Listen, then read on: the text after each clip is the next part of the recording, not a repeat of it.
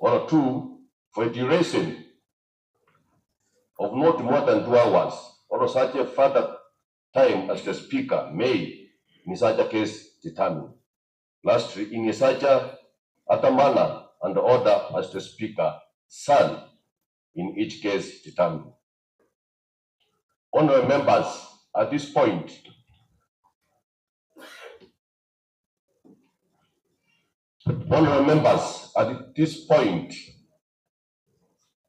I now direct the Sergeant at Arms to assign the Deputy Governor of the Kisii County Assembly, Honorable Monda, with his lawyers, to rescue himself of the charges against him for a period of not more than at least 2 hours.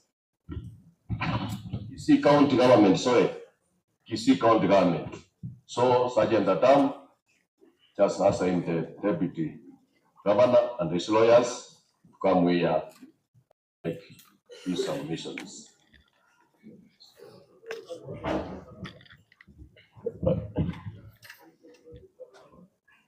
Yes, point of order.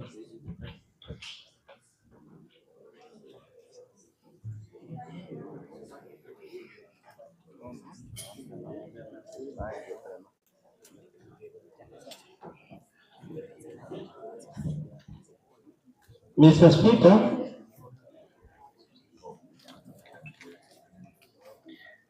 I have stood on standing order number 27, Mr. Speaker, and number 3, Mr. Speaker. You have called the Deputy Governor of Kisii County, and you are going to give him at least 2 hours, Mr. Speaker. Our morning session ends at 12:30, Mr. Speaker. Order. 12:30 p.m. Yes. And the House can resolve to extend its sitting, Mr. Speaker. And therefore, I propose that we extend the sitting, Mr. Speaker, until we finish this business. Thank you. And I want to ask the leader of majority to second this proposal. Yes, leader. Thank you, Speaker. Mr. Speaker, I know that is a procedural motion and I stand to second the motion. Thank you. Honourable members, that's a procedural motion. And I now put a question that this House extends this period so that we finish.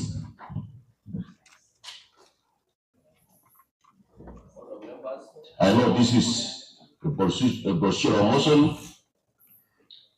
and procedurally, I now propose a question which is that pursuant to standing order number 27.3, this House resolves to extend the sitting time. Honourable members, straight away, I now put a question which is that pursuant to standing order number 27.3, this House resolves to extend the sitting time. As men of the contrary will say nay, they are. Thank you.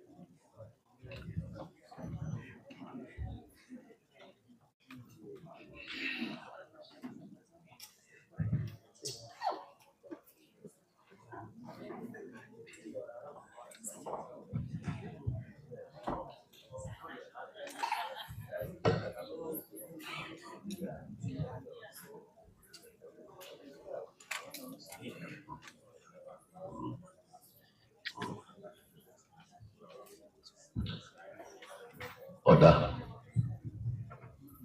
Honourable members, His Excellency is in the House, and I think, Your Excellency, plus your legal team, procedurally, it is only one person who can make the representation, either you or the lawyer, others you will be consulting.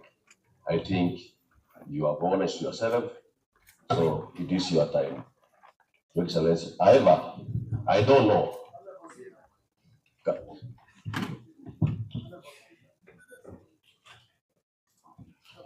Yes, actually, where is the lawyer for the mover?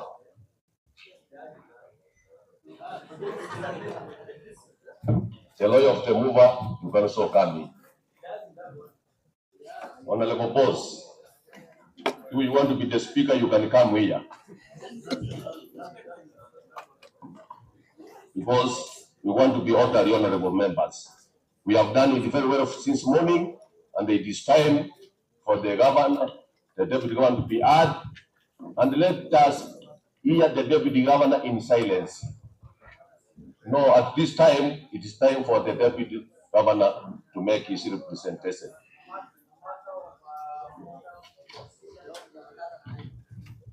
Honorable members, we are going to have time after the deputy governor. Kindly, let us not make side shows here.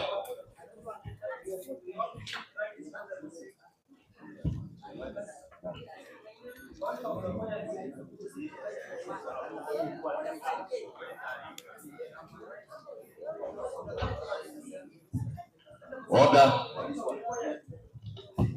Order. I think do we have another microphone? Which is, yeah. Yes, I think, Your Excellency, it is your time.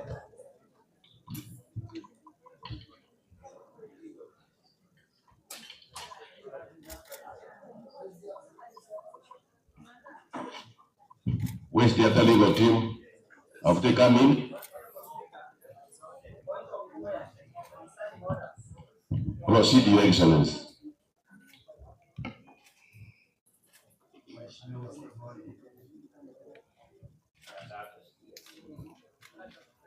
Let us hear His Excellency the Deputy Governor on silence, please.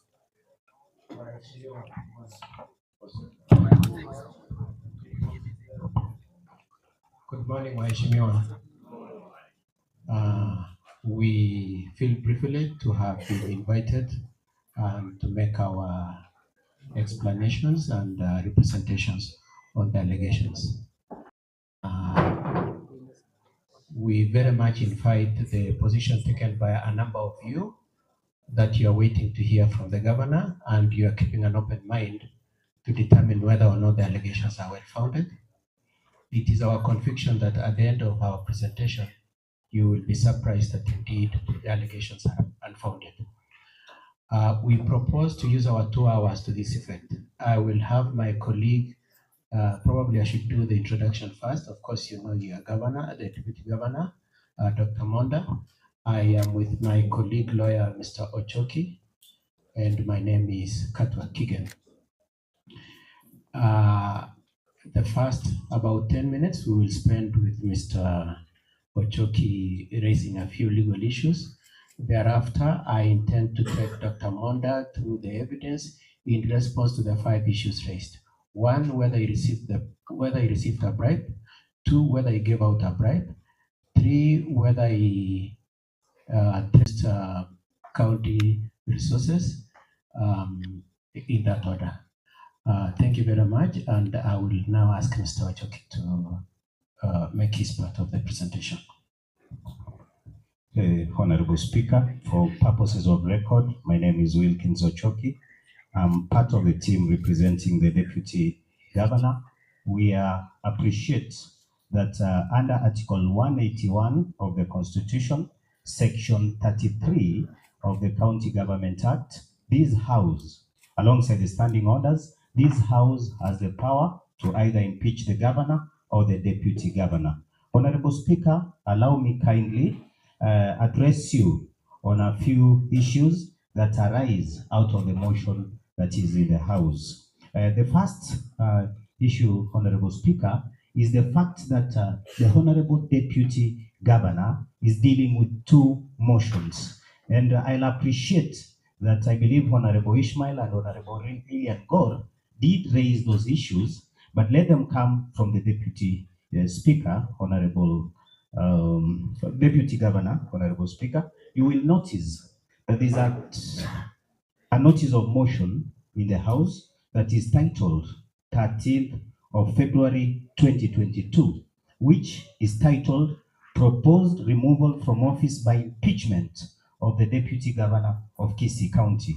That document, if you are to look, Honorable Speaker and members of the House, to the top left, it's indicated that it's submitted to the Honorable Speaker for approval. It's dated 13th of February, and then it's approved for tabling 13th of the same day, Honorable Speaker. That, to us, is the notice of motion that the Honorable Deputy Governor had received. And for us, I believe, we'll be submitting, Honorable Speaker, that is the motion that is before the House. Honorable Siocha has presented very ably a motion, Honorable Speaker, that is titled also or dated 21st of February 2024. That document, Honorable Speaker, according to raise the legal issues for purposes of record, is a strange document because it brings in new evidence, and I believe an honorable member also said that even those documents had not been shared. Honorable Speaker, if you are to look at Standing Order 60 that a member ably raised about, it provides for strict timelines. Standing Order 60 of this Honorable House, Honorable Speaker, and allow me kindly, for purposes of record, just read Standing Order 64, because the motion, Honorable Speaker, was presented to this House on 13th of February this year. It says that upon expiry of 7 days after notice is given, so we are looking at 7 days, Honorable Speaker, from 13th of February, then the motion shall be placed on the order paper and shall be disposed of within 3 days.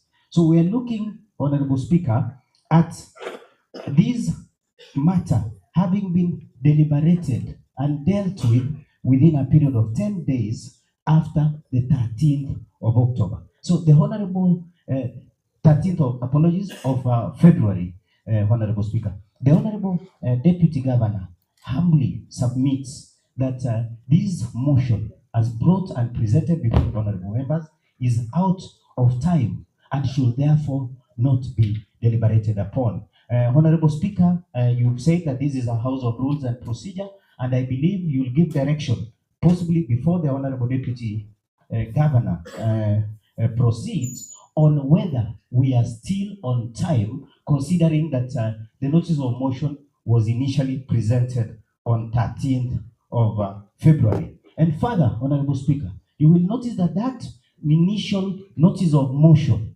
did not have any grounds, and there are no particulars. And the standing orders clearly provide that a motion without particulars, without grounds, cannot be brought to the House for deliberation. Allow me further, Honorable Speaker, just raise the issue that you did address initially in your address when we started the proceedings, that the document of public participation was brought to the House yesterday. Honorable Speaker, honorable members of the House, the Honorable Deputy Governor, and I've heard the deliberations of the honorable members, especially on the issue of bribe. The particulars of a charge, honorable members, need to come out clear. So, Honorable Speaker, you will notice that this House did go for public participation.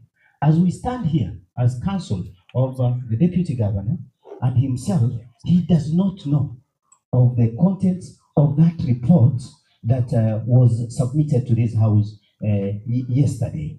And on public participation, Honorable Speaker, you will notice that there were very few details on what exactly there were no, nothing really came out. And Honorable Speaker, you will notice that whereas the House resolved to have public participation, the documents, there was no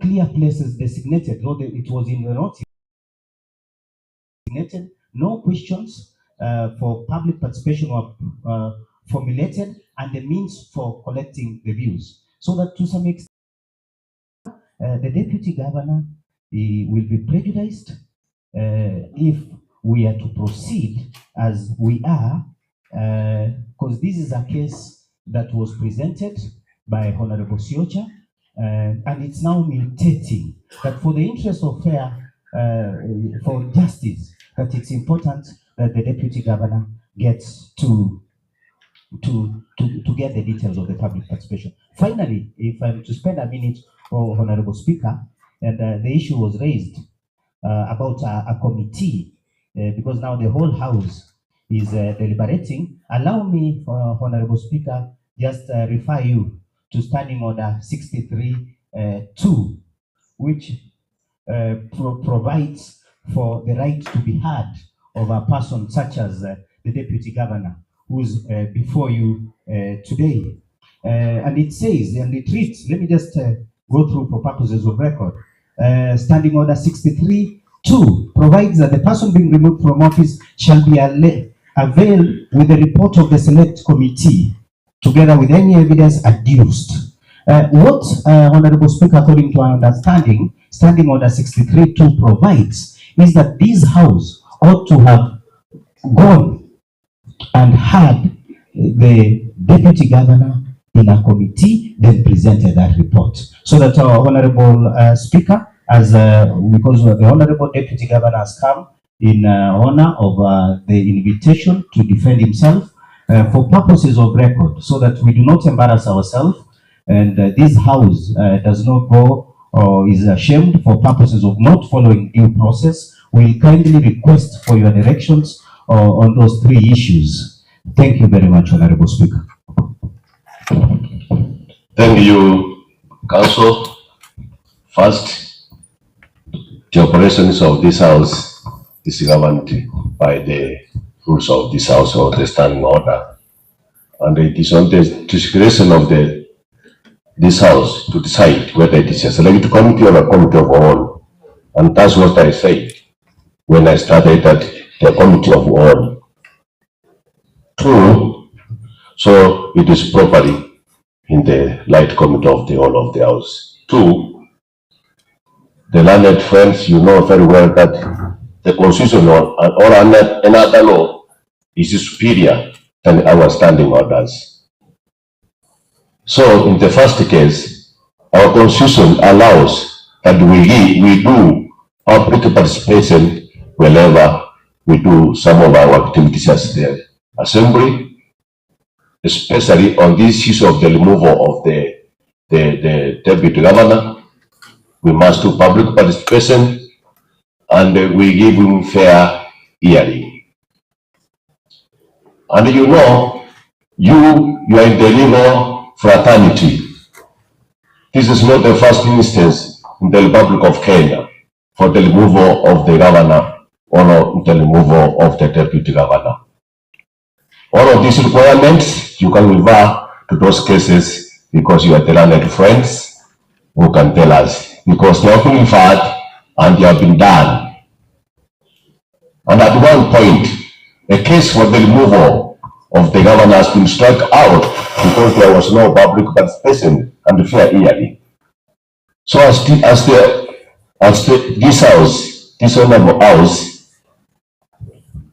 and you know, as the learned friends, you usually, Honorable Ismail, we are not here joking.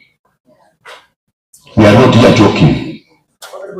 As the learned friends, you know, in most cases, I don't know the language you use, you usually refer the decision of the cases which has been made in the courts.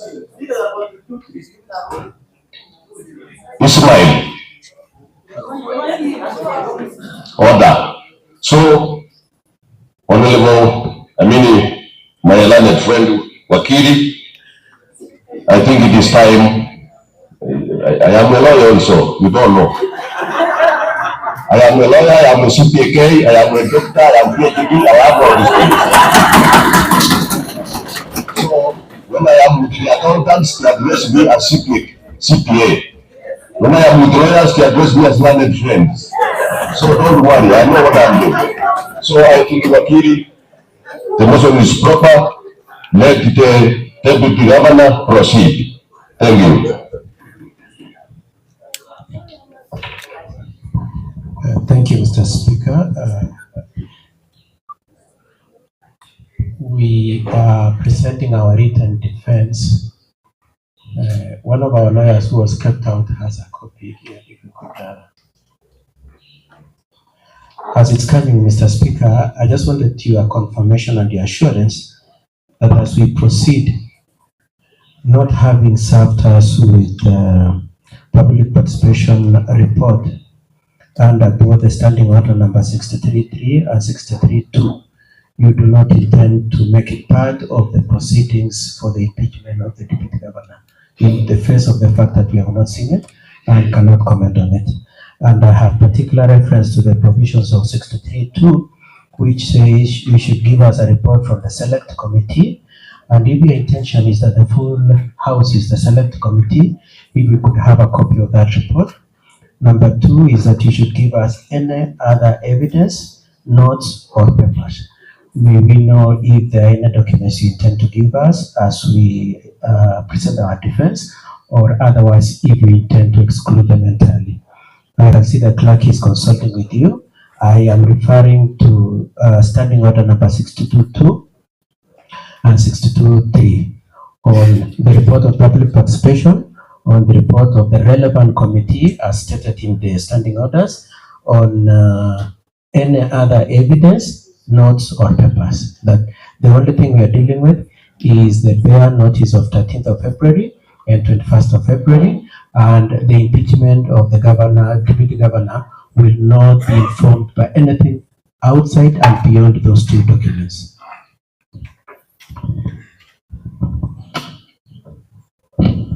Thank you, Wakili.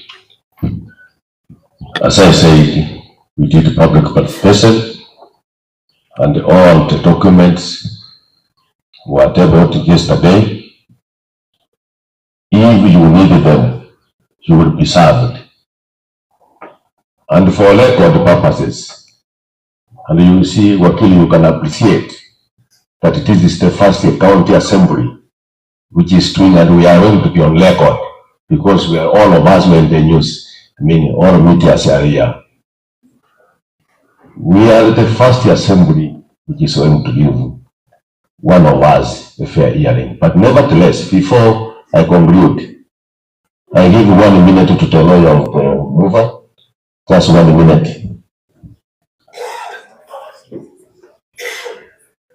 So I have ordered we are going to be given, all the clerk you are going to give him all the evidence of public participation.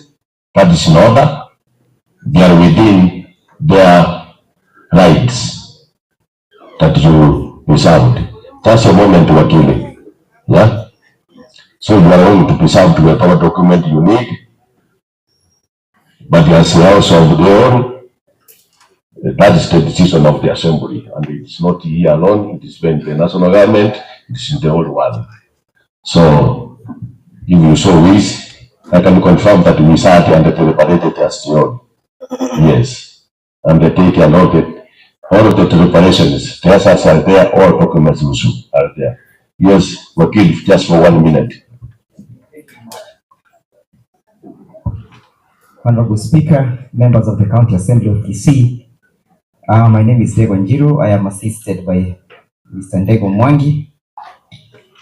We have had the opportunity of listening to the submissions made by counsel for the respondent to whom the governor, and with utmost respect to my senior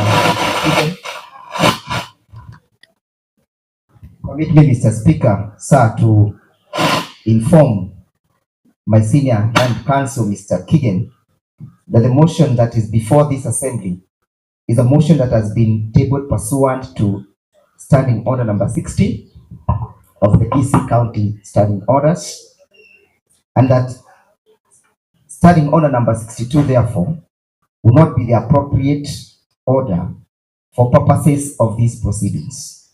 I am most obliged. Thank you.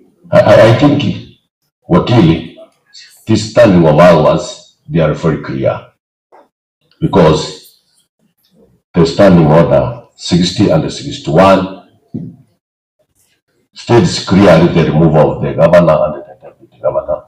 And the 62, of course, it is the removal of the county executive committee member. So without much wasting time, Wakili, please let us move forward so that we save time.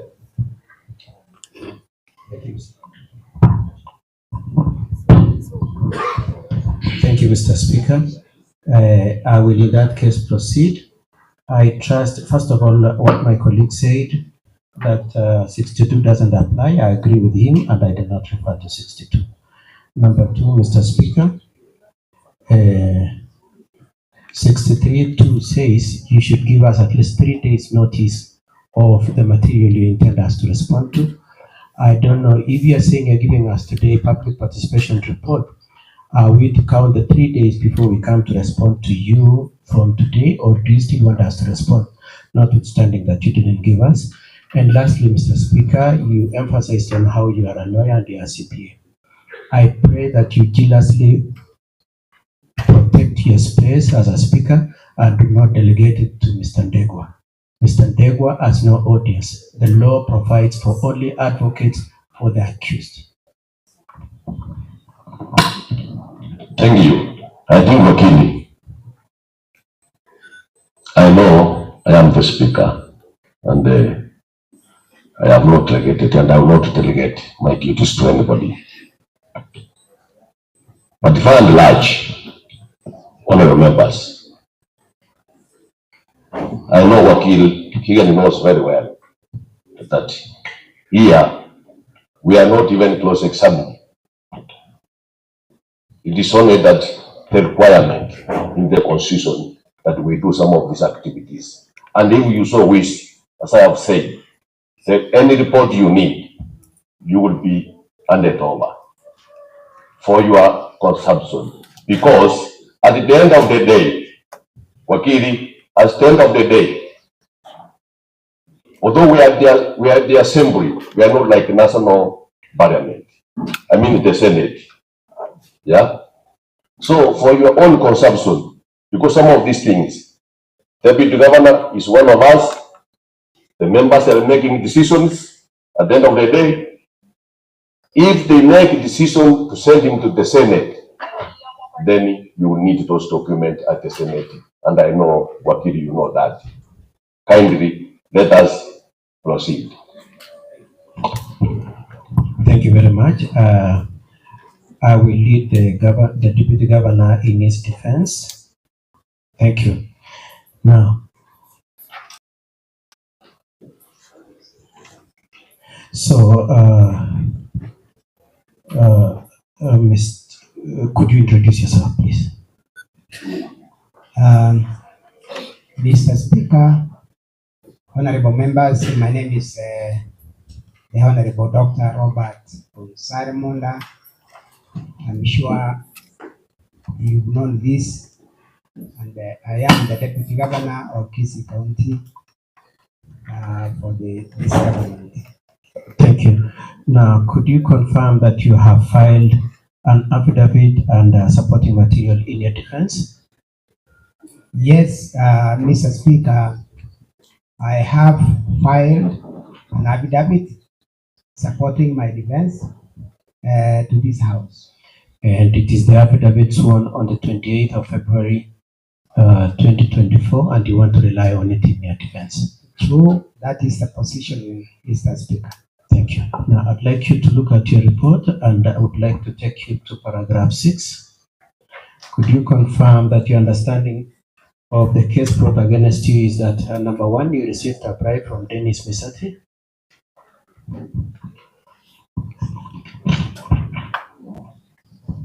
Could you confirm that the counts, as you understood them, are 6-1, is that you received a bribe from Mr.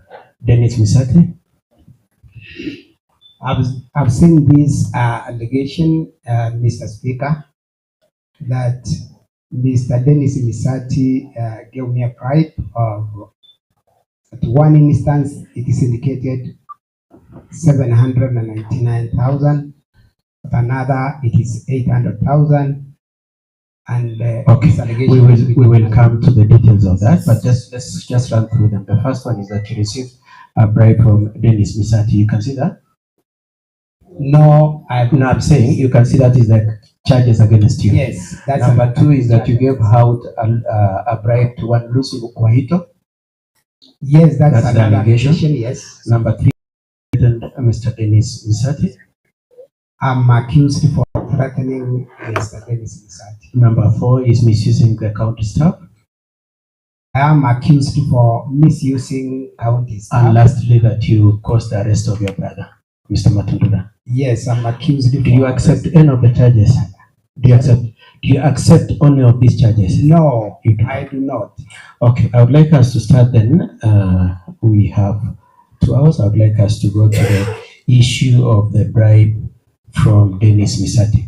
Your position, as you've already said, is that it is not true. It is not true that I have bribed one Dennis Mokaya Misati.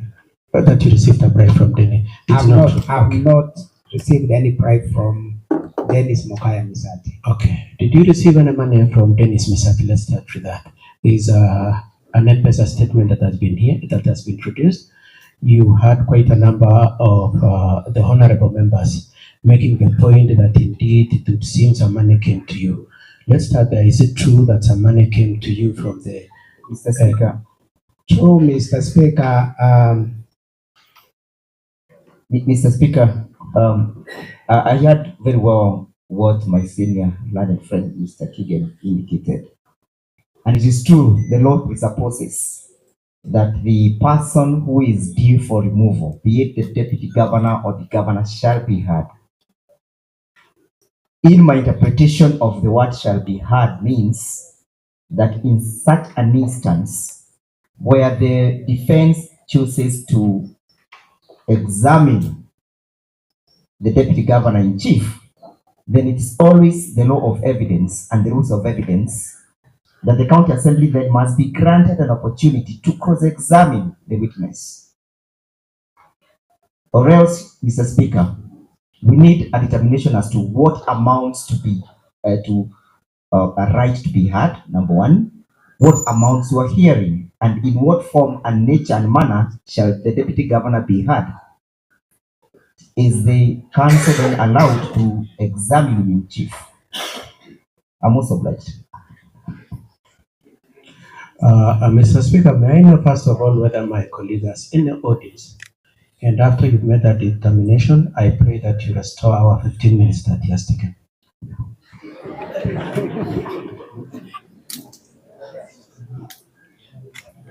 First of all, I want to wakili for the mover, the advocate for the mover, or the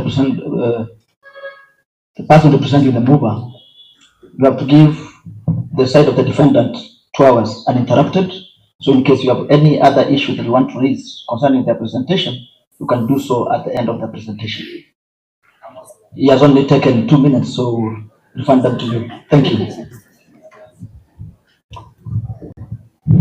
That's okay, Mr. Speaker. Thank you very much for the direction. So I was asking the question, is it true that you received some money from Dennis Misati's M-Pesa account? True, Mr. Speaker. From Dennis Misati's number, I received 249,000. Okay. In the body of his allegation also, it says you received another 250,000. So do you confirm receipt of that 250? True, I received 250,000 from Mr. Joseph Doyle Misati, who happens to be father to Dennis Mokaya Misati. So you confirm receipt of? I confirm receipt of 249 from Dennis and yes. 250 from Joseph, my father. Right. And then there is 300,000 that he said you received in cash. Unless, Mr. Speaker, there is a proof to the same, I have not received any monies in cash in my stadium office. What do you mean unless there is proof? Did you receive or you didn't you receive? I Just be did direct. not. Yes. I did not. Okay. I have not received that kind of money. Okay. Now you have brought documents to show that the receipt and the explanation for the amount, isn't it? Yes. Could you tell the court? Sorry. Could you tell this assembly, this honorable assembly, the receipt of the money from Joseph Misati was on what basis? Mr. Speaker, I have lived and worked in my life with said Mr. Joseph Lloyd Misati for over 32 years now. In my life of working, Misati has been very, very close to my family, to my life, to my business, Mr. Speaker. While we worked, we've engaged in different businesses, including aggregate businesses in Kisii and in Nyamira counties. And so the story of having exchanges of stocks for business, monies for business, and money for our two families has been a thing that we've done over some time. And so this money, Mr. Speaker,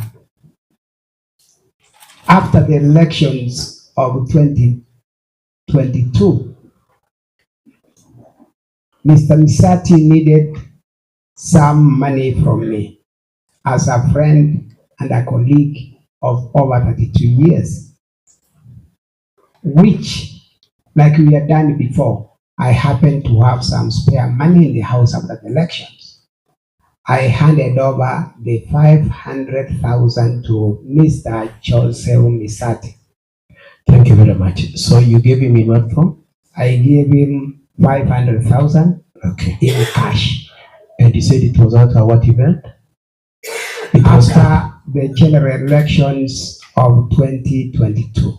after your successful election. After I had the successful election. You had been successfully with elected. the rest of these members. Okay. Now you stated that in paragraph 16 of your affidavit, in which you stated, and I read, before 28 May 2023, I had lent my friend Joseph Misati 500,000 shillings in cash around October-November 2022, amongst other lendings and refers between ourselves before and after that date. Is that what you've been trying to explain? That is exactly what I've been explaining, Mr. Speaker. Okay. And just for perspective, you saw both the affidavit from Mr. Dennis Misaki and the statement that he says you are close family friends with the Misatis. That's correct? Very correct, Mr. Speaker. And you say that friendship has lasted over 32 years. That is very true. Okay. Now, so on 28th of May 2023, what happened in terms of explaining this money? Mr. Speaker, on that material day of the 28th of May 2023, as friends, we met with Mr. Misati in my home in the evening after work. Mr. Misati came visiting and he was in the company of his sons. And so, of course, these are sons, Mr. Speaker. And of course, at our age and friendship, we moved aside to discuss our issues as friends.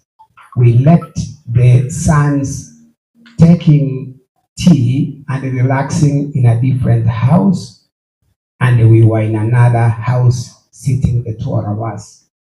Mr. Speaker, I was due to travel out of the country in a short while, and so I asked Mr. Misati as he came, can you be able to return the money I gave you last year so that I can put in travel arrangements?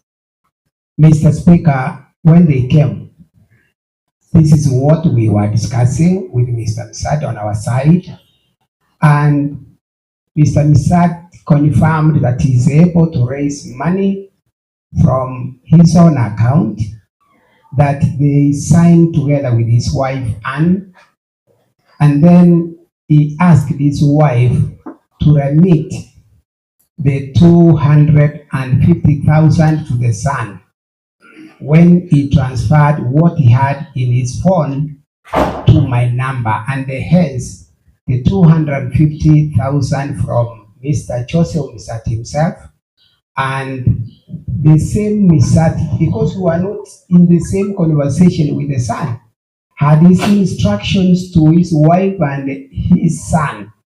He only instructed the son. He called him out and told him, can you put this money your mother has transferred into your account a few minutes ago into this number? I cannot even be able to identify the son if he came here now.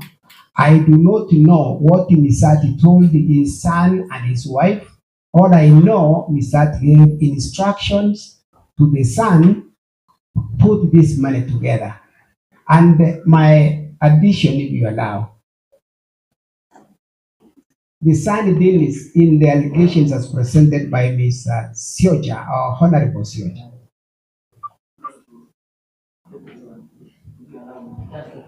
Record. I want the members to understand and the public. Can I just be binary? No. And you can ask your question. I want to take him through the details. I just wanted to, just for record, the same information, just for the record. I'm not interrupting. I'm adding the 2 minutes. No, I'm not interrogating. I have not interrogated. I'm just giving guidance. And it's allowed. I'm the chair. I'm the chair. For the record, you can't teach me my work. For the record, I wanted to request that you make it clear. You're saying you cannot identify one Dennis Mukaya if he walked near. Just for the record, so that the answer can capture that. Very true. If he walked in, I cannot pick him from amongst other youths. Thank you. Proceed. Okay. Just following up on Speaker's question. You said your family friends, isn't it? True. Do you know generally the children of Mr. Misati? Sorry? Do you know generally Mr. Joseph Misati's boys? Yes, I do not know all of them. I know the eldest son to Mr. Joseph Misati, whom at one time earlier, okay, the eldest son is not on initial discussion. Okay. Now, so I want you to just tell these honorable members, paragraph 19 of your affidavit, you have said, he therefore, that is Joseph Misati, he therefore refunded by paying 251,000 directly from his cooperative account to my phone on the say 28th May through 3 remittances of 70,000 each, remittance and 1 remittance of 40,000. And then you have annexed a copy of cooperative bank account from which the money was withdrawn, and under the account is held jointly by Joseph Misati and his wife. Could you confirm that is correct? That number one. Mr. Speaker, that is very correct. Just a minute. You received 70,000 three times from Joseph Misati's account and another 41,000, isn't it? True. And that money was transmitted directly from his account at Cooperative Bank to your number. That is very true. Not from his M-Pesa account. Mr. Misati transferred the money from his Cooperative Bank, yes, to my M-Pesa number. And you have availed these honorable members a copy of that cooperative account and your M-Pesa to show the correlation of Joseph Misati withdrawing the money and the money getting into your M-Pesa account. That is true, Mr. Speaker. And for the record, that cooperative account bank statement is the one at page 64 to 66 of your record.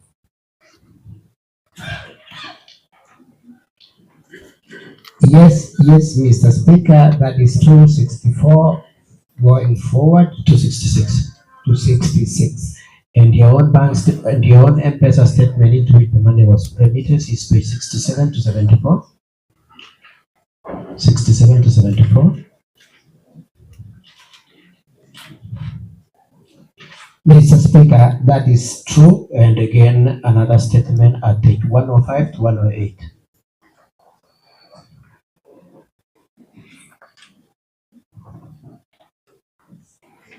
That's also your M-Pesa statement. Yes, Mr. Speaker. Okay. I've also annexed my. So you've explained the first 251 that came from Mr. Misati, and you say it was a refund of money you had given him in around October, November 2022. That is true. Okay, so let's go to the 241, which Mr. Dennis Misati has particularized. And that you've explained at paragraph 20. It is your testimony that indeed your M-Pesa account received 249,000 from the M-Pesa. That is my testimony. That's your testimony. And you said this money, you are aware how that money got into the M-Pesa account of Mr. Dennis Misati. Sorry? You know how the money got into the account, into the M-Pesa account of Dennis Misati? Yes, after getting the documents from this house. No, just a minute. What I'm saying. Sorry? So Dennis sends you money. Yes. Do you know where Dennis sourced that money from? Yes, that's what I'm saying. Yes. Dennis got the money from his father. That's all I know, that he got the money, and an inquiry, the father says he gave instructions. He gave instructions. Who M-Pesa'd Dennis? Who sent the report I have now is that the mother, Mama Ann Misati, M-Pesa Dennis with the 250,000, and after the transactions are made to understand, and now I know that he could only remit 249 to my account. And could you confirm that at page 75 to 88, you have availed these honorable members of the assembly copies of the M-Pesa account of Ann Misati from which he forwarded the money to Dennis Misati? Mr. Speaker, yes. You confirm that I confirm. Okay. And you would like to rely on that also in support of your case?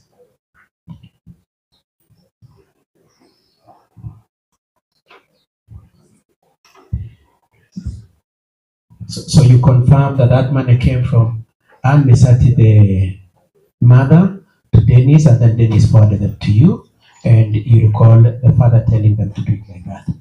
Yes, Mr. Speaker. Thank you. The money came from the mother, Ann Misati, under the instructions of Joseph Misati, which money then Dennis Misati transacted according to the instructions of the father. Now, you have availed this committee, you have availed this Honorable House also with the affidavit sworn by Joseph Misati at page 59 to 62. An affidavit from Joseph Misati explaining that from page 59 to 62.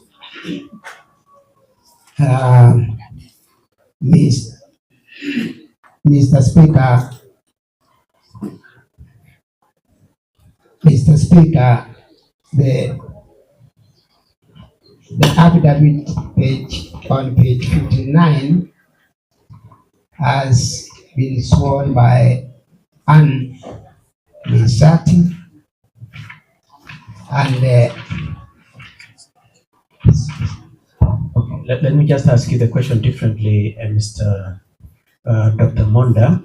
Could you confirm that at page 59 to 63, page 59 to 63, you have affidavits of Joseph Misati, the father of Dennis, and Ann Misati, the mother of Dennis?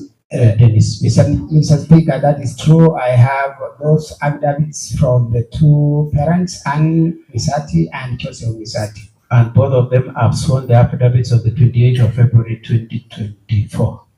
That's true, Mr. Speaker. And the statements that you have just referred the House to were brought by the two of them to show indeed that the money came from the two of them. Yes, Mr. Speaker, I have statements from the two of them. It's showing that the money came from them. From the two of them. And in their affidavits, have they confirmed that indeed the money related to a refund of money they are taken from you in October 2022, November 2022? That is very true, Mr. Speaker, that the affidavits support the presentation I've had before the House. Okay. Then I would like us to move on to the second allegation made against you, but before I move into that, just confirm two things. One, was the money a bribe? Mr. Speaker, the money sent to me by Mr. Misati was not a bribe. What was it? It was a refund of monies I loaned the family. It's money that was refunded that you had loaned to them. And secondly, whose money was it? It was Mr. Misati's, because that's the person with whom I'm dealing. From the paperwork, it belonged to Mr. Misati, not Dennis. Did it belong to Dennis or Mr. and Mrs. Misati? Mr. Speaker, I'm saying the monies were refunded to me by Mr. Joseph Misati, and the son can only be a conduit by the father, sending money that the father has instructed. Okay. And lastly, have you been called by EACC to, you've learned today, you are aware that there is allegation that this matter is under EACC investigation? Mr. Speaker, I have not been called by the EACC or given a notice to appear before the EACC on this matter. I only came to see there is a report when I received the bundle from yourself that I have these allegations, which you sent to me on the 22nd of May, 22nd of February, I'm sorry. Okay. So you've explained what we've just gone through in terms of the first count at paragraph 1 to 31 of the affidavit. From paragraph 32 onwards, you've explained the issue of the alleged bribery that you gave to Lucy Wahito, paragraph 32 to paragraph 39. Now, I would like to ask you before we move into that, there is the underlying question as to whether or not you were invited to assist in getting Dennis a job. You see that? Mr. Speaker, just as good friends, myself and Mr. Joseph Misati, somewhere in April, I was made to know that there is an advert that has come up in Wasco. And Misati, as a friend, could ask me that his son has also tendered his application. Is it possible for him to be assisted to get a job? Yes. So you are requested if you could assist? Yes. And did you talk to Lucy about that issue of the request by your friend, Mr. Joseph Misati? I, like any other leader, Mr. Speaker, this request came to me. Everyone, honorable members, know that Lucy in Wasco would work under the many staff who work under the governor's office, where I'm also the deputy to the governor. And so I indicated to Lucy, asking him, do you have this kind of jobs? Yes. A friend of mine is making a request that he gets his son get a job, like every one of us here will do. And she told me, that's why let's wait for the process. If we qualifies, we shall not deny him the job. And the discussions ended there. So you merely mentioned to Lucy that you have a friend whose son has applied, and if he could be given consideration. That is very true, Mr. Speaker, that I did. And Lucy's response was that provided he qualifies. Let's have the process and get the results if it qualifies. Okay. Now, Mr. Dennis Misati, in his letter dated 19th December 2023, as moved by Honorable Soldier, says at the last paragraph at that page that the Deputy Governor, Dr. Monda, called us to his home within days of being informed by the father about the force before the interview. Now, the question I have for you is it true that you are the one who summoned them? Haya kudai, Mr. Speaker, I was prompted by the father. I've said I did not met you answered my question before, and so I'm saying no. Your answer to the question is that you did not summon them. No, I didn't. Okay. Now let's move to the issue of Lucy, and I want us to start with paragraph 32.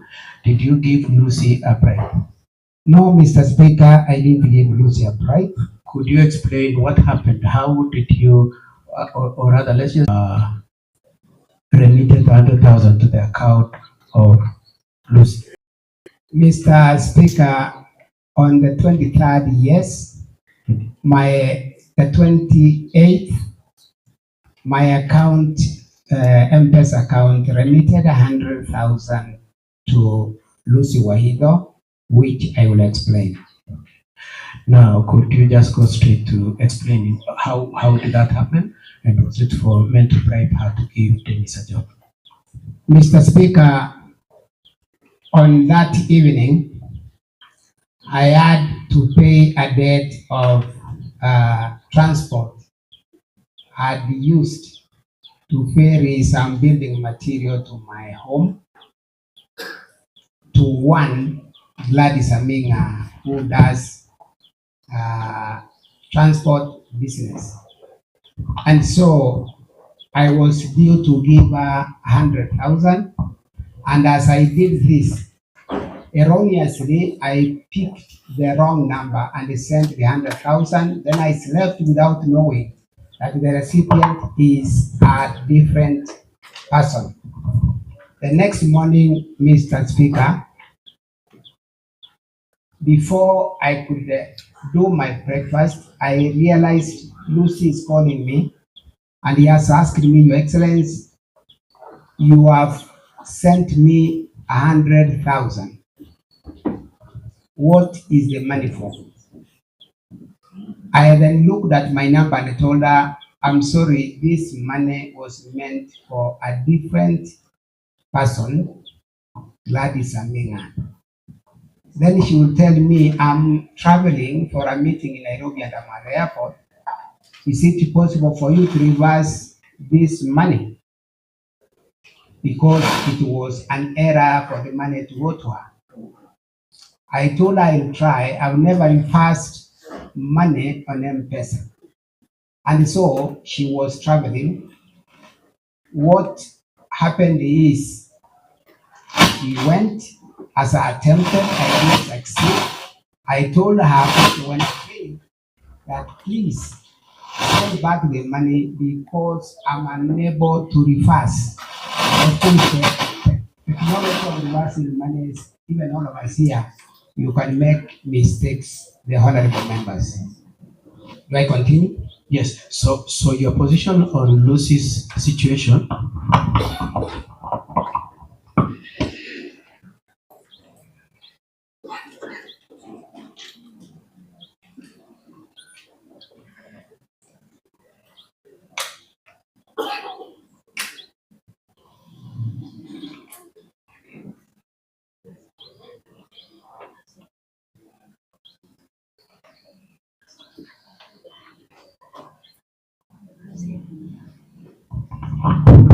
Okay. So your position on the issue of the 100,000 to Lucy is that it was an erroneous remittance of 100,000 to her account. That is very true, Mr. Speaker. It was an error like anyone can do on M-Pesa. Okay. And that the money was meant for who? The money was meant for transport service for Gladys Aminga, who also happened to be a chief officer in charge of health in the county government of Kisii. And did you eventually transact with that Gladys Aminga? Mr. Speaker, immediately I realized that sent this money to Waido as she attempted to send back and attempted to reverse. I immediately, by 9 something, which can be put right, I sent Gladys Aminga the same 100,000 before Waido even reversed the 100 erroneously sent to her.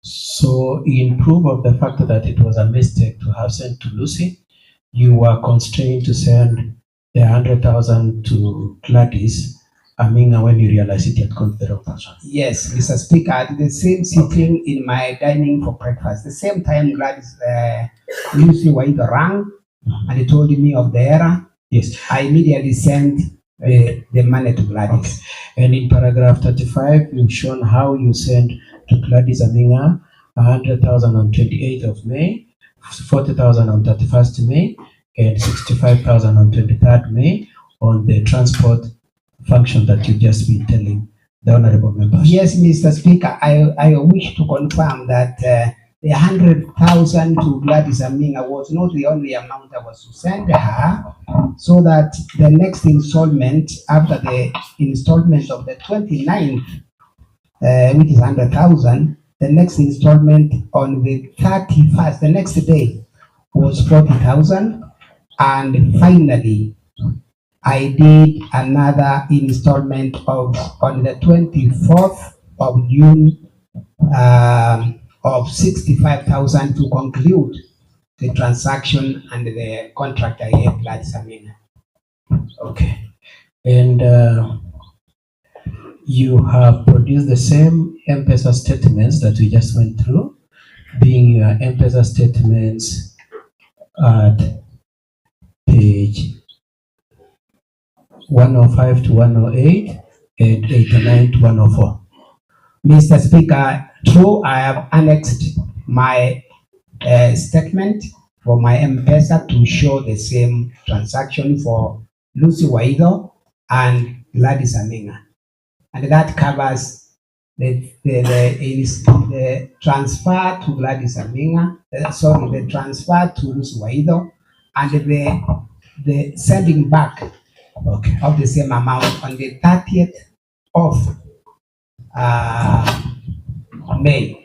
That's when Lucy was able to send back the money I sent. Thank you very much. So, Lucy White has made a statement in support of the motion moved by Honorable Socha.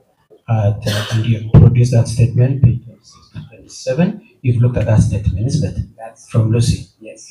I would like you to tell these honorable members what Lucy says in the specific incident, right?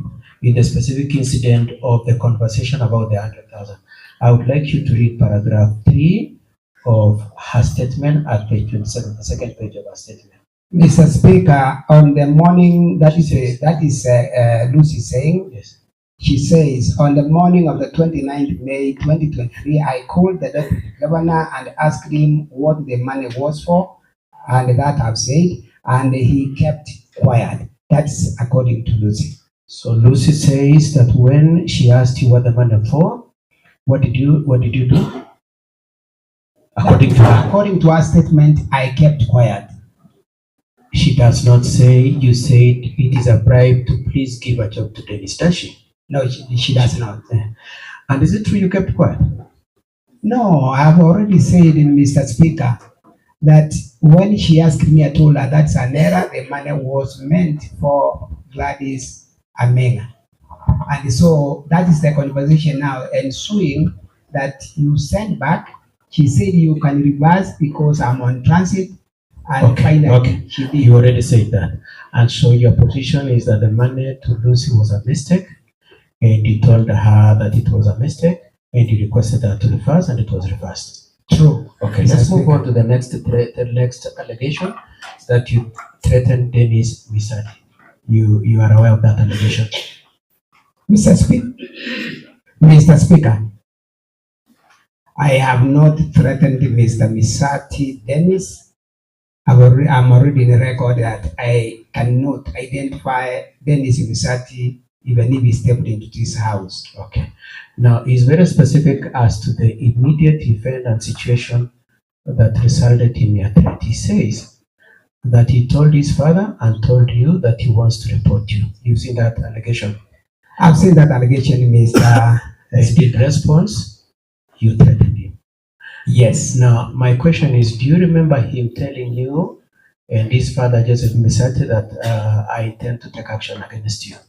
Mr. Speaker, from the time Misati left my house with his children, I have not had any interaction with this particular son or any other son, particularly then. Okay, so let me ask you sequentially. Have you had a telephone conversation since the 28th May when they came to your house and you received 500,000? Have you had any telephone conversation with Dennis Misati? Mr. Speaker, I have not had any conversation. Have you had any meeting? No meeting, Mr. Speaker, with Dennis Misati. Okay, and has he sent anybody to you? Mr. Speaker, sir, with your great permission. Mr. Speaker, sir, we have sat here for about 1 hour, 30 minutes now, listening to one side of the story. The members of the County Assembly of Kisii are supposed to make a determination in respect to the case that is before this assembly. We're only hearing one side of the case. Names have been mentioned. There is Anne, there is Masati, there is Dennis, there is Gladys, there is Lucy. None of them is here to rebut or to confirm the proposition being put forth by the Deputy Governor.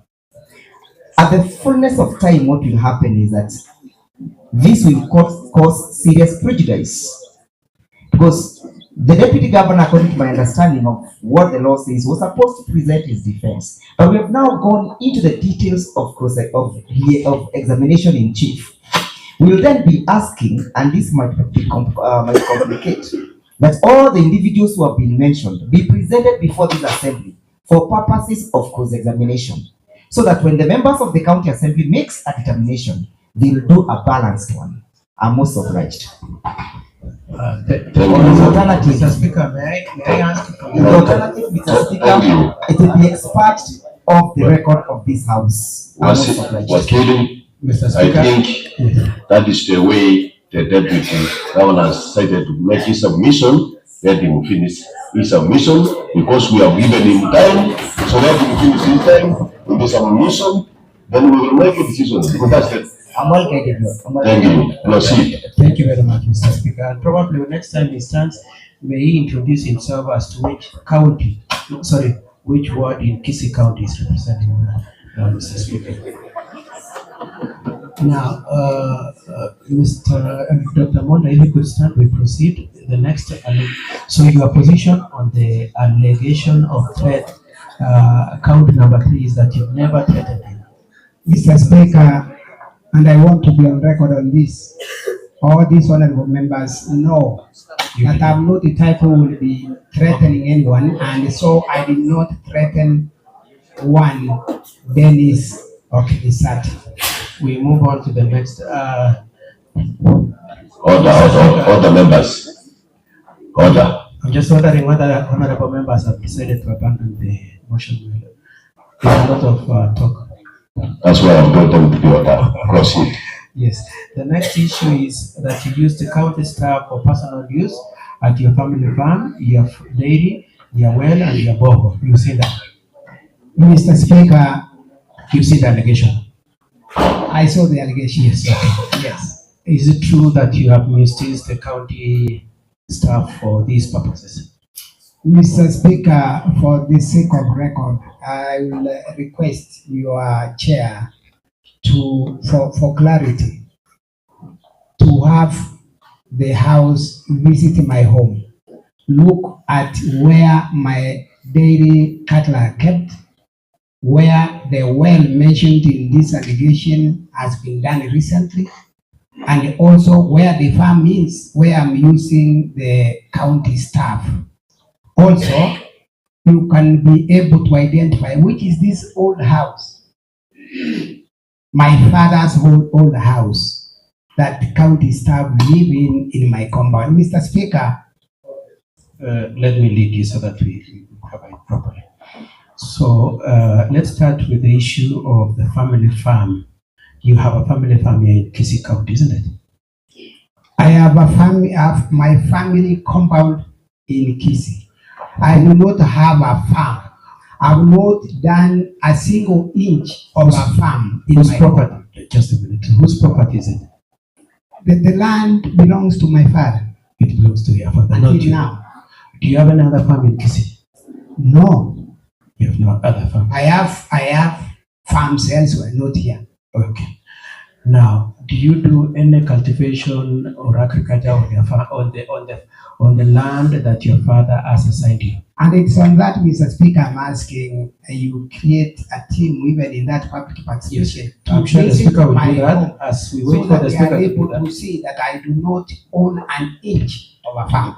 Yes, as we await the Speaker to do that, could we just answer the issues already?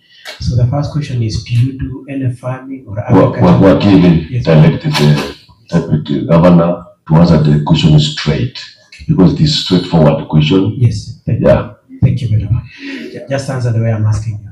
So the place where you are in Kisii is what your father has assigned you, being your father's property. True. Okay. And do you do any farming on that piece that is assigned to you? No farming, no daily activities on that. Just a minute, one thing at a go. So you don't plant vegetables, you don't plant avocados, you're not utilizing it for agriculture? No agriculture of any crops. Okay. To the issue of dairy, what do you have to say about the allegation that you're using the staff to manage your cows? Again, I have not kept any animal for dairy in that home to date. You can visit and see. If this assembly drives out of this house and goes to your place, there are no dairy in your farm. I invite them after this session. Yes. That we go together, you survey the home together with the complainant, you let him take through the Mzee farm so that he's able to show you exactly what he's alleging.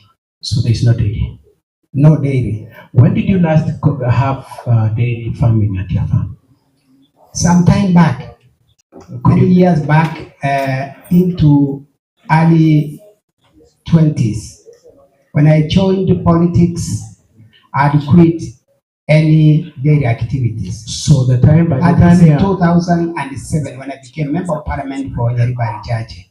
So since 2007, you have not had any agriculture at your farm? I've not done any agriculture or dairy. Borehole and well, it is said that you've used your people to dig a well and a borehole.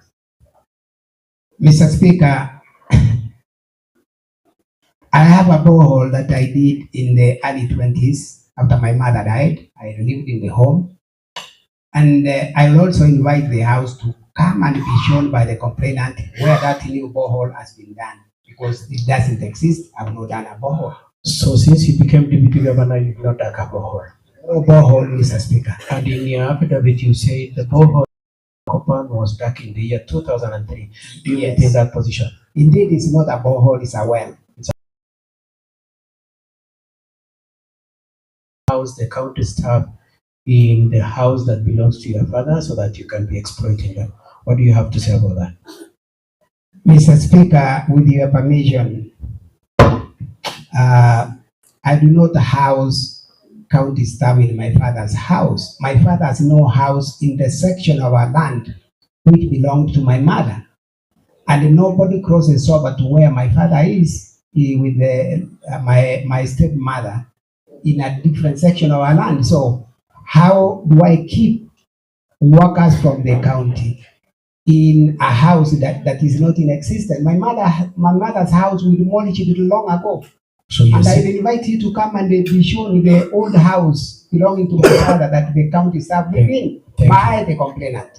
Thank you. So your position is that you do not have any house belonging to your father on your side of the? I don't. Okay. I don't have. Lastly, on this issue, what do you use? So your father gave you some space of land. What do you use it for now that you say you don't use it for dairy, you don't use it for farming?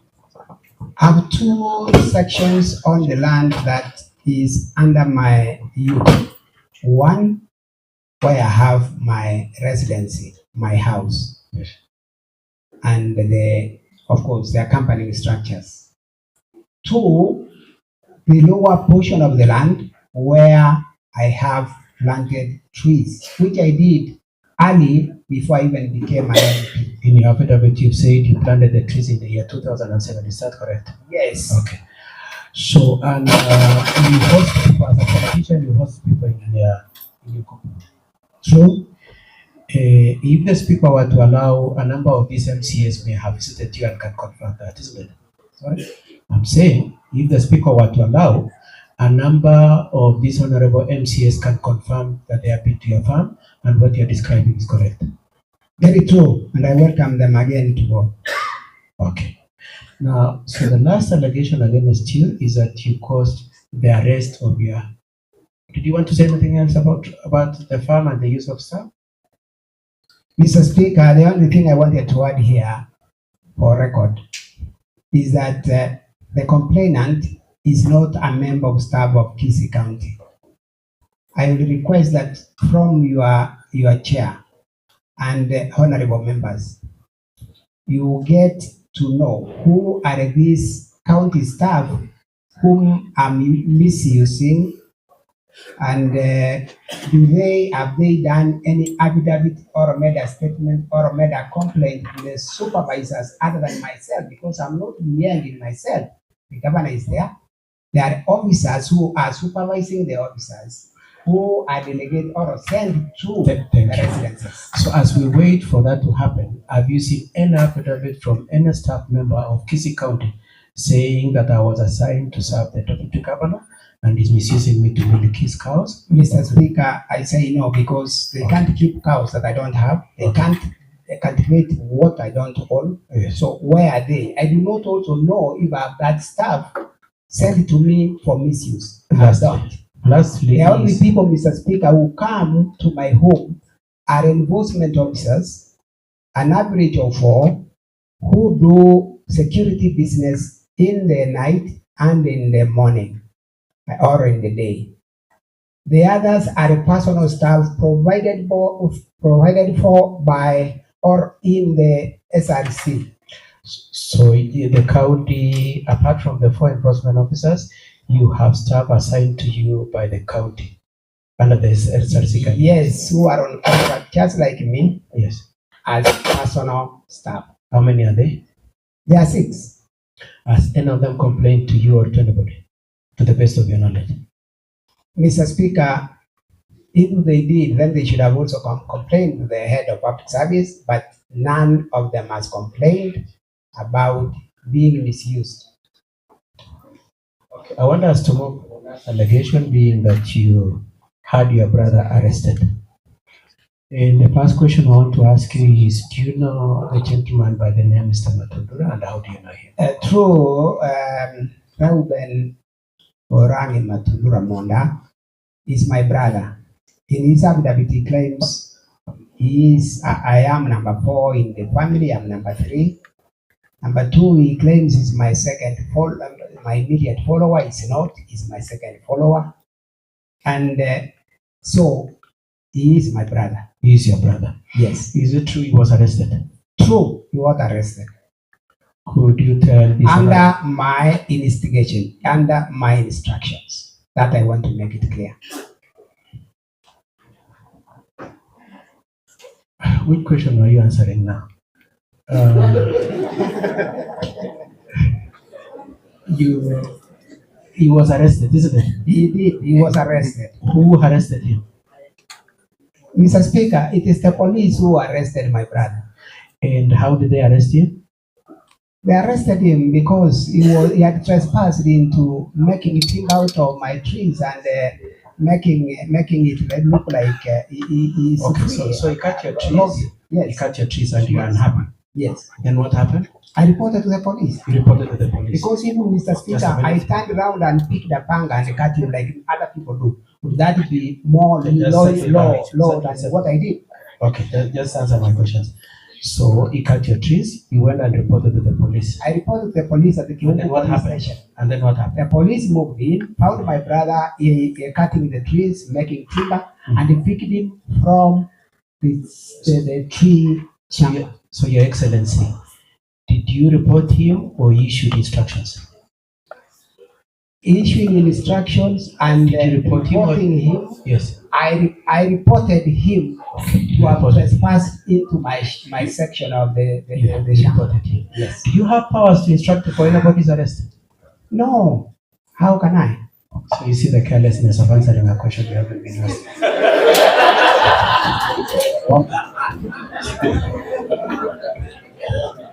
Order.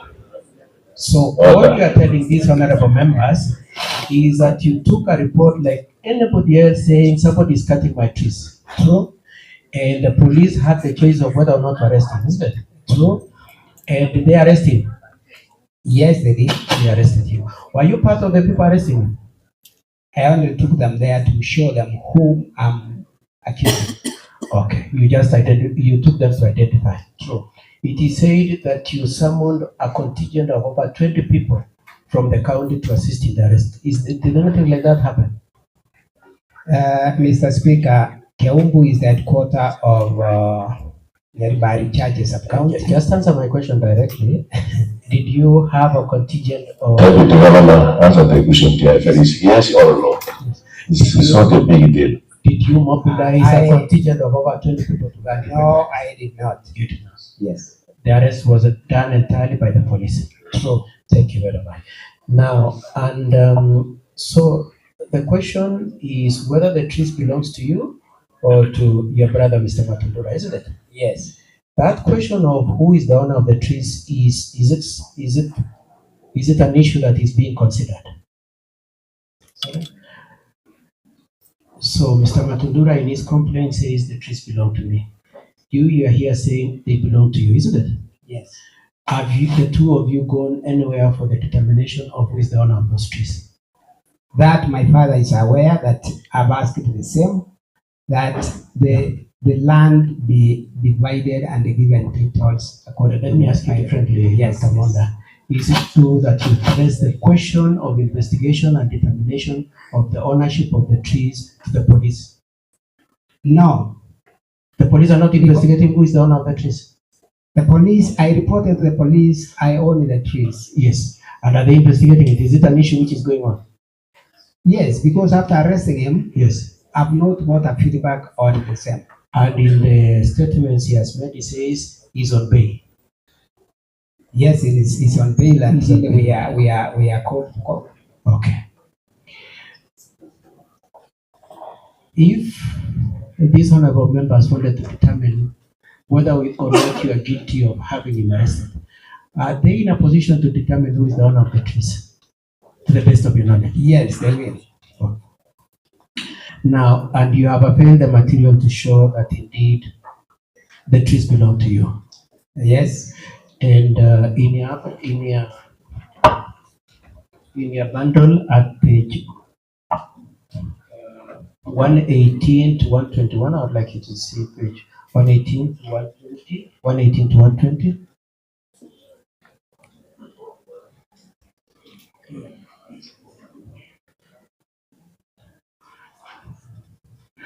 What have you availed these honorable members to give an indication on the competition as to the ownership of the trees? What have you brought? Mr. Speaker, on those pages, Order members. I brought affidavits from 2 members of the community in my village. One Joseph War Aurora and another Kenneth Bichaba Machuka, to ascertain or confirm to this house that these trees belong to me. So and my worker, Mr. Speaker, Nemuel Mangwa Nyangau, who worked for me at that time and they participated in the planting of the trees. So you brought an affidavit from your employee who in the year 2007 assisted you in planting the trees, Yes. and 2 neighbors who have lived there since before 2007 and also you planting the trees. Yes, Mr. Speaker. And you request these honorable members to look at it and find that indeed you did not unjustly complain against Mr. Matundura, your brother. Yes, Mr. Speaker. Okay. Now, I would like us to cover 2 issues, then we can do the motion. We close. The first one I would like you to, so that we just have on record, could you confirm that the motion before this House was moved on the 13th of February? Yes, Mr. Speaker, the notes of motion was, And that is the one at page 5. yeah, at page 5, Mr. Speaker, the motion for my removal from office was brought by the Honorable Siocha Esongori on the 13th of February 20. In preparing yourself, 2024, sorry. Yes, sorry. And in preparing yourself to come and appear before these honorable members, you looked at the law around what you need to come and do in your defense, isn't it? Yes, Mr. Speaker. And you made particular reference to standing order number 60. True, Mr. Speaker. Could you read the part I have highlighted in that standing order number 60? Standing order number 61. 60 sub 1, yes. Yeah, 60 sub 1. Before giving notice of motion under Section 33 of the County Governments Act 2012, the member shall deliver to the clerk a copy of the proposed motion in writing stating the grounds and particulars upon which the proposal is made. Could you let the speaker know if the motion that the speaker forwarded to you for as being the motion, the notice upon which you have come here to respond has the grounds and particulars contemplated by standing order number 60? Mr. Speaker, I confirm that the notice of motion I received from the bundle you sent me did not have the particulars of this motion. And you request that the honorable members take that into account in terms of the propriety of the allegation, isn't it? Yes, Mr. Speaker, I do. Okay. Now, I would like to show you the statement from Mr. Dennis Mokaya, because that is Dennis Mokaya which is the main complaint in this case. That is statement recorded on which date? The statement from Dennis, Mr. Speaker, is dated 19th December 2023. Yes. And in it? And it's addressed to the Honorable Wycliffe Siocha Esongori, who is the mover of this motion. Yes. Is Honorable Wycliffe your friend? My friend? Today, no, I found them on the floor, but until this motion, Mr. Speaker. So he's your friend. Yeah. Okay, let's move on. He has been your friend.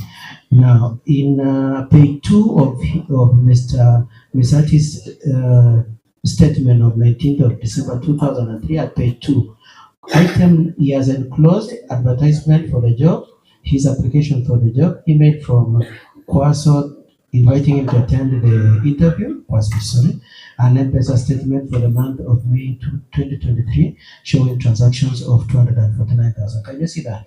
Yes, I do, Mr. Speaker. I'd like to show you the statement.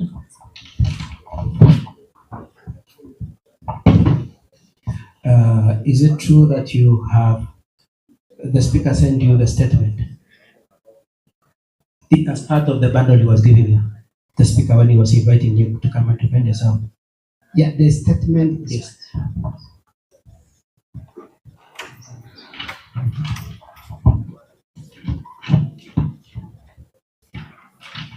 Sorry, Mr. Speaker.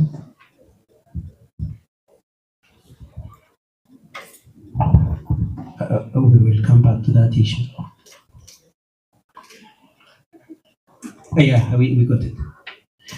And the statement of Dennis is attached, and it is at page 21 to 22 of your bundle, isn't it?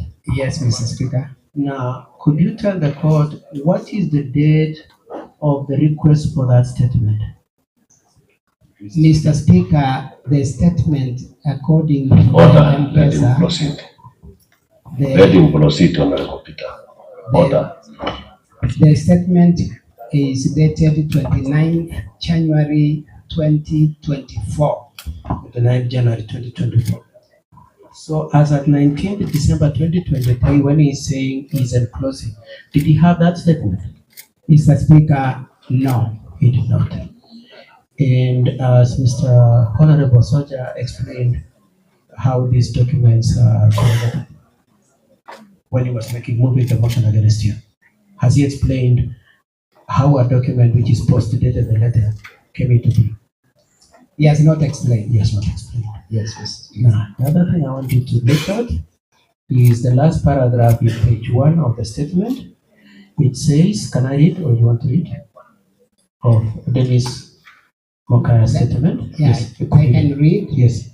Mr. Speaker, it says the Deputy Governor, Dr. Robert Monda, called us to his home within days of being informed by my father about the post.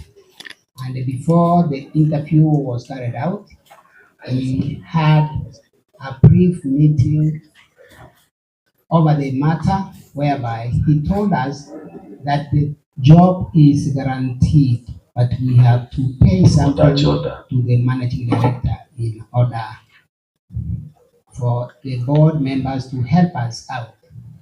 He asked us to raise the sum of Kenya shillings 800,000 in order to have the job guaranteed. You read the next slide. We gave a sum of 299,000 to the Deputy Governor as follows. So, you already said you are not the one who called them, but you agree that there was a meeting, isn't it? Not this one. Not this one. No. Okay. Now, could you confirm when was the money said to have been given as a bribe? When is it said the money that was a bribe was given? When, according to Dennis, was the money given? According to Dennis, the money is said to have been given on the 28th of May 2023. And was that before or after the interviews? Mr. Speaker, according to records given by Dennis himself, the interviews he took were done on the 15th of May 2023, and the visit by his father to me, accompanied by Dennis and his brothers, was on the 28th, 13 days after the interviews. So your position is that it cannot be true that you are bribing before the interviews, nor for purposes of influencing the interviews, because the interviews have been done 13 days before. That is the position, Mr. Speaker. Okay. Now, Mr. Dennis says at the same paragraph, the last paragraph at page 1 of his statement, I will read what he just read. We had a brief meeting over the matter whereby he told us that the job is guaranteed, but we would have to pay something for the managing director in order for the board members to help us out. You've seen that? I've seen that, Mr. Speaker. How is the scoring and the determination of a successful applicant done at Quasco? Mr. Speaker, I may not have the detail because I don't know it. Okay. But does the MD, managing director, in this case, Luis Wahito, unilaterally determine who gets employed? It is the board to determine who gets employed. It's not one person. It's not Lucy. And how does the board determine that? Of course, looking at the grades they have scored. They score them? Yes. Okay. Now, in the statement brought by Mr. Misati and Honorable Soja, have you seen any allegation of remittances of monies to each of the board members to influence them to assist Dennis? No, this.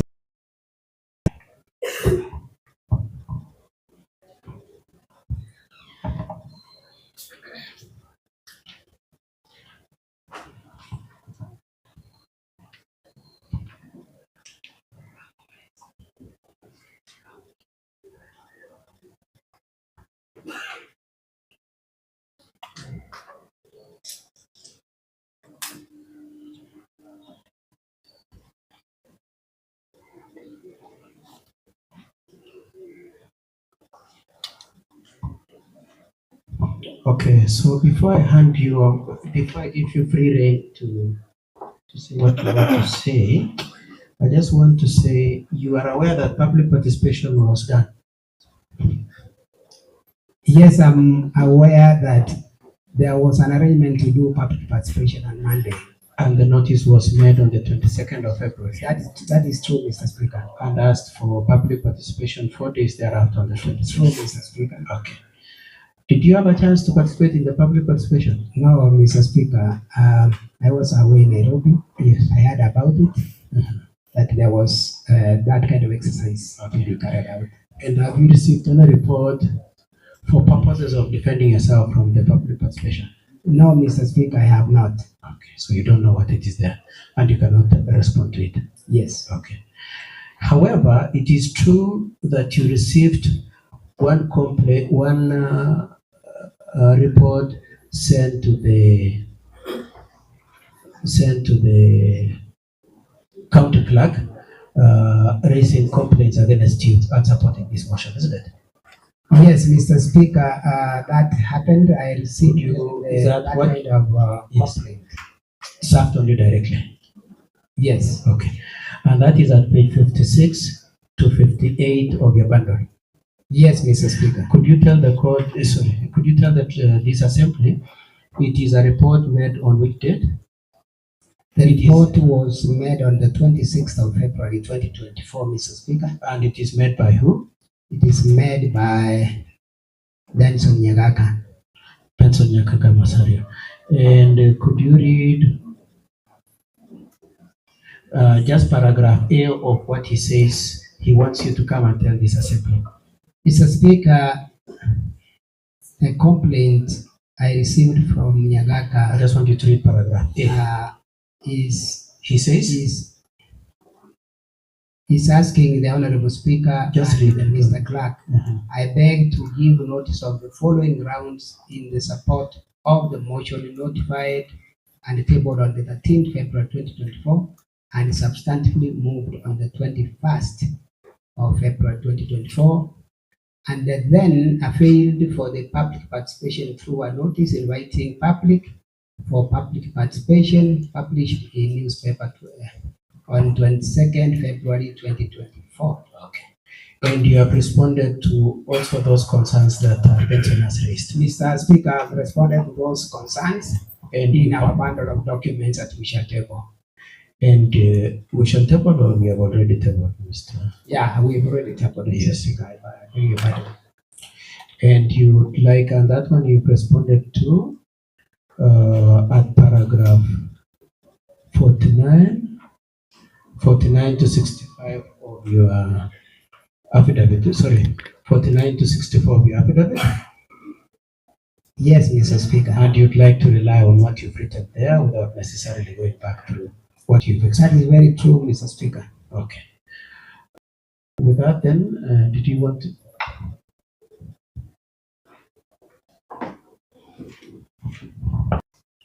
You've raised an issue on the move of motion in your defense.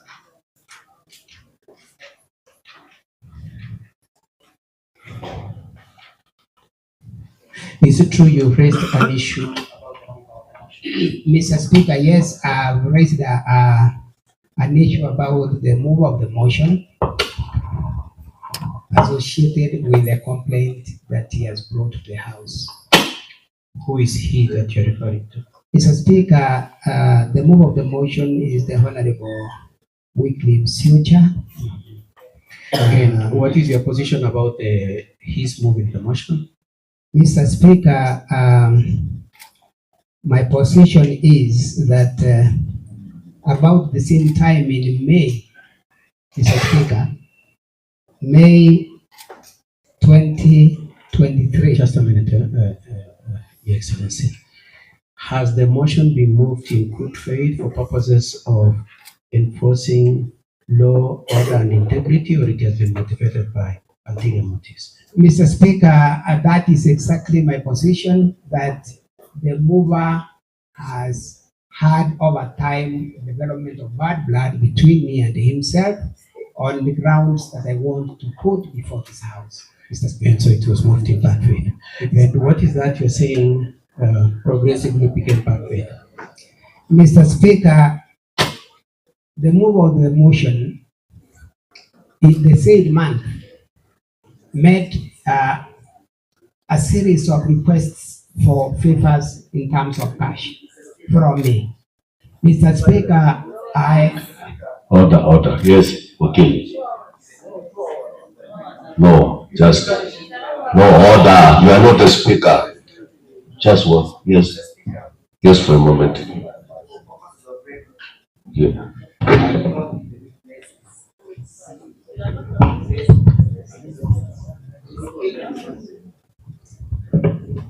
Mr. Speaker, we are perplexed that the witness has decided to character assassinate the mover of this motion when the mover is executing his functions under Article 96, Clause 1 of oversight. Is it therefore in order to paint the mover in bad light? Thank you. Wakili, I think let us be properly guided. Let us concentrate on the issues in the motion, because this is the motion which has been deliberated here in the assembly.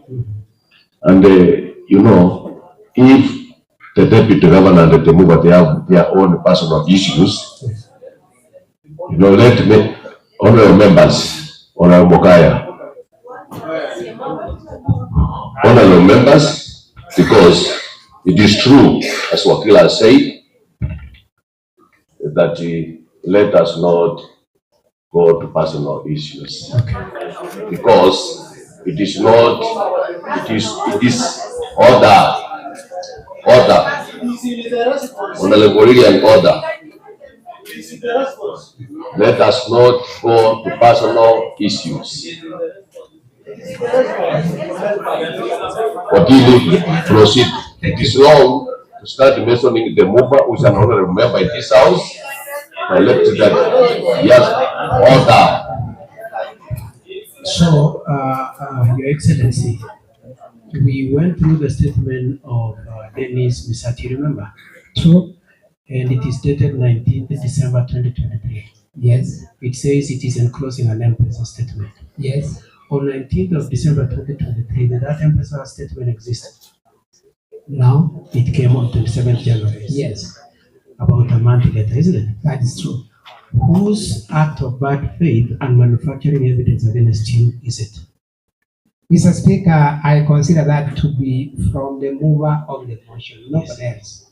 And you want this assembly to take into account that malice? I think, Wakili. But Speaker, I have to defend my client. Surely, no, I know, Wakili. Yes. But you see, as yet, on the elevation line, you know, don't be the notorious in this house as we are the only honorable member. Wakili, I have no problem with your cross-examining, but I have said, for kindness, we don't want to bring personal issues. Of course, the mover.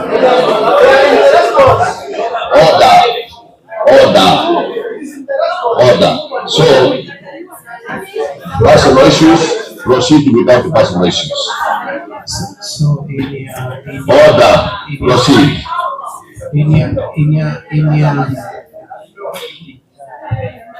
Order. In your defense, Your Excellency, you have paragraph 8, isn't it? Yes, Mr. Speaker, I have paragraph 8. And in that paragraph 8, you've shown that the honorable member collected 40,000 from you. True, Mr. Speaker, again, we want to object that line of questioning. The witness is character assassinating the mover of the motion.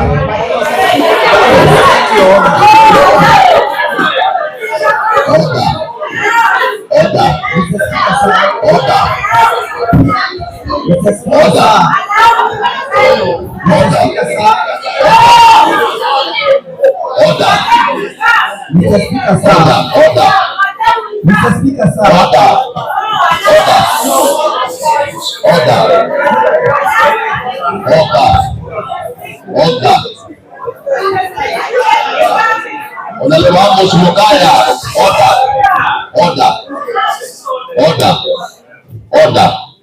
order.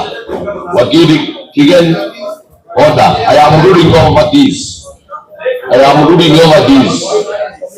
Order. Honorable members, I know what Wakila said, that the governor said that he gave the mover 40,000. But you see, honorable members, those are not among the evidences all day, but let us, honorable members, listen, what I am saying, order, what I am saying,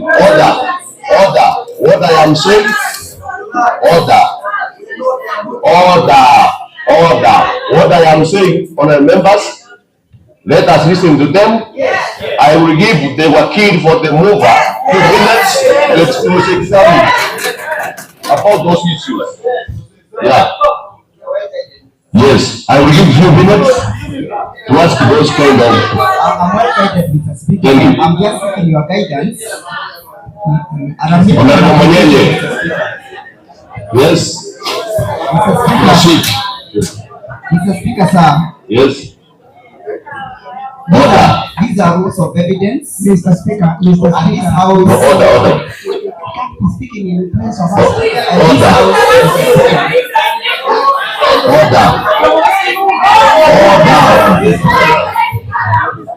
Honorable members, honorable Lilian, you are not the one who has called Wakili Ndewa here. Wakili Ndewa here is properly placed in this house. He has been invited by the speaker. So let us proceed to Wakili, which you know. Honorable members, order.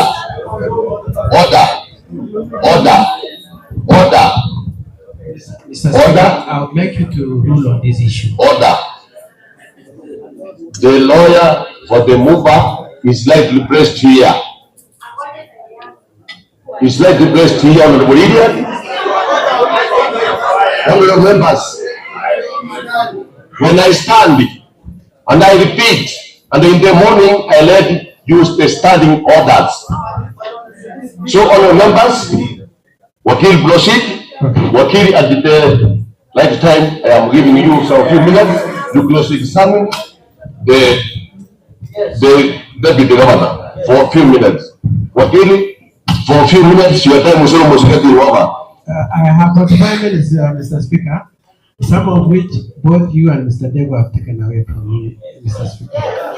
So just proceed. Thank you very much. Senior proceed. Now, honorable members, at the end of the day, excuse me, Wakil, at the end of the day, your noise will not help us. At the end of the day, all that Celestine on the level. I know you like making noise, and if I give you time, you cannot contribute.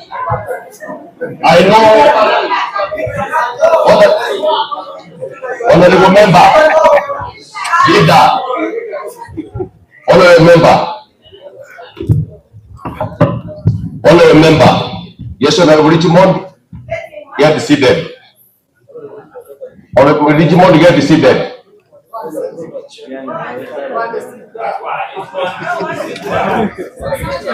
Honorable Richmond, I am waiting so that I can proceed.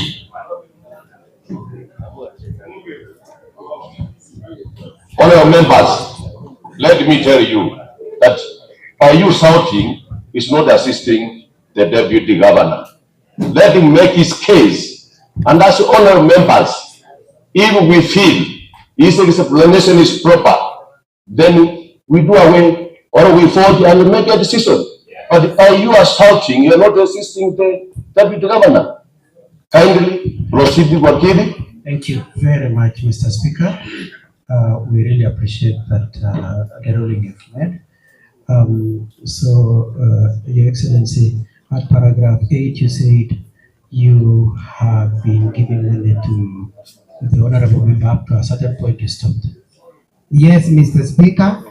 How much did you give? I have given the Honorable Wycliffe Siocha 40,000 in 1 month of May 2023. And was the 40,000 the only amount he asked you? Mr. Speaker, I talked about bad blood after I stopped giving more money because the appetite was high.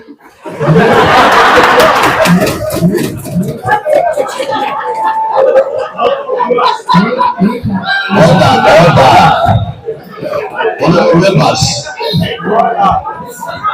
honorable members, order. That honorable members, the appetite for money even to myself would be very high. So let the chief proceed and finish this statement. Order. Proceed. Mr. Speaker. No. Proceed. Mr. Speaker, I realized that I couldn't be able to support this kind of thing, considering the amount of work we have with our electorate, and so I stopped. I said no, which started the generation of bad blood, and that's how it has been a hunting for. Wakil, I started. What's your question? We don't need much explanations. So 2 issues. Have you particularized the remittances of those monies? Yes, Mr. Speaker. And have you produced your M-Pesa statement? I have produced my M-Pesa statement showing the amount you gave. Showing the amount I gave him on different dates of that month. That's enough. Proceed. And those M-Pesa statements are page 89 to 104 of your statements and 105 to 108, isn't it? Very true, Mr. Speaker. Okay. Now, you've looked at the standing orders? Yes, you can take me. Generally? Generally, I do. Okay. What does 60 sub 3 say? Mr. Speaker, 60 sub 3 says, when the Speaker is satisfied that the motion has been adequately debated, the Speaker shall call upon the person who is being removed from office to answer issues raised in the debate, and thereafter call upon the mover of the motion to reply. So as you agree, the Speaker has listened to the arguments as you are sitting up there, and you've been told to respond. Yes, that is true. And that rule says you and your lawyer, isn't it? That is true, Mr. Speaker. Could you read standing order number 64, subparagraph 4? Mr. Speaker, 64 subparagraph 4. Paragraph 4? No, we just read 64.3. 64.4? Just say what you say. Is there 64.4 that says the Speaker will also a stranger representing the mover of the motion? Mr. Speaker, no. Wakili. Mr. Speaker, we want to dare you make a ruling on this issue. Okay. Proceed. Proceed. The only strangers that are here are myself and Mr. Ochuka, including law. But is there anywhere where Mr. Degwa for the mover is allowed in law? That is the question we really wanted to answer. The second question I want to ask you, Mr. Yes, it's an issue with a lot of order. I know. I used my order number 1 to bring Honorable Ramini Wakili Ndewa. It's on my discretion. It is undebatable. So let us proceed. Order. Proceed. Okay. The other question in the proceedings of the Assembly and in the standing order. Yes. Evidence Act. No, yes. It doesn't. The Evidence Act is not provided for in the standing orders. It is not provided. Okay. At this point, then.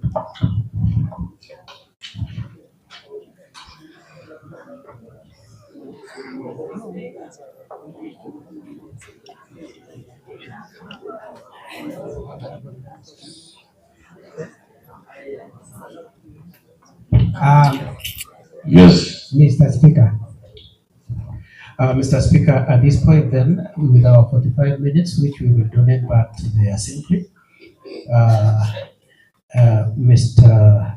His Excellency wants to just say something in about 7 minutes, and then we are done in our defense.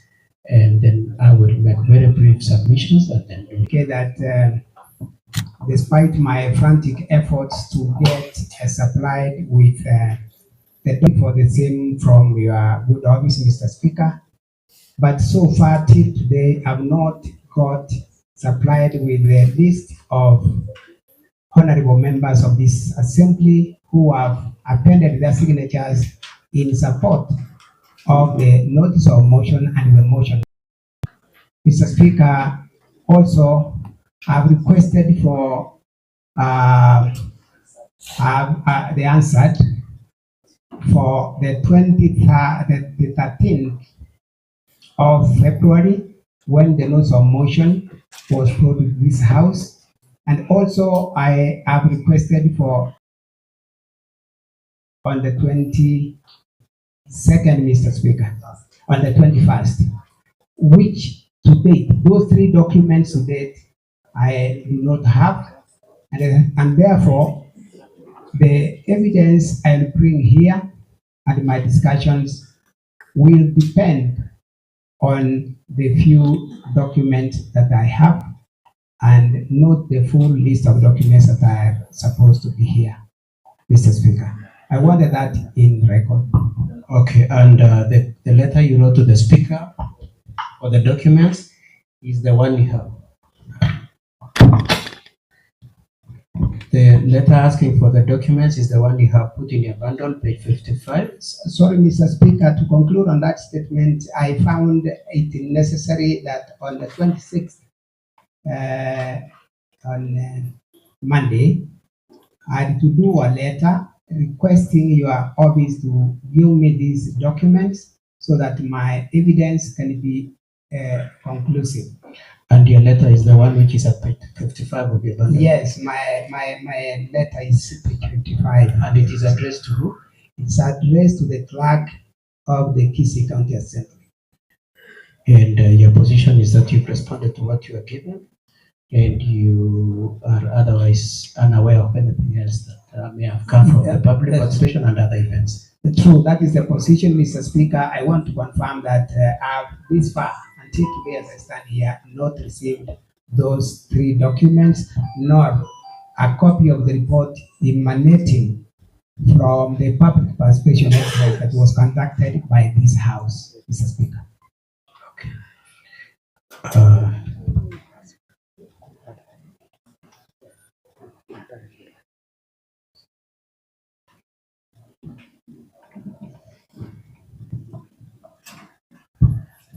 Further, Mr. Speaker, I want to appeal to this honorable House, under your leadership, Mr. Speaker, that we call into the debate here in court priority, as you do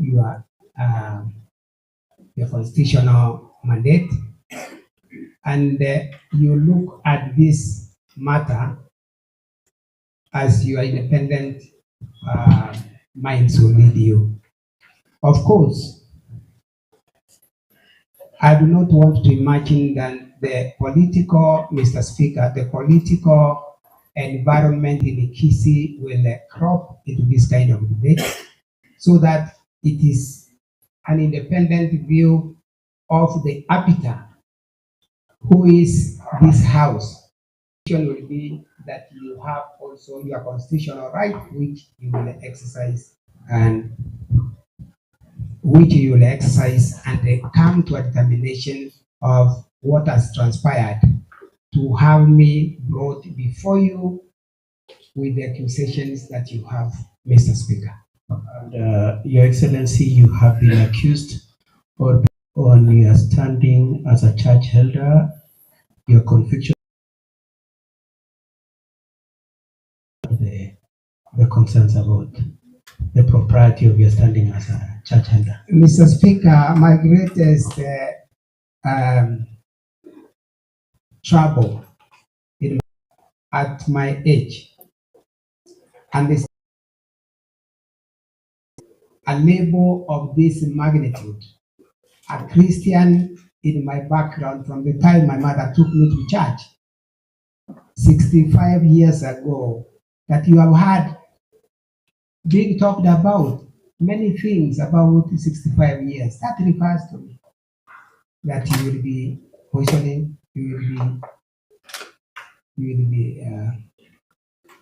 be bewitching. All these stories are being rumored everywhere, and you ask yourself, at my level as a Christian or my standing, one will found sufficient grounds. I've led this country as an MP. I've been chair of parastatals in this country under the last 10 years of President Uhuru. And Mr. Speaker, I want to say the fact that my name is being dragged to be a political exercise that wants to hurt my person. I'm a father and a grandfather.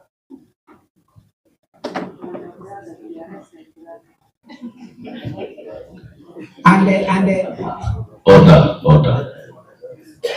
And Mr. Speaker, when I look at the entire society and what is being laid at me at this point, Mr. Speaker, I find that we shall spoil our politics, not because of me, but for the rest of the generations to come, if we go in this kind of direction of hurting for each other for political experience. And Mr. Speaker, I stop there. Thank you. Mr. Speaker, in closing our defense, I just want to say this in closing. Honorable members, I pray and plead with you that when you get back to reflect on whether or not you are satisfied that indeed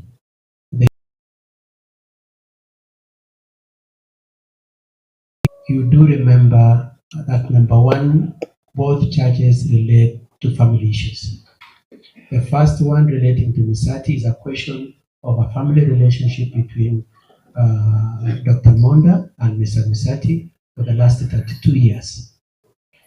And the question would be whether this assembly wants to wade into family relationships. Number two, honorable members, I pray that you note from our defense that we have said Mr. Misati is 68 years old, retired civil servant. Joseph Misati is 68 years old, is the father of Dennis, the complainant in this case. Dennis, in his statement and in his affidavit, and thankfully, Honorable Siocha also in moving this motion said that Mr. Joseph Misati, the head of the family, remitted 250,000 to Dr. Monda. So we want to put a premium on the point that Mr. Joseph Misati, he's the head of the family. He is 68 years old. He has come to you and told you that money, I'm aware, that money was a refund of money that was given to Dr. Monda. Honorable members, I pray that you do take this view. That this is a question, the question of bribery is a question of choosing who to believe. Do you want to believe a 68-year retired man who has been friends with Dr. Monda for 32 years and saying this is not a bribe, or a young gentleman who is saying it is a bribe? Do you want to believe? Proceed. Order. Thank you very much, Mr. Speaker, for protecting me. I don't know what's attacking me. The second issue I just want to say is, please remember again that Dennis did not lose a single coin. The whole amount belonged to Mr. Joseph Misati.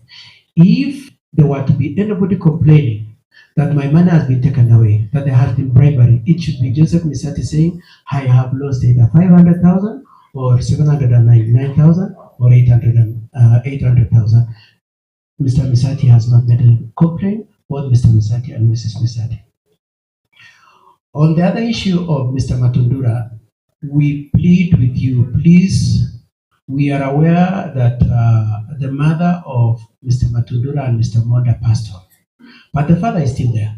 Please, as an assembly, do not take the place of the father. If they have a fight between themselves, let it not be an issue for your impeachment motion. Let them go sit with their father and have that issue resolved. We pray that you do not come down to a situation where you are dealing with family issues.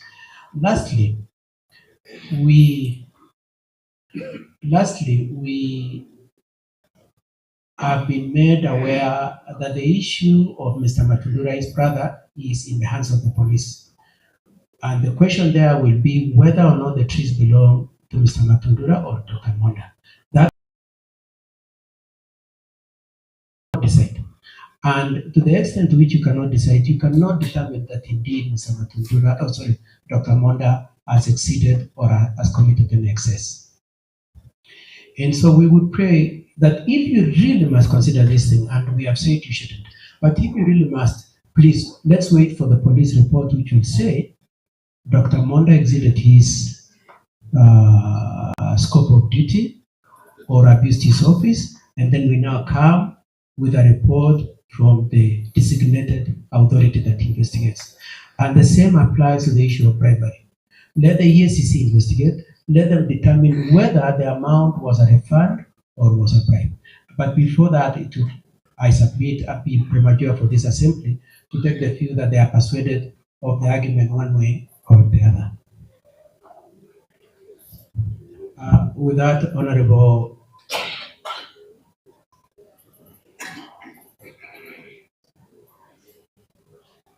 yes, my client is, I think my client wasn't listening. I have already said Mr. and Mrs. Misati have sworn an affidavit, and we want you to believe their statement. With that, we pray. I know Karen said I'm waiting to, sorry, Mheshimiwa Karen said I'm waiting to hear. I'm willing to be persuaded. I think a gentleman, Honorable Ibrahim, somewhere there. I think there was Lillian also who said they support the motion, but they are waiting to hear from the Deputy Governor. I pray that indeed you do find that we have persuaded you and that you should disallow this motion for impeachment.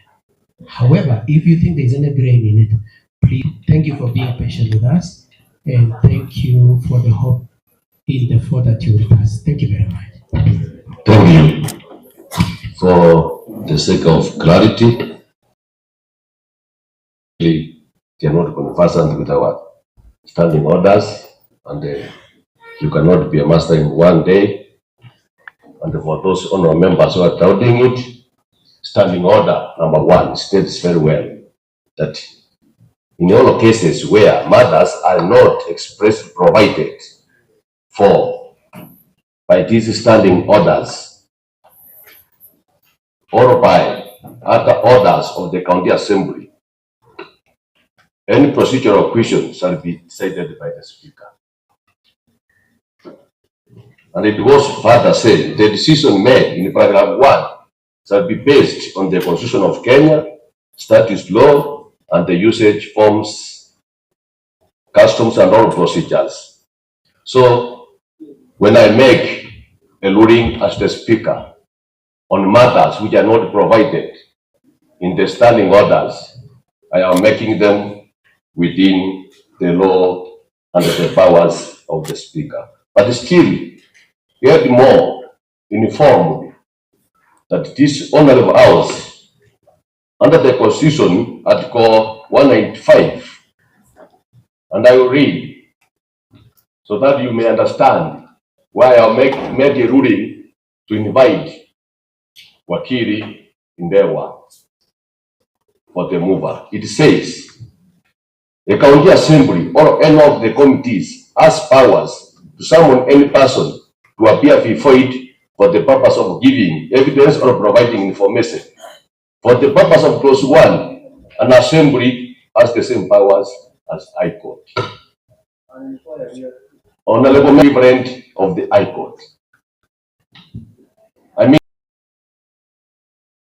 And if I have invited the lawyer for the mover, it is improper to call the lawyer the speaker has invited as a foreigner in this house. You see, yours is to inquiry every now and then. You have nothing can inquiry on Matundura. You are frequent of inquiries for nothing. For nothing. So, honorable members, Wakili, Kigen, thank you, Deputy Governor. It is time, and I am giving you time to ask you what the Deputy Governor. But before that, I am giving the Wakili for the mover to make 1-2 remarks and ask 1 or 2 questions for clarity. Because as the Speaker, I allowed the Wakili for the Governor to mention about his client. No, the Wakili for Deputy Governor, I mean. I allowed him to make the comment about his client. So it is proper to give the Wakili for the move also to make 1 comment, ask 1 or 2 questions, so that our mind will be very clear as we deliberate. And you have heard the prayers of the Wakili and the Governor, the Deputy Governor. So Wakili, so I think for a few minutes, then we proceed. Mr. Speaker, thank you, Mr. Speaker. Mr. Speaker. Order. Yes, thank you. Order. Thank you, Mr. Speaker. If your position is that my client should be cross-examined, and we have no problem with that. I have said. Yes. I have said, let the Wakil for the mover make remarks because you touched on his client. Let him make 1 or 2 remarks. Making remarks, although it is wrong for him to do, but yeah, okay, you can make them. No, you know, it is with Wakil, proceed.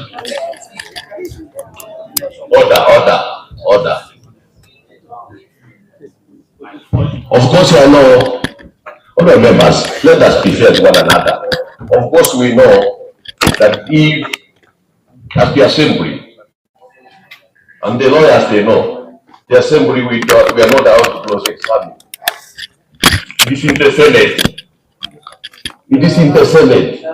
But we are fair to you, client, so that you know what I have done as the Speaker. Honorable members, it was possible for Kigan that in most of the counties, this motion has been passed in the assemblies without even calling the ballot. But for fairness, let us listen for informed decisions as you have said. So let us listen from the law of the mover, then we move on. We are most humbled to have appeared before you.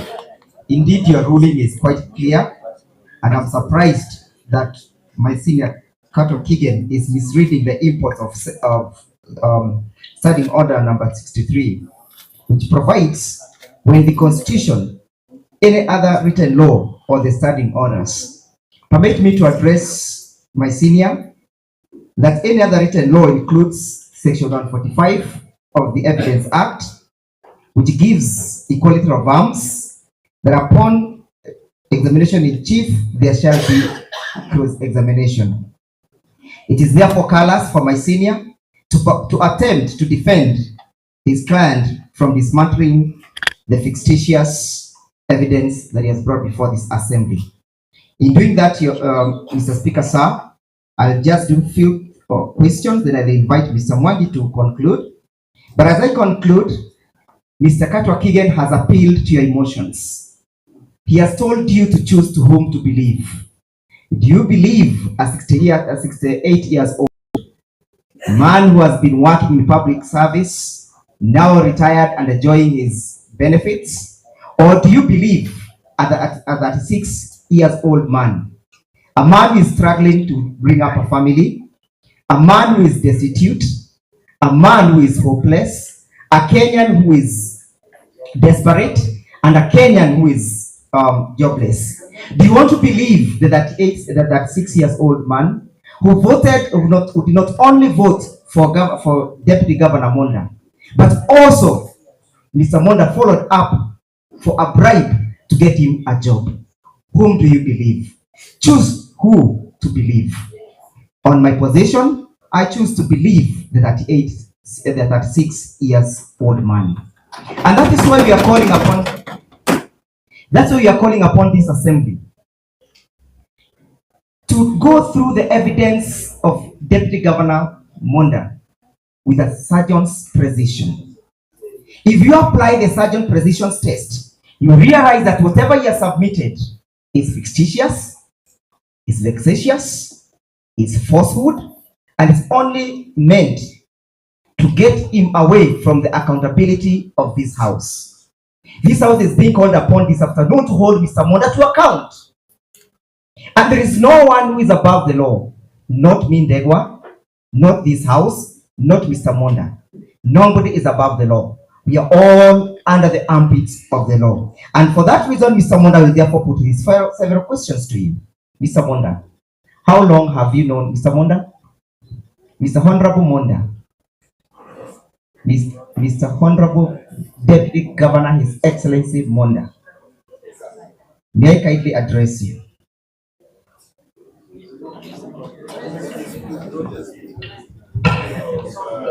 I'll put a few questions to you, Mr. Let him put the questions, so not less than more. Let him put some few questions.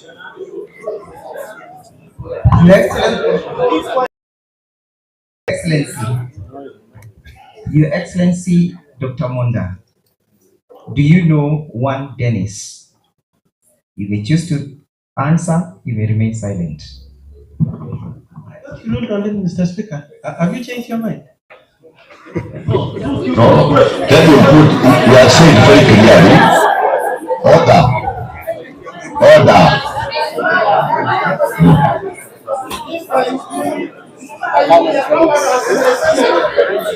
I think I have made a ruling. Order. I think he's making his observation, not read the question, and they are said very clearly.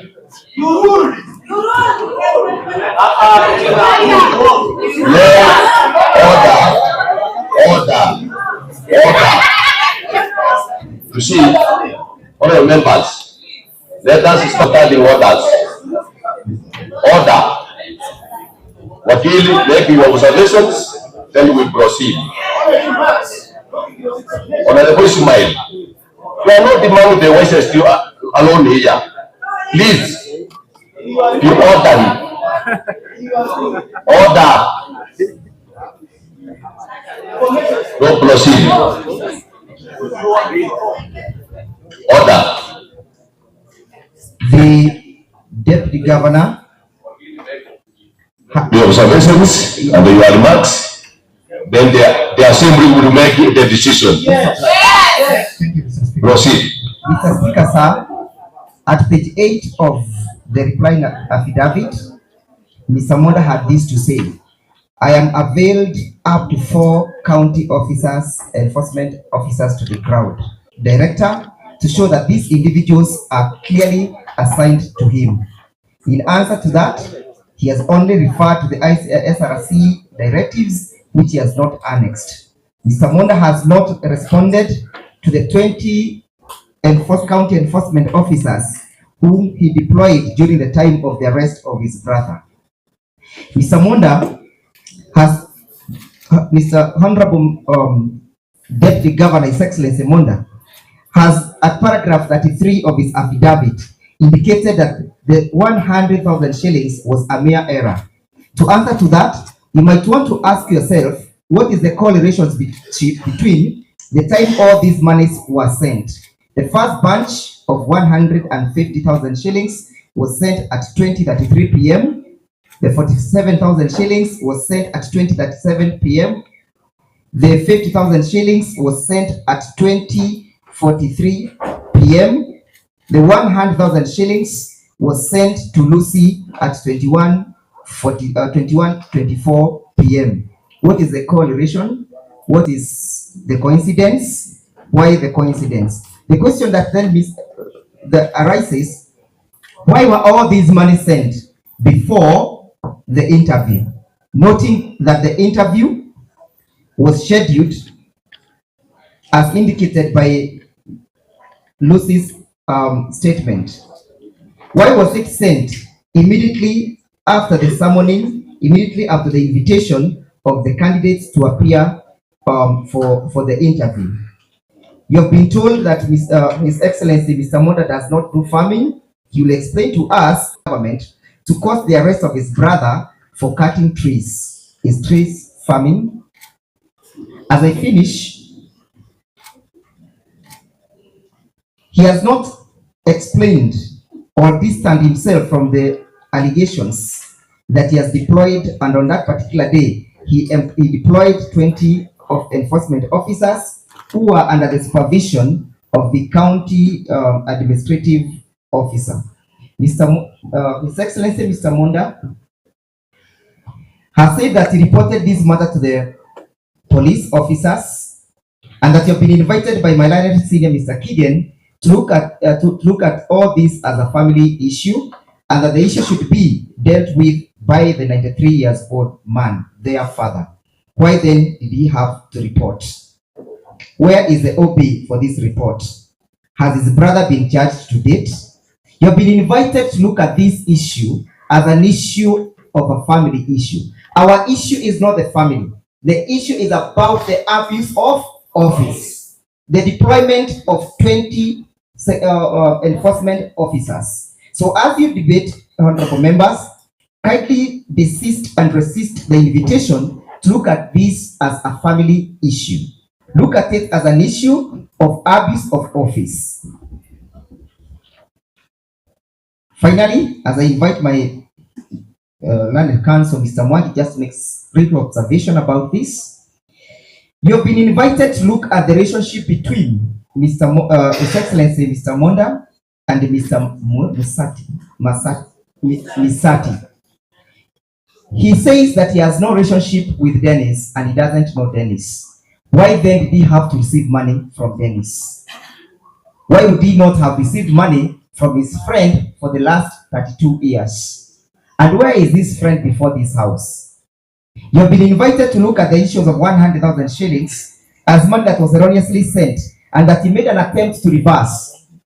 I want to ask this honorable house to ask His Excellency Mr. Monda whether he knows the USSD number *456#.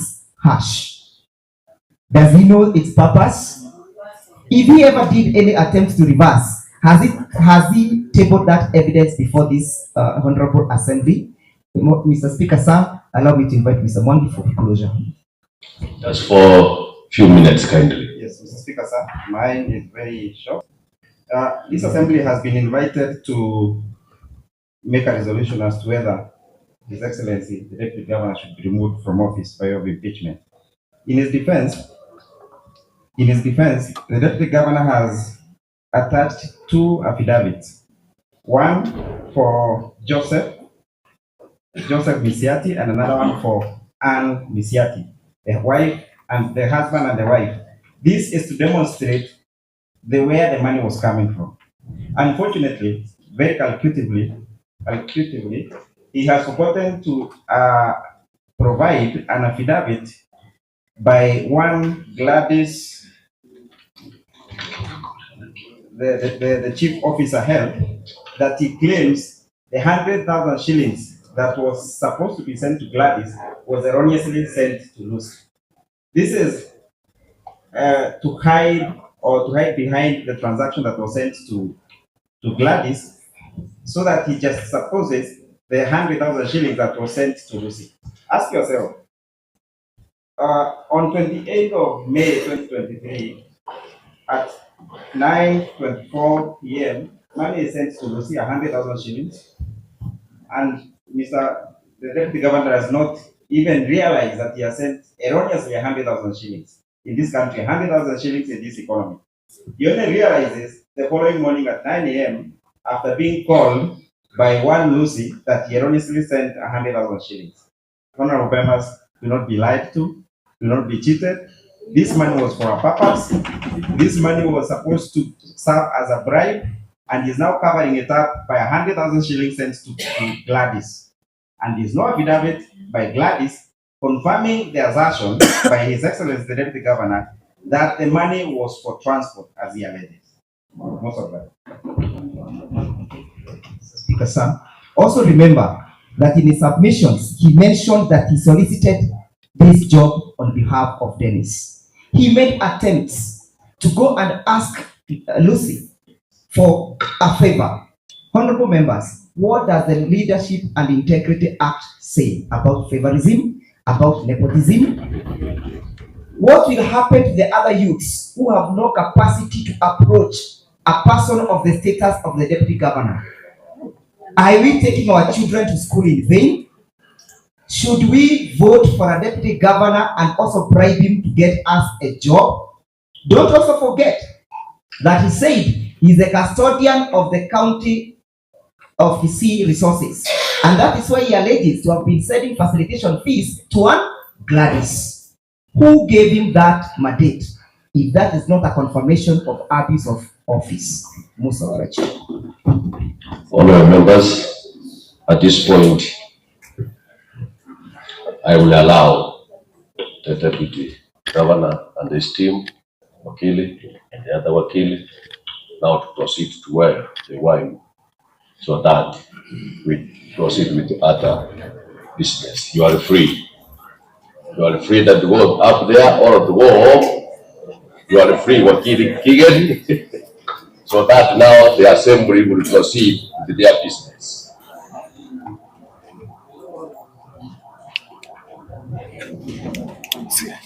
Eric.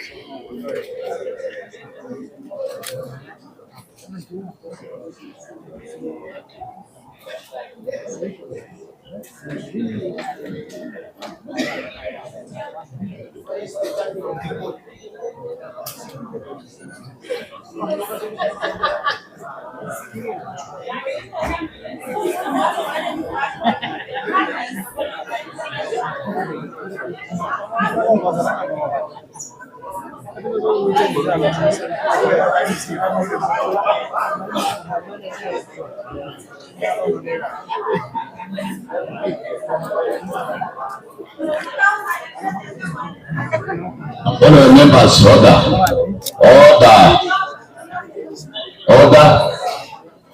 Honourable members, order. Honourable members, we are here to do our work. If we are tired, remember you can walk out and go. So, Honourable Edina, if you are tired, you are free. But don't make noise in this house that you are tired. Honourable members,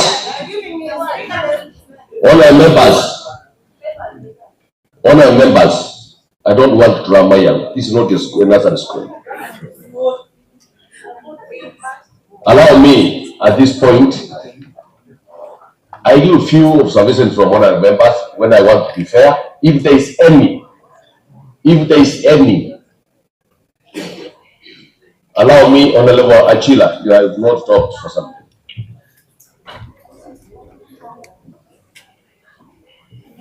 Thank you, Mr. Speaker. Thank you for this opportunity. I'm supporting this motion because, Mr. Speaker, we want to return the integrity of Kisii County.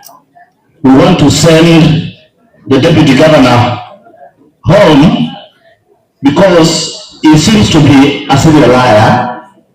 I want only to make one observation. I've gone through the statement. Honourable Achila, make few observations, then we'll go to the next level. Okay, I'm making just only one observation.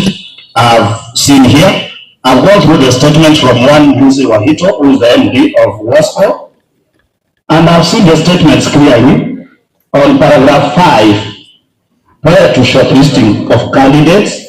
The Deputy Governor, His Excellency Dr. Robert Monda, approached me saying that he had a candidate whom he wanted to assist in securing the position of commercial manager. By coming here of the deputy governor, lying to us the issue of sending money to a wrong number. Furthermore, he sent the money to one Lucy, and he's just lying to us. You can't connect between the name Lucy and the Gladys. If we could have sent money to a different Lucy, then it could have just been, we could have just believed. But once you send money to Lucy and you lie that you wanted to send to Gladys, there's no connection there. Two, he had approached the MD earlier. I'm sure that the deputy governor is lying to us. This is a pure lie. And the DG has failed to exercise public trust. Thank you. Last year, for that, one has been always since making a comment. Thank you, Mr. Speaker, sir. I want to thank the mover of this motion for coming up with this motion. It has provided an opportunity for the lawyer Kato Kigen to also make a kill in this case. Mr. Speaker, the issue that has been raised about Honorable the Deputy Governor claiming that he doesn't know one Dennis Mokaya is false. Because, Mr. Speaker, you cannot tell me that you can know a family for 6 years and fail to know the children of your very close friend. Think that for like 2 years, sorry, and fail to know the children of that person. Mr. Speaker, I came here about 1 year ago, but I can be able to tell you all the people who are here, including the clerk assistants and the clerk. And it's just 2 years, and including their families and their family members, Mr. Speaker. Secondly, Mr. Speaker, that is me. Secondly, Mr. Speaker, I don't understand how the deputy governor could send erroneously to one Lucy, when indeed the deputy governor is a whole doctor. There's also an option of reversal, there's an option of hakikisha before sending the money. So I see the deputy governor was receiving a bribe to ensure that that boy is given a job. And in this country, Mr. Speaker, I cannot support such advice because we have so many poor other Kenyans out there who are looking for job opportunities but cannot get because they don't have such a connection. Thank you, Mr. Speaker. Lavella, you have not spoken. Honorable Lavella. Honorable Peter, just put off your.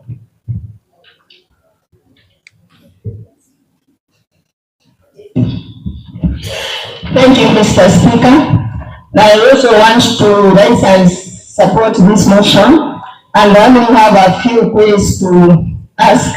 From what I listened, there is this erroneous sending of money to Lucy, and the DG said that he doesn't have the technology. So I wondering why he could not call Safaricom so that he could tell them that he has made a mistake, so that they could do the work for him.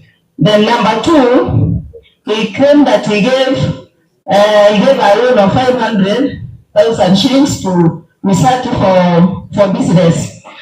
And then he realized that he was going, at some point he said he was going for a foreign trip, so he was claiming back the money. So I'm wondering, at what point did this start again, transacting the money with Gladys on transportation issues? Was Gladys Amina trying to get an air ticket for his foreign trip? Then number three, the last one, is he claimed that he doesn't know the children of Mr. Misati, especially Dennis, and yet at some point they were in his home taking tea. Then the boys were, after tea, they went to another room to have their discussion while he remained with Misati. So, and then he said he can't identify Dennis. I find that one odd. Thank you, Mr. Speaker. Honorable Mutumbe, you have not spoken.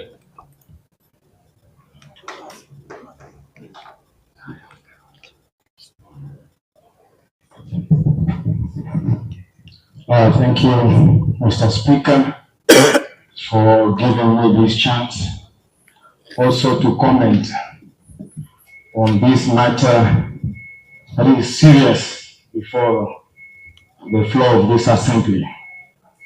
Mr. Speaker, I've listened keenly to the two teams here today. I have made my own observations, and I've made my own conclusions. Mr. Speaker, as state officers or people who have been given responsibility to lead our people, we have to conduct ourselves in a manner that shows respect and that encourages even those who we lead and even the institutions that we had respect. Mr. Speaker, from the submissions I've listened from the Deputy Governor's team, I draw attention to two issues. There are two things that are coming out outstandingly. One is abuse of power, what can be noted from the use or misuse of the enforcement officers. And this is not only happening from the case that we are handling. Most state officers, they abuse their powers by misusing the subject under them. We are not divulging into the family affairs of the Deputy Governor, but the conduct in which he uses his staff is wanting, and that is wrong. And as a deterrent, we have to stamp authority as the House and even tell those other officers who have got such privileges not to abuse them for their own personal gain. Mr. Speaker, the issue of bribe has been adversely mentioned. I've looked at the elder, the Deputy Governor, a man of distinctive respect, handled his case here. Mr. Speaker, I can tell you from his body language, he's saying 10% truth and 90% is lies. Because, Mr. Speaker, you cannot tell the members of this honorable house that actually you are canvassing for a job at Wasco for your friend or a relative, forgetting that the majority of the people who applied for those jobs even don't have godfathers. That one in terms of morality is wrong, and that one in terms of integrity is wrong. That alone of canvassing on its own is wrong. And even receiving money. I haven't heard his lawyer say that they have evidence that Honorable Monda had advanced some money to Misaki's father. I don't know if that evidence is there. I didn't hear it from them. And the erroneous money which was sent to the MD. I want to thank the Deputy Governor. He has accepted that indeed he sent the money. And indeed, the MD Wasco did call him. And then later on, he realized that he had made a mistake. You can only tell those stories to the villagers out there who are not techno-savvy. But to the minds of people who are here, everybody will tell you that that was a bribe. It was meant to sway the decision of the MD into giving the one Dennis a job. And I am pleading not only the Deputy Governor and also us who in leadership positions, that when we have opportunity to serve, let us remember the less fortunate. Let us not take advantage of them. I know Dennis could be in a financial crisis now. Dennis could be handling issues out there, trying to look for money to pay where he took the money from loans. It's not good. Mr. Speaker, I support the motion and I thank you. Thank you. Leader majority.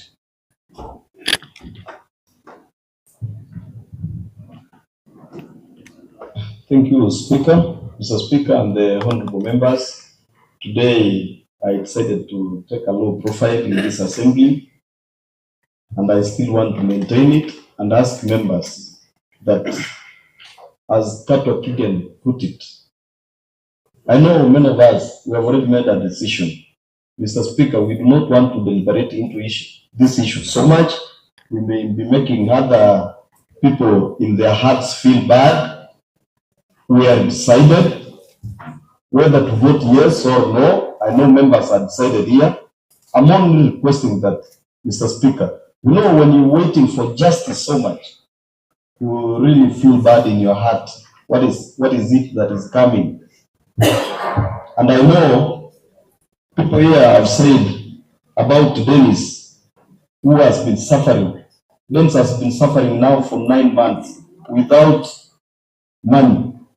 I heard that he sold everything. The wife was pregnant, Mr. Speaker, to put it. They moved out of Nairobi to come to the village, Mr. Speaker. Few minutes, seconds. Mr. Speaker, I never interrupted one Amos Mukaya of Nyatieko. I don't know if he's the one who gave the regular. She's asking me. And Mr.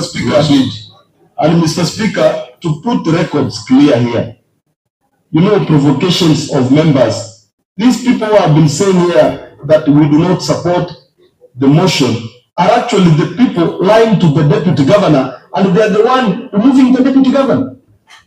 These people, they want to provoke us so that we remove the deputy governor. And I'm telling them, One second.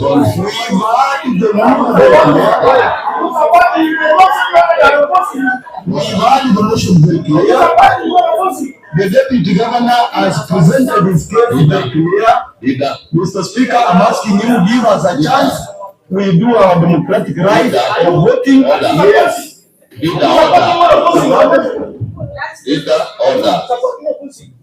Honorable members, all of these honorable members, they are not the people, they are honorable members.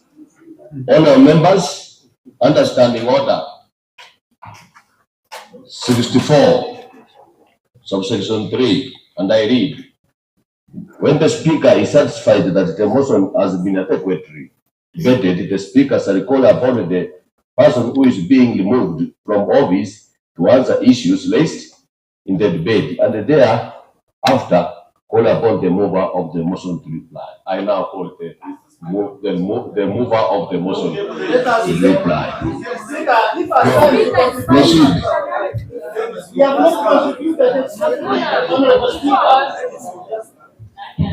Proceed. All right, we give you time. There's time. Proceed. Thank you. Thank you, Mr. Speaker. Mr. Speaker, protect me so that I can also contribute in this floor. Mr. Speaker.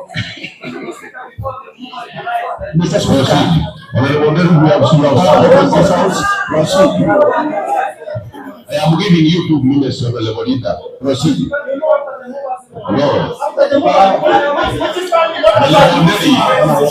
Proceed. Mr. Speaker. Order. Mr. Speaker. Order. Proceed. Thank you, Mr. Speaker. Mr. Speaker, I'm happy that this afternoon, as a representative of the people of Uchumi, that I'm here to perform one of the key roles that made them to wake up earlier on 9th August of 2022 to go and put me in as a member of County Assembly. And that one role is the role of oversight. I brought this motion to this assembly in good faith, because the deputy governor himself has confirmed that we are good friends, we have been good friends before, and we still continue being good friends, even now, because we are good friends, because what I'm doing is clearly what we are unable to do.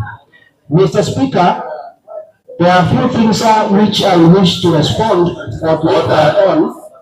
One of them, Mr. Speaker, in his submission, the deputy governor, Mr. Speaker, has accused me of asking for favors from him, and he has given a submission, raised a statement, an emphasis statement for the month of May 2023. I confirm that His Excellency Dr. Robert Monda sent me money on the said month, and I want to put it in record in this assembly that in the month of May, you all know that I lost one of my aunts who raised me up by the name Damaris Mayeka Mututu, and I pray that may God continue resting his soul in peace. Upon the death of my aunt, His Excellency Dr. Robert Monda reached out to me, consoled with me, and sent me money towards hospitality during that time. I remember very well His Excellency Dr. Robert Monda even had time to come and mourn with us as a family, and I even put some money in cash during the funeral. Some from his pocket and some from His Excellency the Governor Paul Simbarati. On the same month, Mr. Speaker, I not only received money from His Excellency Dr. Robert Monda, but I received money across board from our ministers, from our chief officers, from the honorable members in this house, including you, Mr. Speaker, and the clerk of the assembly. I remember all of you standing with me and mourning with me during that period of time. I didn't know there are money sent for me during the mourning period of my aunt could again be used as an evidence that I am soliciting or else asking for cash advances from the governor and from the deputy governor, bearing in mind that during this period of time, even some of the money I sent to me, even this process had not begun, we not even received this pay from one Dennis Mukaya, and these things happened even before these advertisements were done.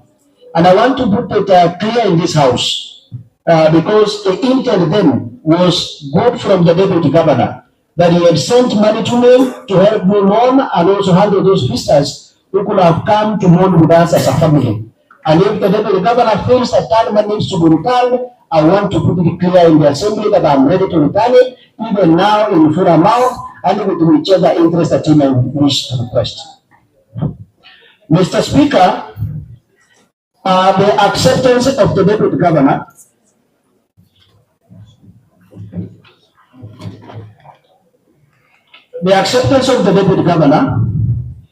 that he requested the CEO of WASCO, or else by the acceptance that he decided to put a word in favor of one Dennis Misati, clearly even if we leave around the issue of bribery and everything, contravenes the articles of the Constitution, especially the Leadership and the Integrity Act, because the deputy governor, no, I'm replying, because the deputy governor has confirmed himself that he decided to put a word in favor of one Dennis Misati to get a job. Mr. Speaker, the confirmation by one of His Excellency Dr. Monda of instructing the police Ismail to go and arrest one Monda in complete disregard of the law, because we all know arresting one.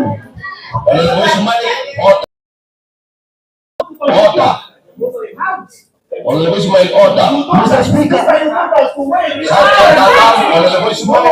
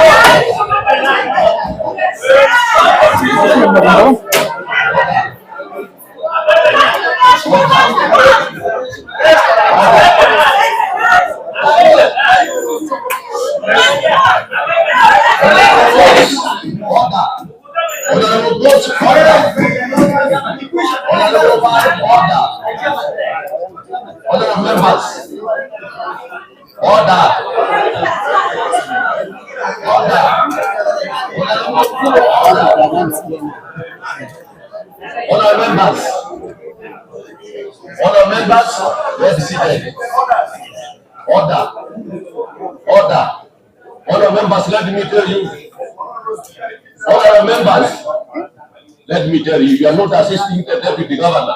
Even if you walk out, you are not assisted him. So honorable members,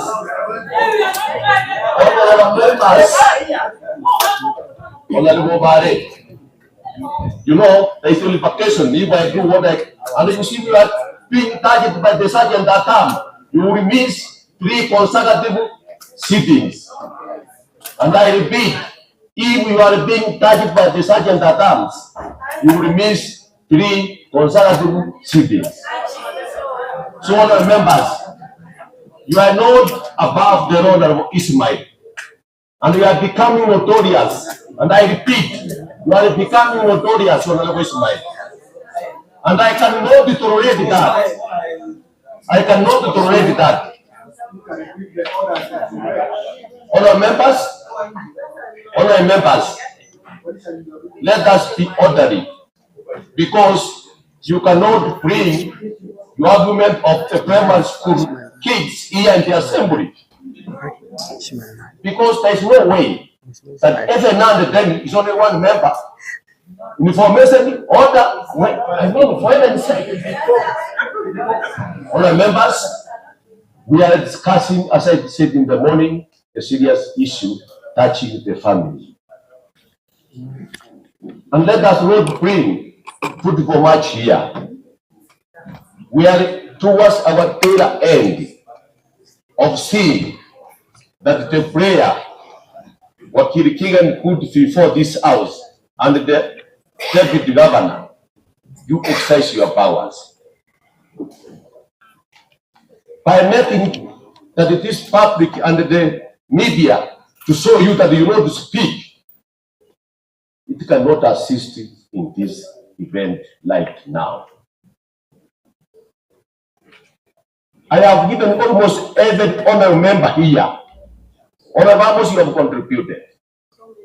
Ismail, you have contributed. I don't know what new issues you have. Honorable Ismail, Honorable Ismail, I have seen much on you. And now, I repeat and I am making this ruling. If you are thrown out 3 consecutive sittings, you will not be in this assembly. If it means that will bring justice, Remove Honorable Soldier, 1 minute. 1 minute to conclude as the mover. Then the Honorable.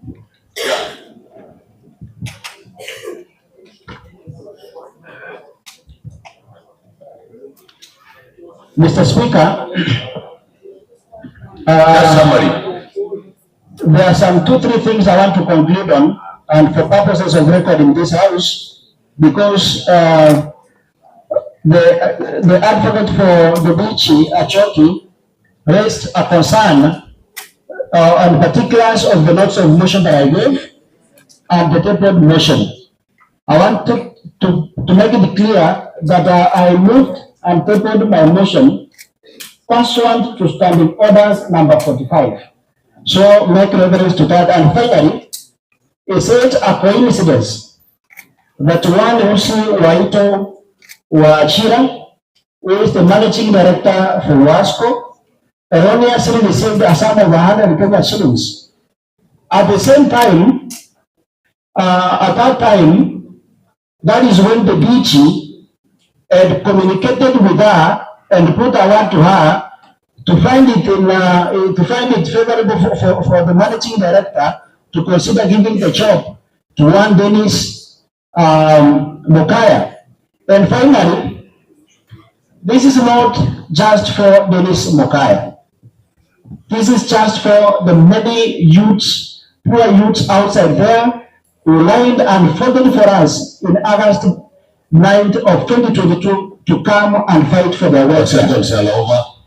Once the DG offered himself to ask for a bribe, his integrity was eroded and as such, he is not fit. I'm concluding. Just.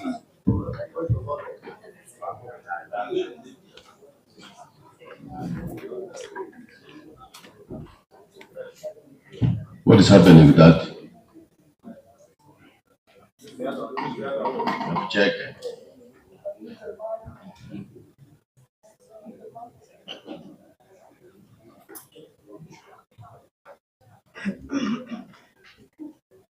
Which one is use the other one, guys.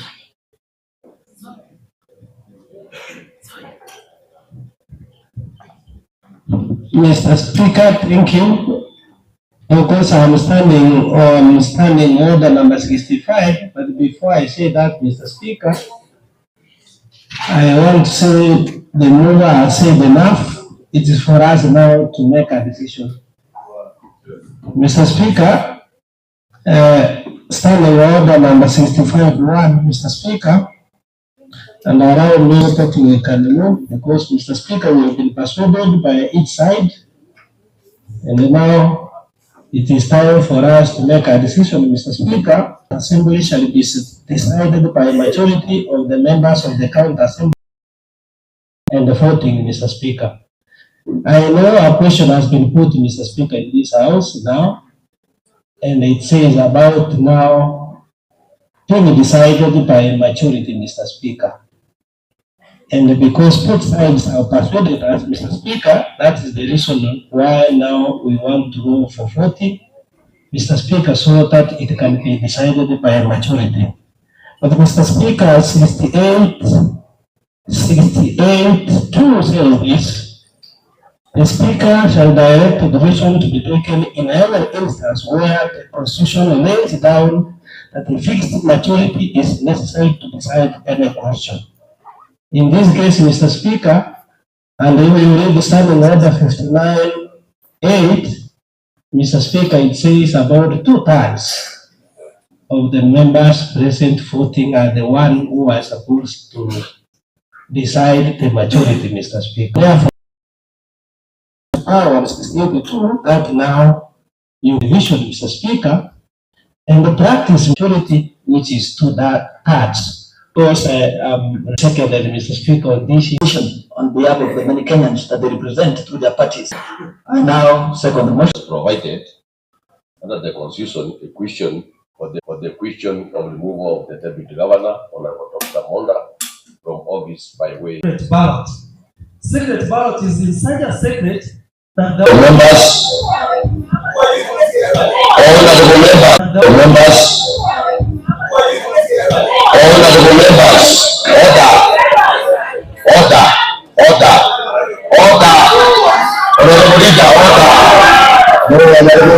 Leader, you are going to be, you are going out, leader. Honorable leader. Leader, you are out of order. Honorable members, the first issue that Monda has raised, it is under standing order number 66-5, and I read, because 66 subsection 5, a member who is not able to cast his or her vote due to any reason considered sufficient by the Speaker may before the result of the division is announced, and out of obtaining the permission of the Speaker, have each other fought recorded verbally by stating whether he or she is in favor or against the question. So there is no doubt, Honorable Member Delhi. Everybody's going to forward. True, Honorable Delhi, you were voted when you come here into this assembly. This is not the first voting we are doing in this country. Honorable members, the vote, what we are discussing here, first of all, before you raise, I thought you were supporting the sacred way. Then you made your mind. Now you have started treating. So, other members, yes. So we are agreeing order. Honorable Leader, minority. Thank you, Mr. Speaker. First of all, I want to apologize to the House that I missed the first session. Because, Mr. Speaker, I want to announce to the House that was hosting the Chairman and the President of African Union, the Right Honorable Prime Minister, Raila Amolo Odinga, in my ward, with the Governor of Kisii, and we were opening a market for vegetables. And that's why, Mr. Speaker, I have come late. So I apologize to the honorable members and to you, Speaker. Of course, I rise to support that we vote by secret ballot. And Mr. Speaker, I wanted to draw members to just 3 issues. One, we need to read the Gospel of John, chapter 8, verse 1 to 11, Mr. Speaker. Here, they are bringing Jesus, the adulterous woman, and they are saying, in our laws, this woman has to be stoned. And Jesus is telling them that may he, because they were men, who have not done anything, be the first to cast a stone.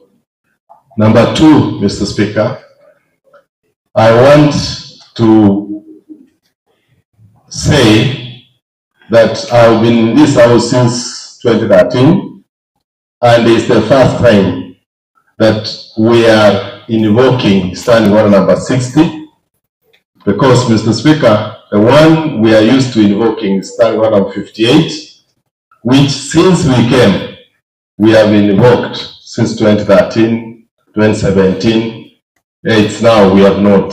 So, Mr. Speaker, in what the lawyers will say, we are now growing the jurisprudence of this House or precedence, Mr. Speaker. And I want to agree that you have led this motion very well, except for that we need to include in the next, when we review the standing orders, so that we avoid you using standing order number 1 to provide for, because we will have such motions where you have to provide for the lawyer, which is not provided for, because it's only one person who's defended, Mr. Speaker.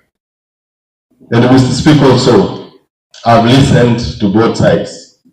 The question that we need to look at is whether this threshold we are called upon by the mover, my friend, Honorable Sioja Wycliffe, from the 3rd MCA for Ichun Ward, whether it meets the threshold where we bring down the threshold of integrity in this country, or we are raising up, Mr. Speaker.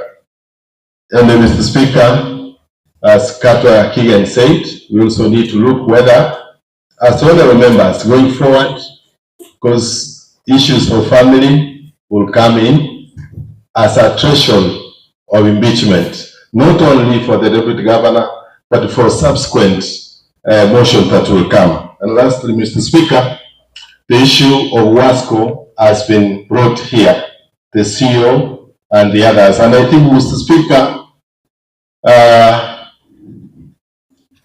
there are many issues that we may need to look at, but for today, we are talking about the CEO of WASCO and whether, as a person, our word is beyond reproach.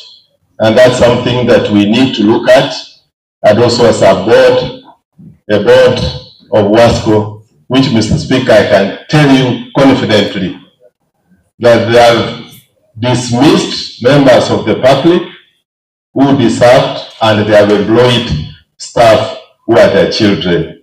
That is the board who we are supposed to believe. So, Mr. Speaker, let us go to vote and vote in secret. And Mr. Speaker, all honorable members here need to exercise their conscience. The conscience that what you are doing is good for you, is good for the county, and is good for the country. That's why we seek to be elected. But today, Mr. Speaker, we are talking about Deputy Governor Robert Monda. Tomorrow, it will be another person. So what we are doing is to set precedents that can be followed when we are here and for the years to come, Mr. Speaker. So I want to ask the honourable members, let us be fair, let us be judging in a way that is beyond reproach. Thank you, Mr. Speaker. Honourable members, Commissioner Lydian, as you find out what happened, the gadgets on their side, you continue to find out the other one. So that's because they are not working. Honourable members, I now put the question which is studied pursuant to standing order number 65, subsection 1. This House resolves to adopt the sacred ballot as the mode of voting for the question of removal of the Deputy Governor, Honorable Robert Monda, from office by way of impeachment. As many of the same opinion say aye. Aye. As many of the contrary opinion say nay, the aye have it.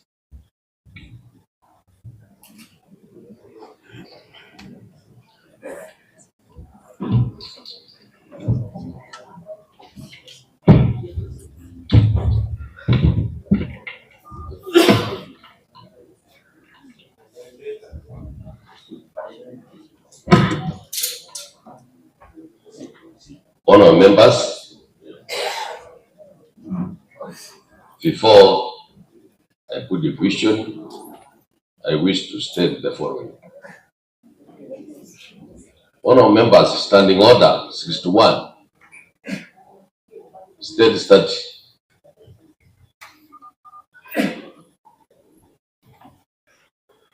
honourable members, standing order 61 relating to removal of the Deputy Governor shall apply with the necessary modifications to the removal of the Deputy Governor.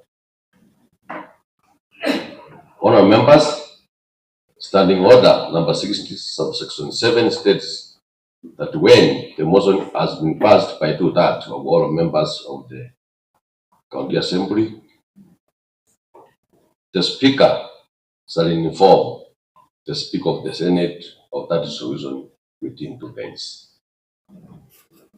This is some of the standing orders which we need to be reminded. Honourable members, I now put the question which is that cognizant with the provision of Article 181, subsection 1, A and C of the Constitution of Kenya, 2010, that lays down the grounds upon which the county deputy governor may be removed from office of the deputy governor by way of impeachment, as laid together with the procedure laid down under section 33 of the County Government Act, as further read together with the standing order number 60 and 61 of the Kisii County Assembly standing orders. And whereas the Article 10, as led together with Article 73, 74, 75, and 232 of the Constitution of Kenya, 2010, provides for the accountability for state officers to the public for decisions and actions as the key guiding principles of leadership and integrity. Further aware that Section 8, 9, 10, 11, 24, 32, and 34 of the Leadership and Integrity Act provides for the General Leadership and Integrity Code, to which breach of the public trust, failing to carry out the duties of his office in a professional, transparent, and accountable manner, using his office to unlawfully enrich himself, failing to conduct the duties of his office with impartiality and objectivity in accordance with Article 10, 27, 73, 2P, and 232, and practicing favoritism and engaging in corrupt or unethical practices, and engaging in actions that prove a person, and further aware that Section 11, 1, 2A, 1C of the Public Officers and the Ethics Act that provides as a public officer shall not use his office improperly enriching himself or others, and shall not accept favors from a person who has an interest and may be affected by the carrying out of the public officer's duties, and shall not, for the personal benefits of himself or another, use or allow the use of information that is acquired in connection with the public officer's duties. And further aware that Section 6, subsection 1A, C, 2 and 3 of the Private Act that provides a person commits the offense of receiving a bribe if the person requests, agrees to receive, or receives a financial or other advantage intending that relevant function or activity be performed improperly by that person receiving the bribe, and in the anticipation of all as the consequences of a person requesting for or agreeing to receive or accepting the financial or other advantage and activity is performed properly by that person or another person. Honorable members, further aware that the Deputy Governor, His Excellency Dr. Monda, has still failed to uphold the oath of office, and instead he has grossly violated the Constitution of Kenya as he abused the office, and his conduct is wanting. The County Assembly now resolves to remove Dr. Monda from office of the County Deputy Governor of Kisii by way of impeachment pursuant to Article 181, subsection 1A and the C of the Constitution of Kenya 2010, Section 33 of the County Government Act 2012, and the County Assembly Standing Order number 61 as read together with the Standing Order number 60 on the following grounds. 1. Gross violation of the Constitution or any other law. Whereas Article 179, subsection 4, first Deputy Chief Executive Power of the Deputy Governor, and whereas in the consideration of the provision of Article 10 and 73, subsection 1A, 3 and 4 of the Constitution of Kenya 2010, insofar as it connotes to the manner in which a state officer is expected to exercise assigned authority. Article 75(1) of the Constitution as read with Section 8, 9, 10, 11, 24, 32, and 34 of the Leadership and Integrity Act 2012 and Section 9 and 11, subsection 1, 2A, 1 and C of the Public Officer Ethics Act obligates a state officer to behave in all senses in a manner that is devoid of compromising public or official interest in favor of personal interests. The Deputy Governor actions of requesting for a bribe, receiving a bribe, is meant to compromise the integrity of the recruitment institution of WASCO, and the same is driven by nepotism, favoritism, improper and ulterior motives, and for corrupt purposes, in complete disregard of the provisions of Article 73, subsection 2B, and Article 73, subsection 2C. By virtue of the Deputy Governor requesting and receiving a bribe of 800,000, is in breach of the provision of Article 232, which obligates public officers to observe the value and the principles of public service that include high standard of professional ethics, fair competition, and merits as the basis of appointment and promotions and Article 73, subsection 2T of the Constitution requires all state officers to be accountable to the public for their decisions and actions. Honourable members,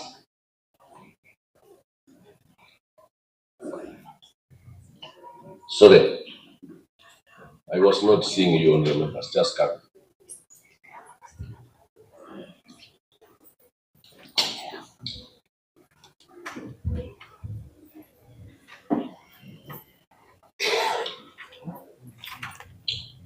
Honourable members,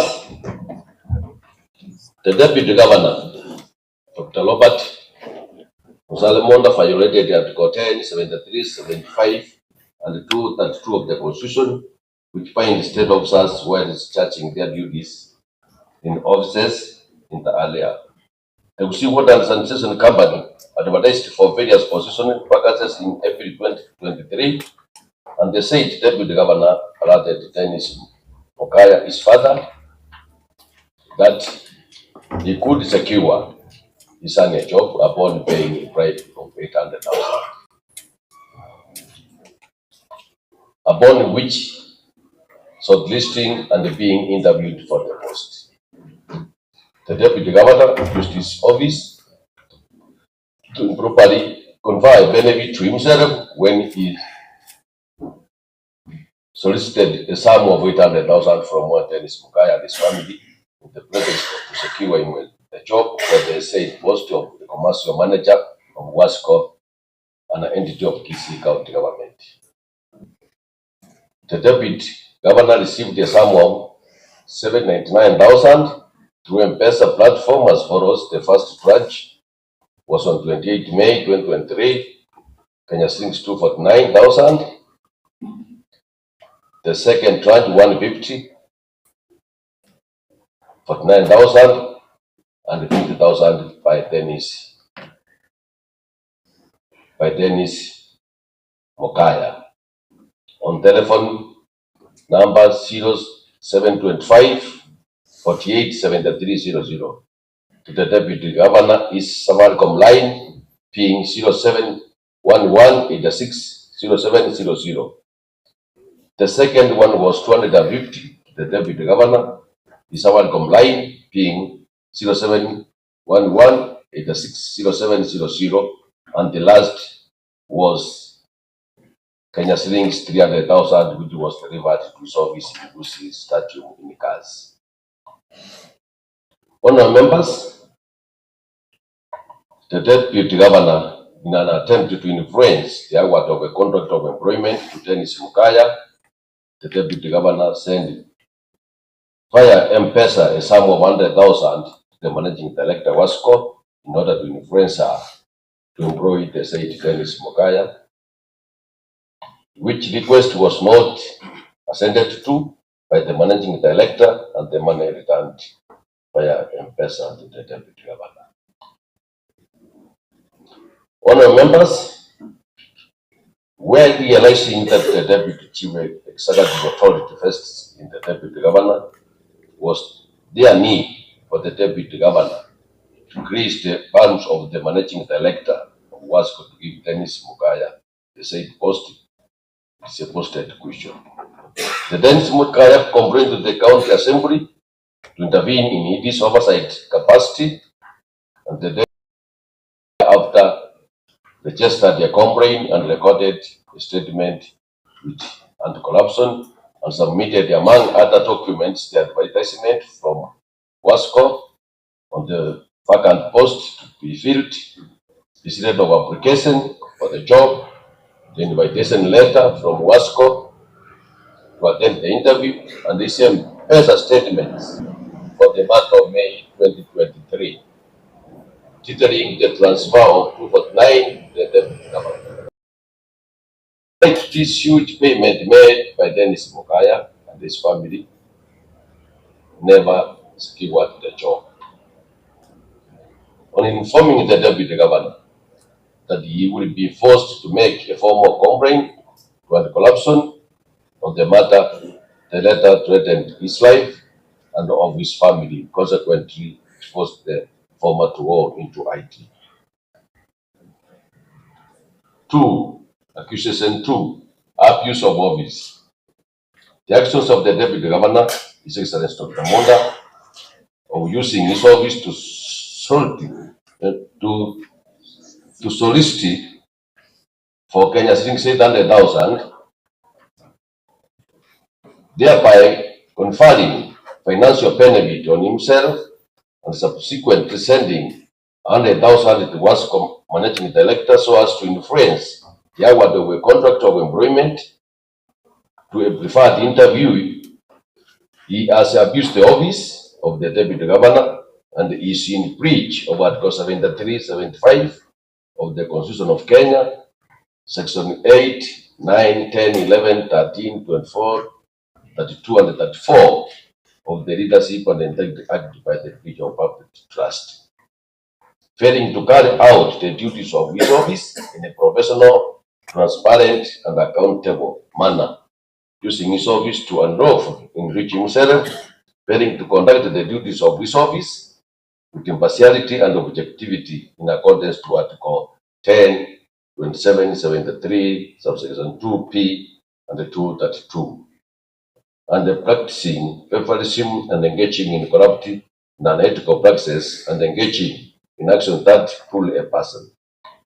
The deputy governor is in violation of Section 11, subsection 1, 2a, 1, and subsection C of the Public Officers and Ethics Act that provides that public officers are not use his office to properly enrich himself or others, and shall not accept favors from a person who has an interest that may be affected by the carrying out of the public officer his duties, and shall not, for the personal benefits of himself or another, use or allow the use of information that is acquired in connection with the public officer's duties, as well as Section 6, subsection 1a and C, subsection 2 and 3 of the Bribery Act that provides a person commits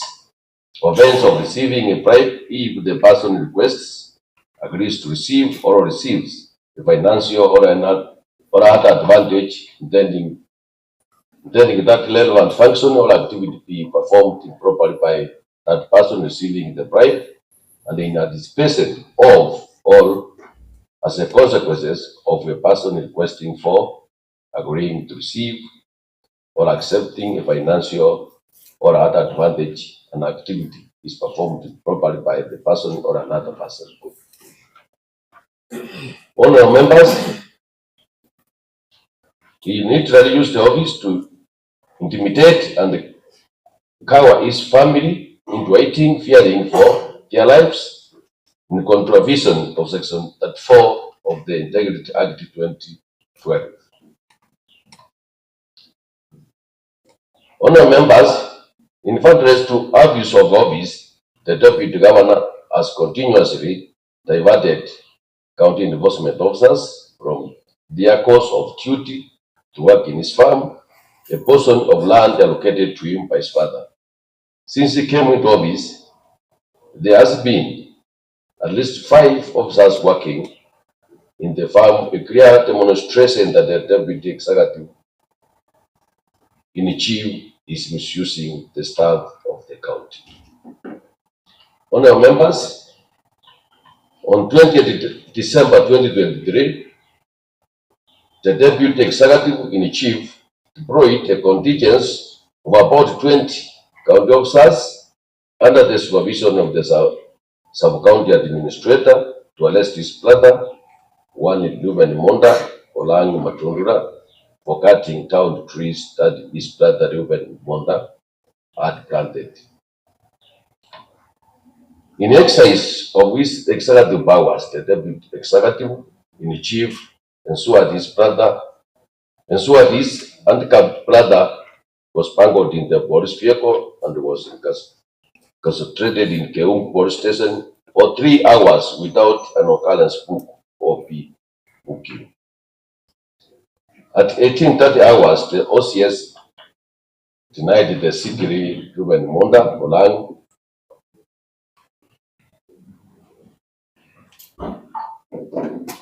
who suffers from high blood pressure and diabetes, and that he was immediately transferred to Kisii Central Police. At Kisii Police Station, the helpless Ruben Monda Olang was further detained without a booking on the OP and without the option of bail or bonding pending presentation to court.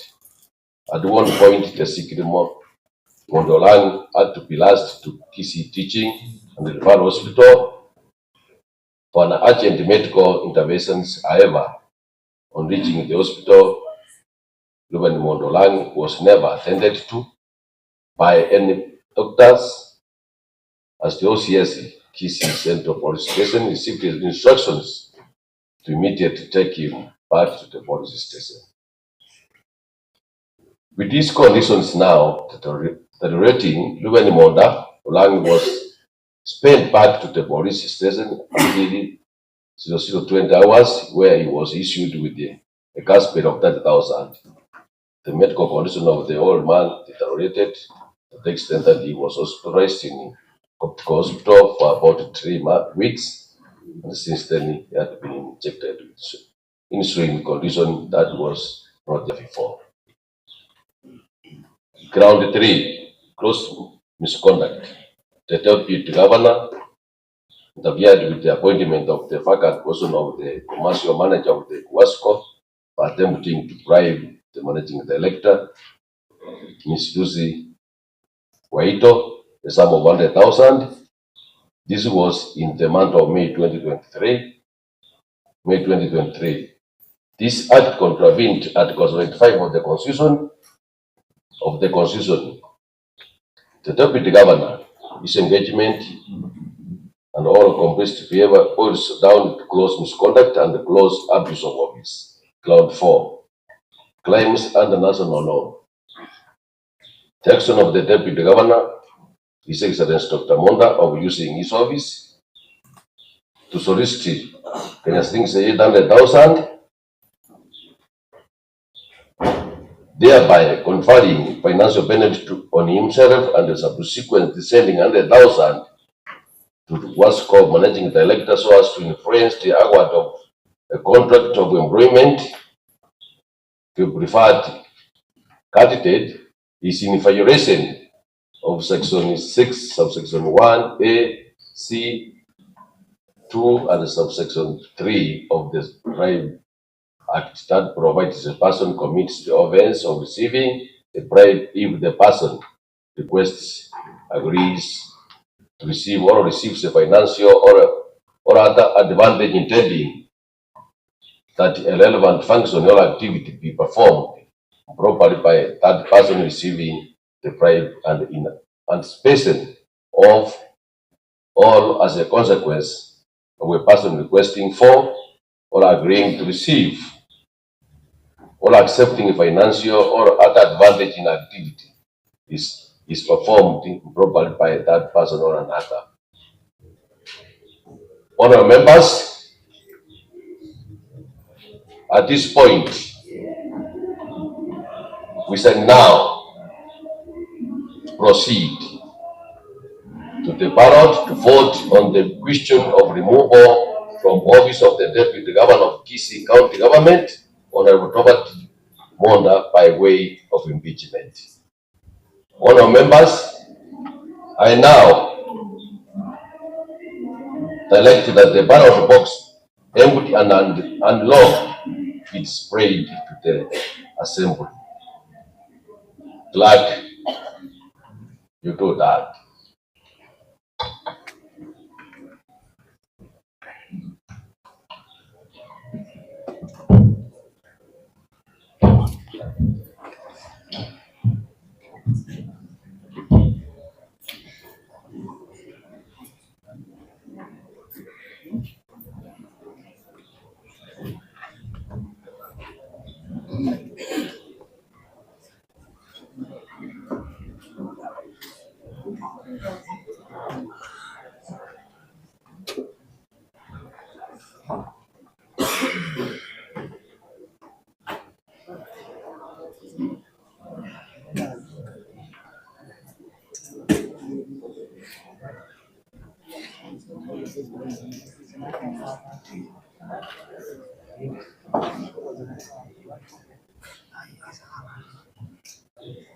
Honourable members,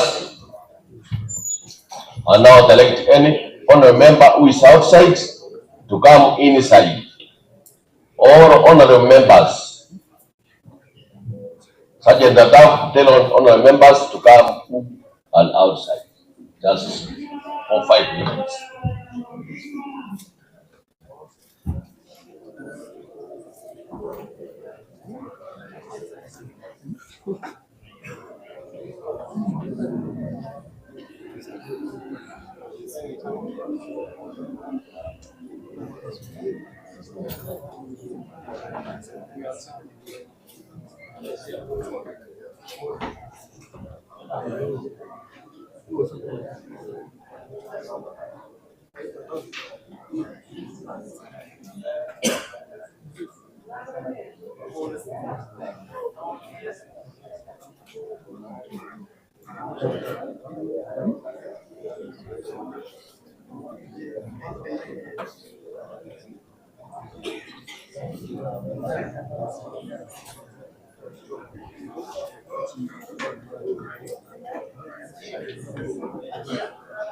Where are you here?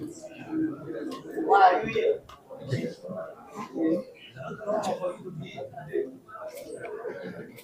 Why are you here?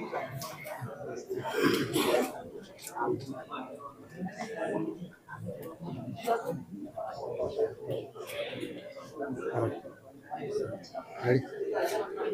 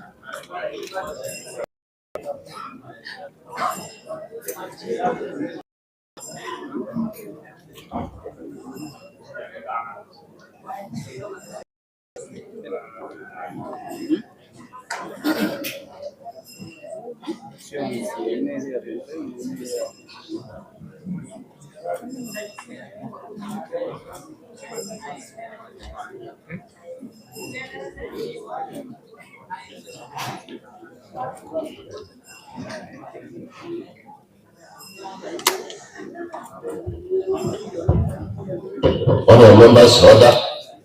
Sergeant Adam, now you can close the door. You can close the door. Honorable members, I now elect the clerks that the ballot box be empty and unlocked and be sprayed to the assembly, confirm that there is nothing inside.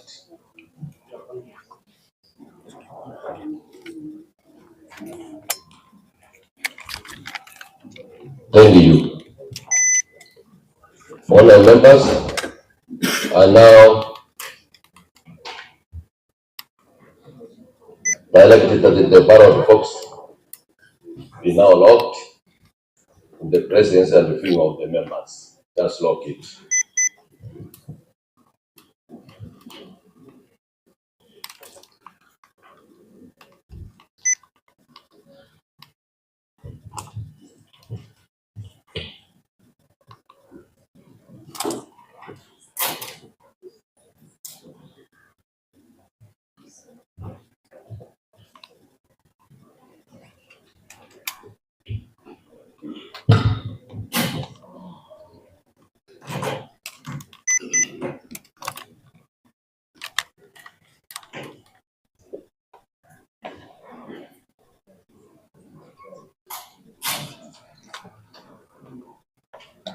If you are done, the boarding boot is on my left as sprayed. Can you put it there?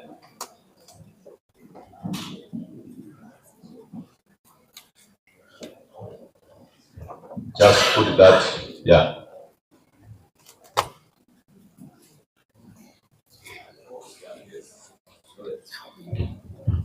No, it should be there so that you come on the mark here, you take and put it there yourself.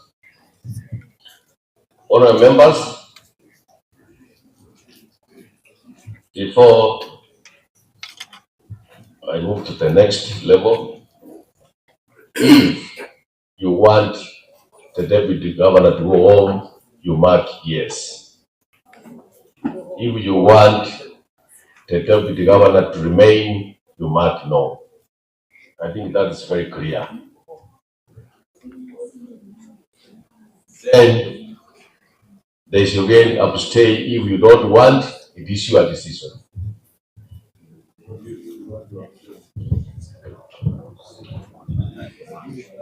It is self-explanatory leader. So members, it's good that we get propagated as we do this important exercise. Honourable members, I now direct the clerks to call out the names of the honourable members to cast their votes. The clerks.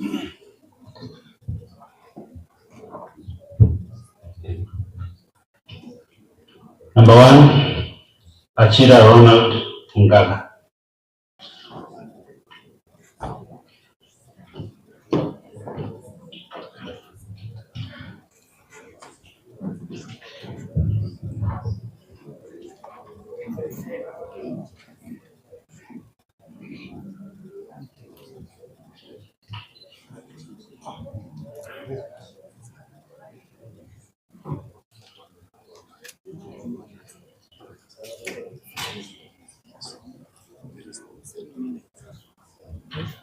Number 2, Alfred Asande Angor.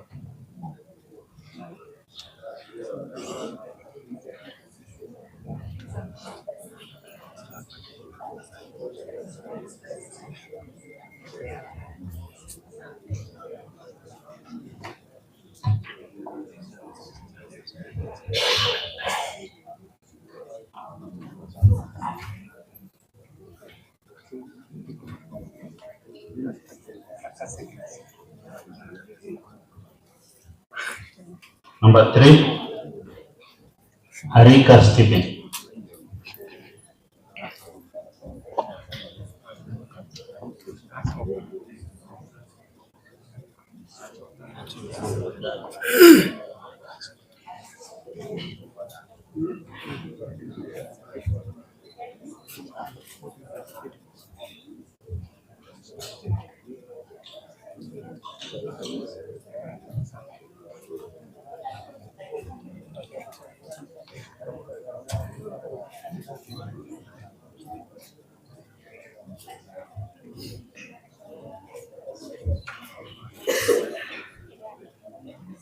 Ayema Paul Okombo.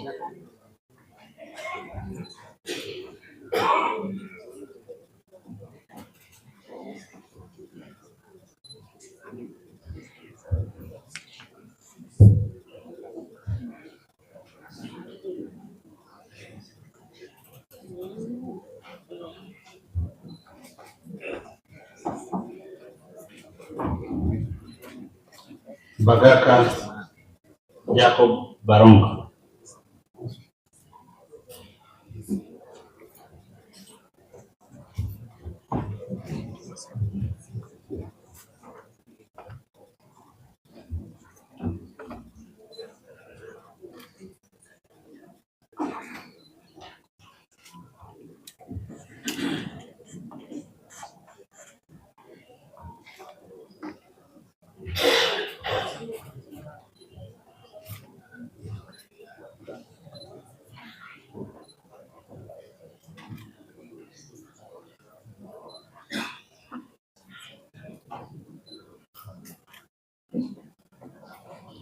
Batsheba Sanai.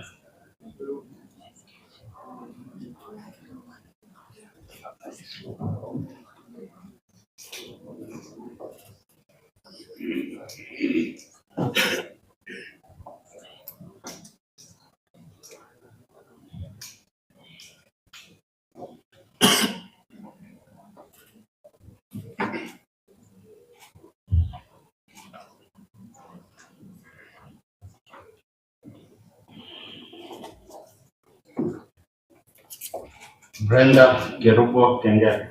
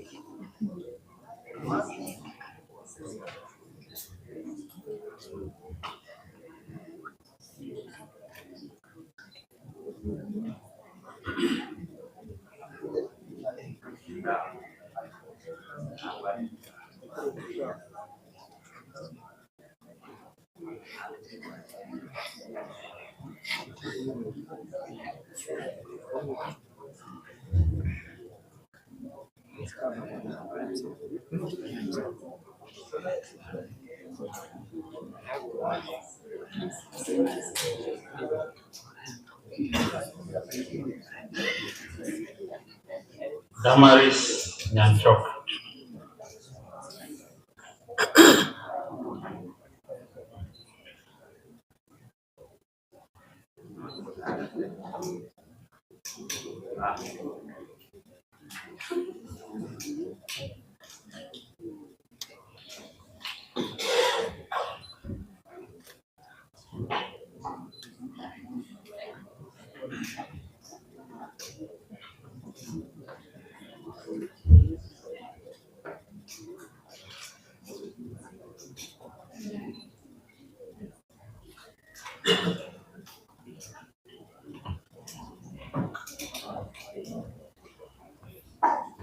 Evelyn Mora Mogira.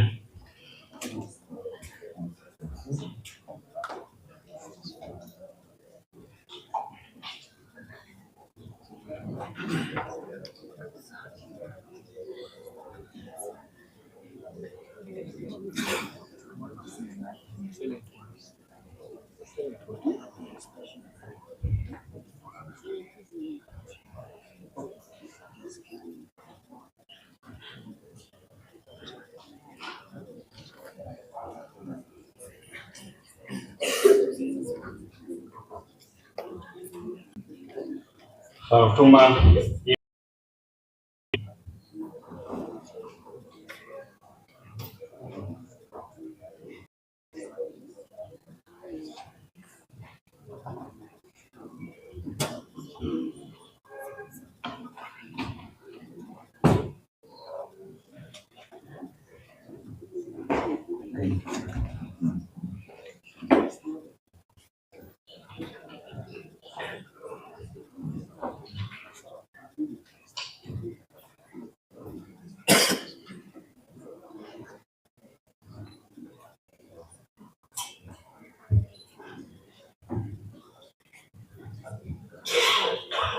Gaudens Mora Omariba.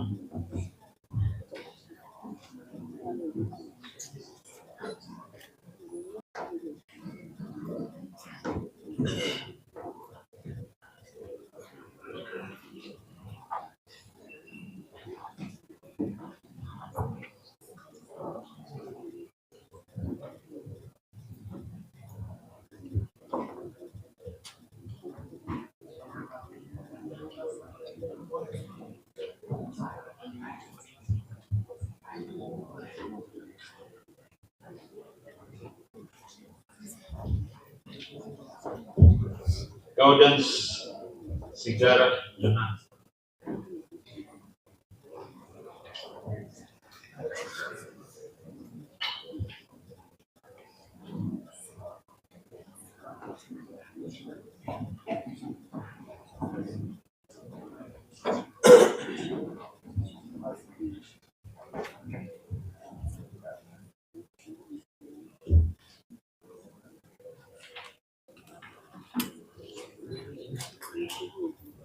Kanana Peter Moini.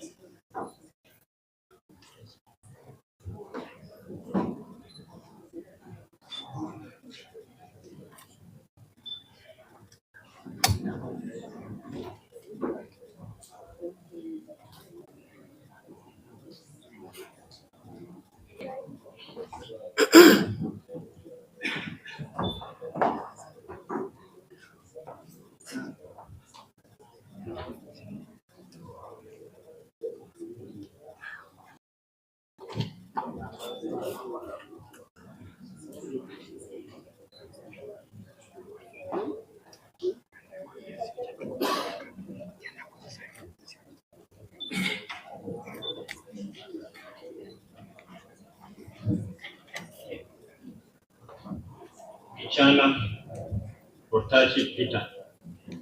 Tachi Peter.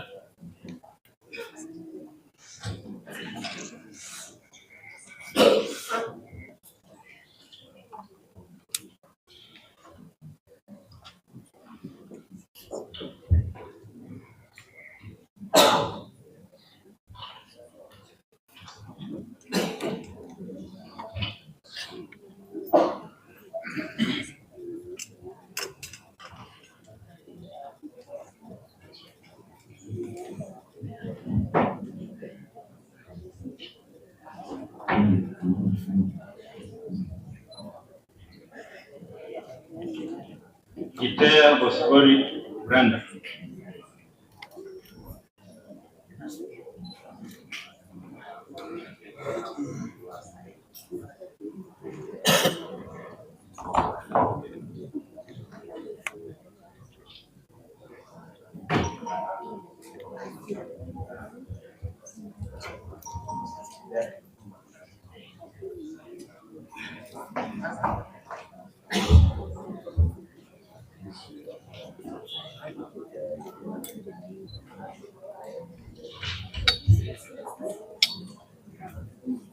Grace Bosgori Ongwai.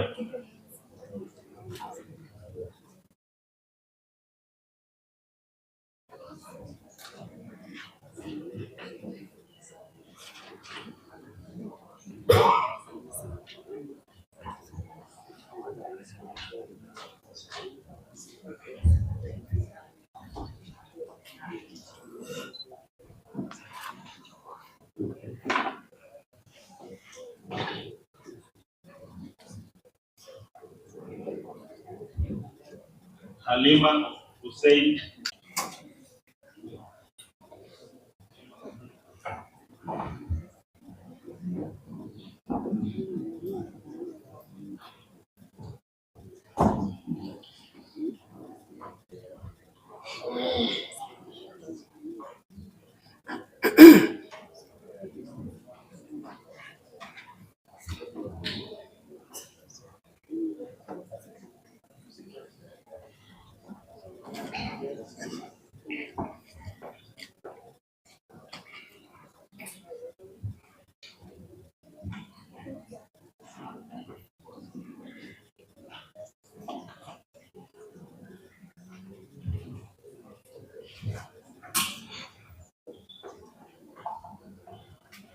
Helen Yamoi.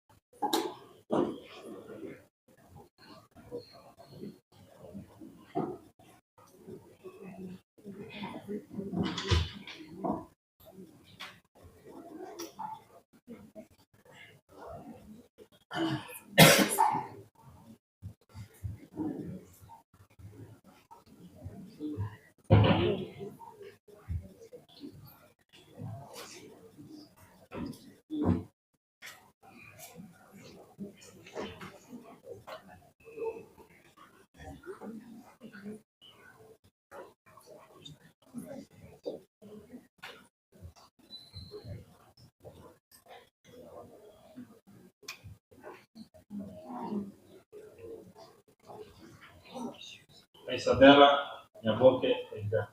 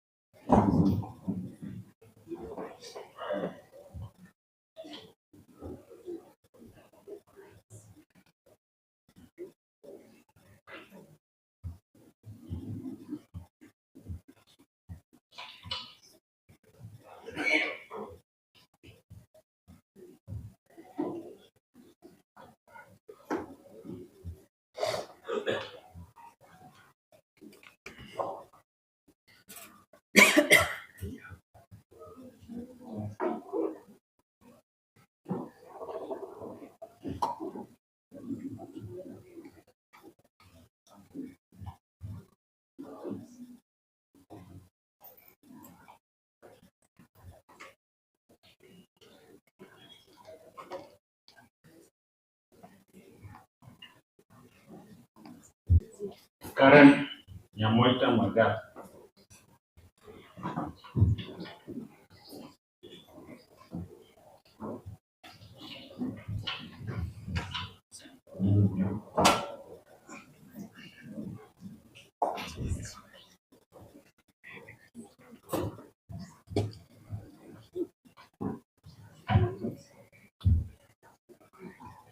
Kenyanya Jim.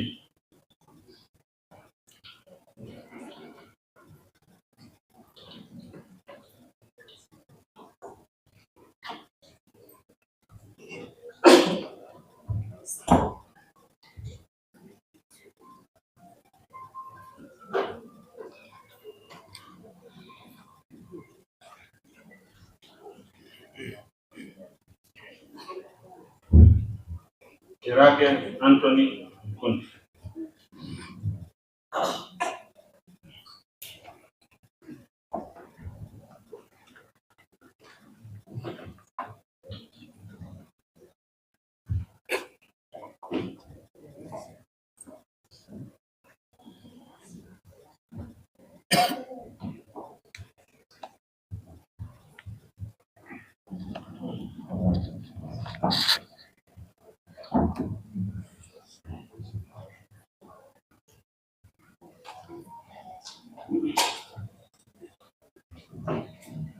Kimori Masieka Jared Jackson.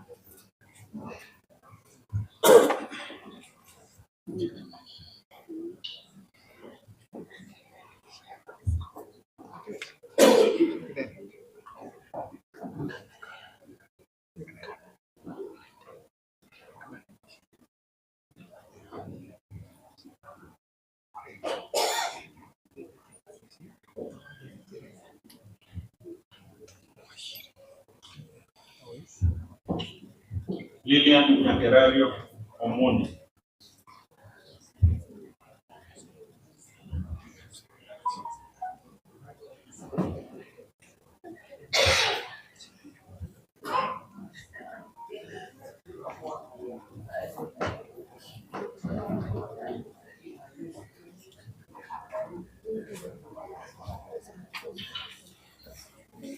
Lilian Anyango God.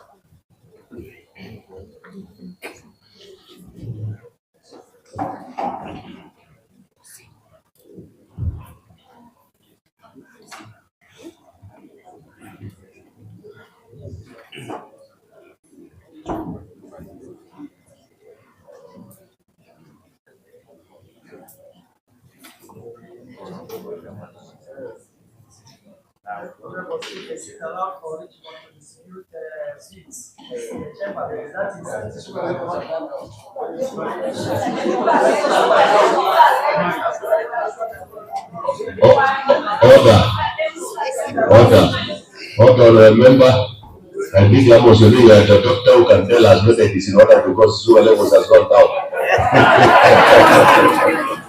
So, and I can see you have one, so you could have refused to take one.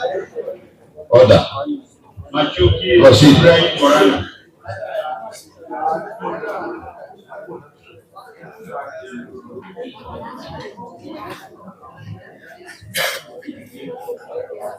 Ainama John Sam.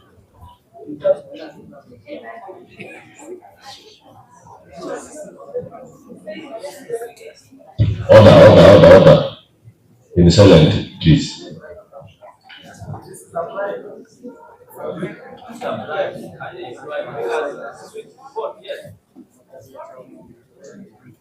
My Lord House.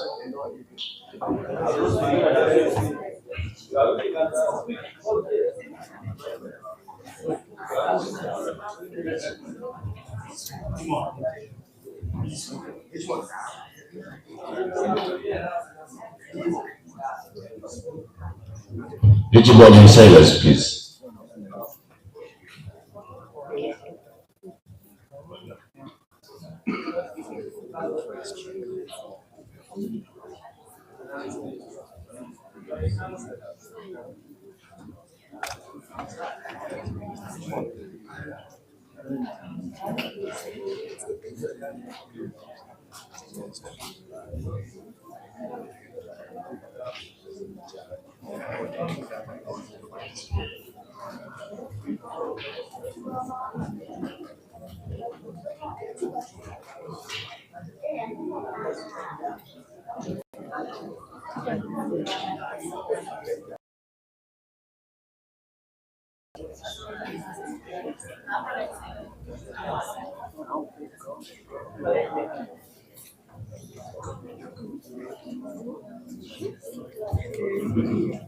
Maisiba John Monda.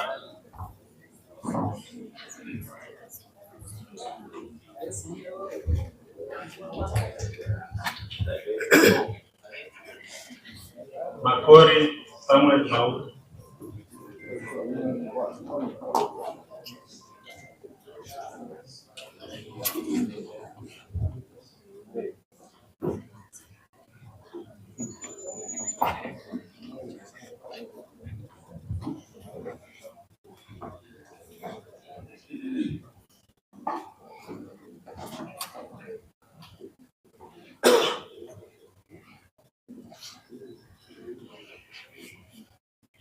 Makwai Beatrice Kerup.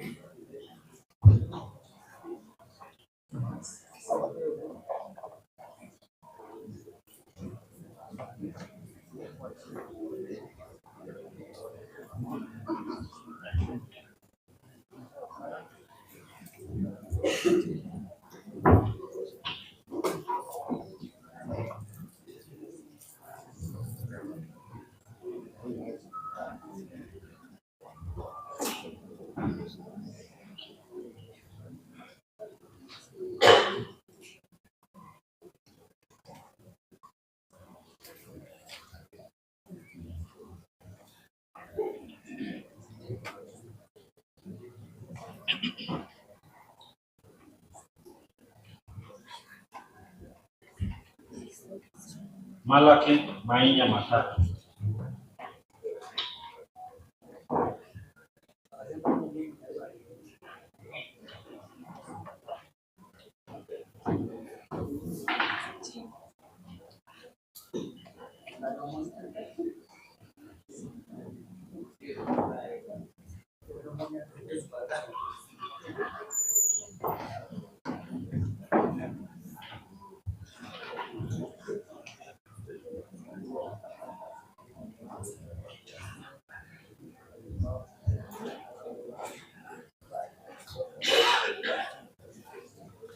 Mariam Musa Ek.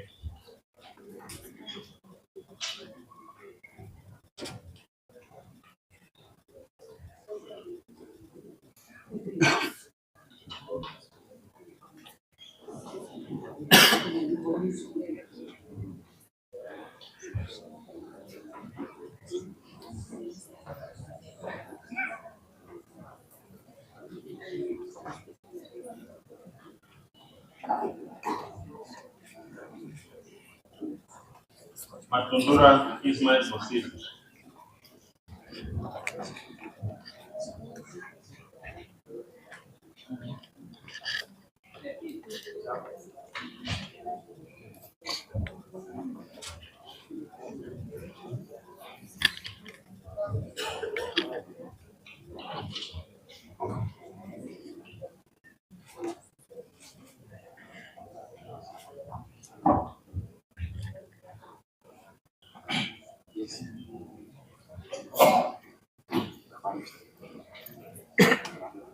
Michael Moseti Omar.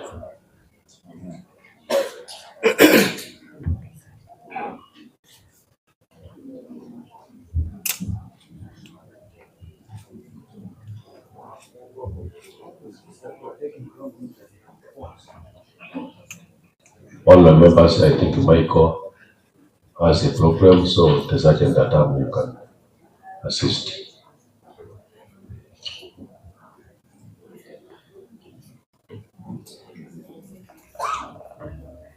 Mokaya Amos Omwel.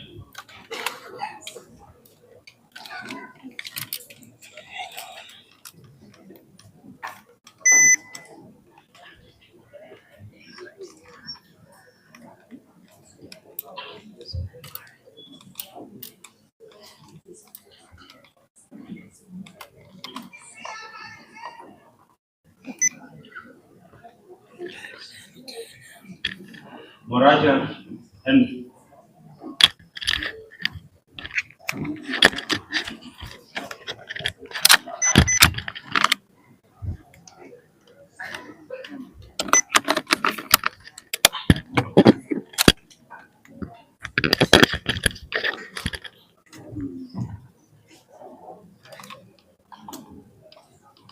Mose Celestine Bonare.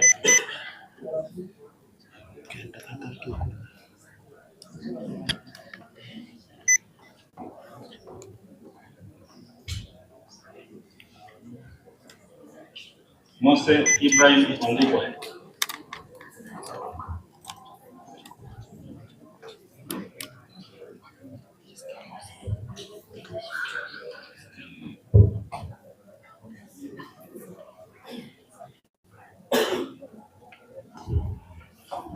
Motume Michael Chief.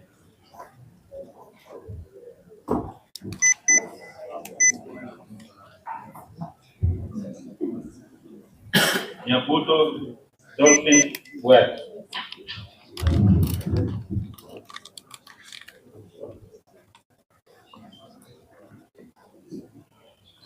Nyabuto Edna Kwamboka.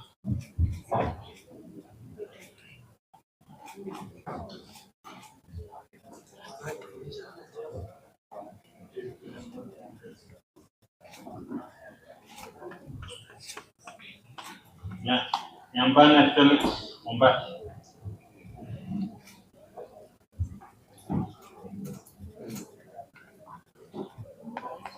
Nyamwaya Shem Moket. Yes.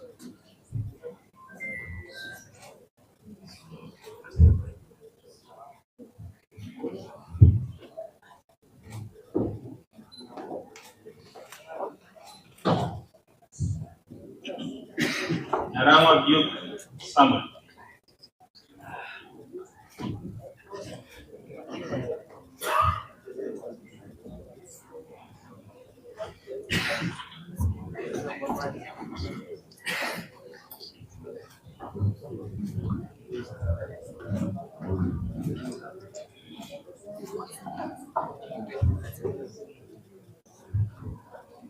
Obare Thomas Obare.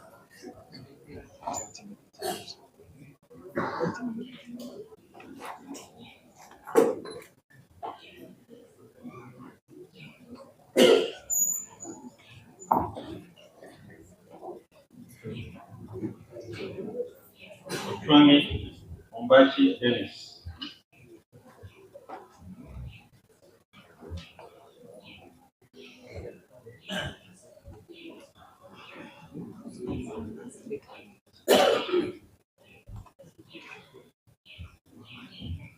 Ogugu Timothy Kende.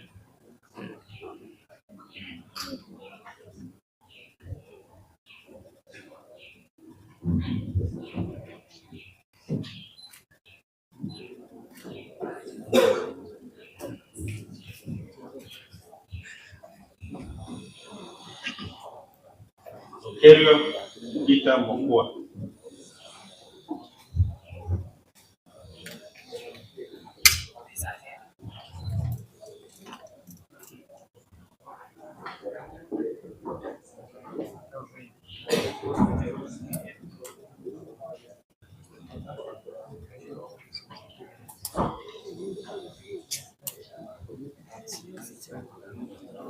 Omwamba Nicodemus William.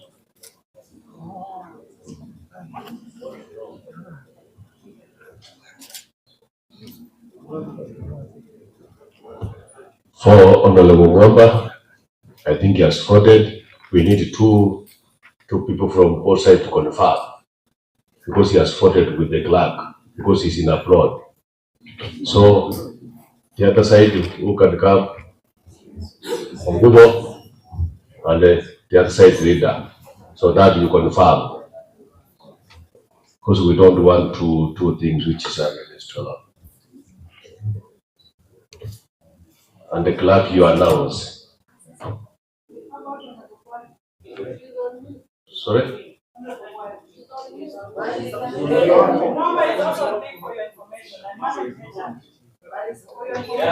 Honorable Lilian, you know, we are in the assembly and we are not about it. And this is officially.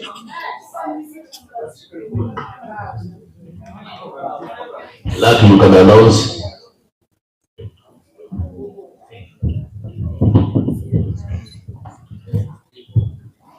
Honorable Omwamba has voted yes.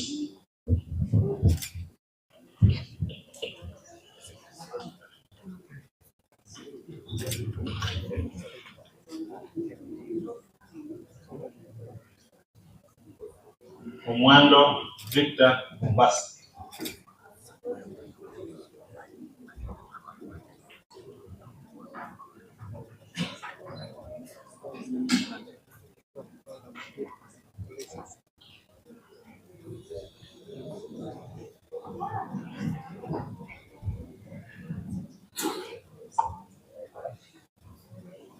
Ndari James Magoa Omare.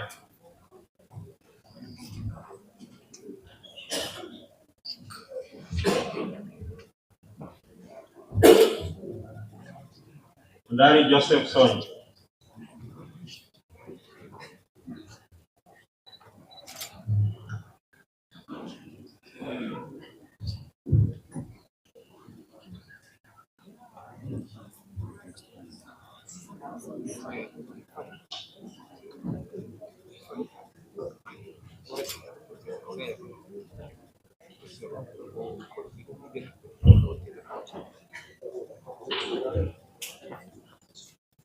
Onderi Amos Beg.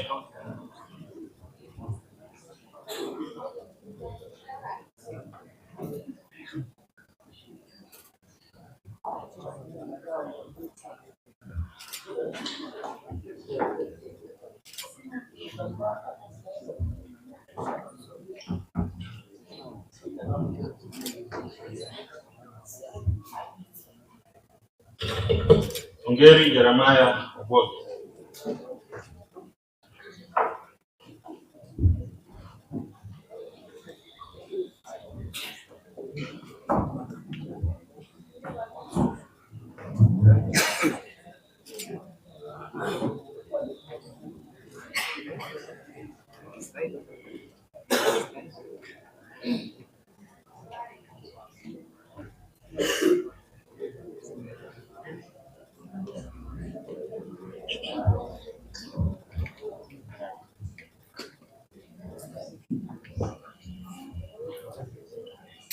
Ongoba Naftali Nyabeth.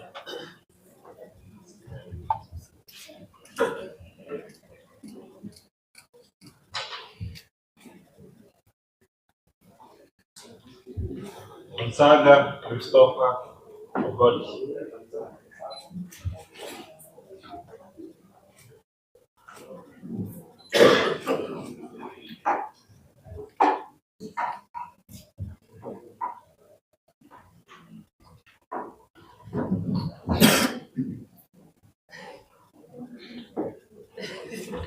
Nyangore Abuga Vincent.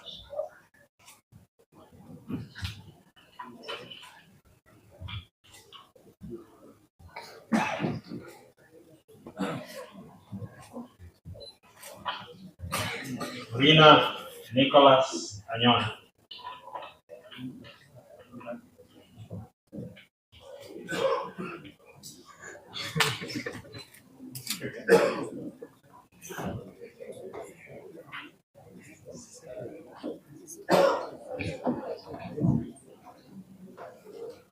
Yagi Cosmos.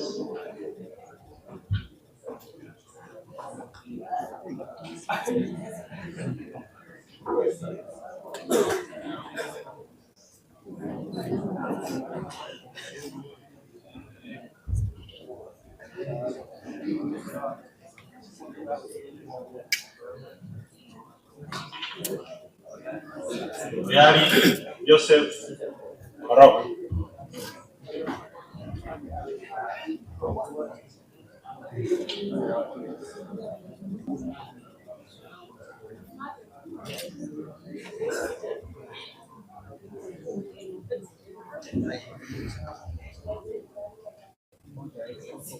Rabera Ortega.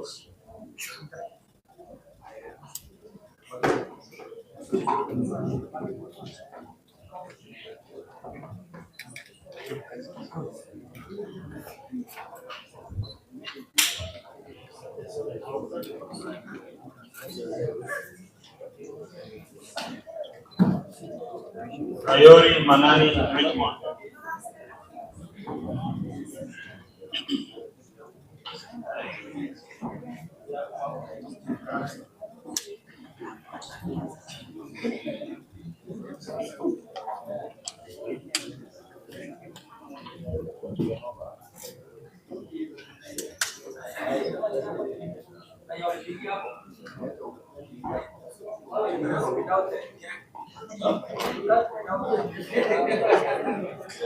Ruth Nyagechan.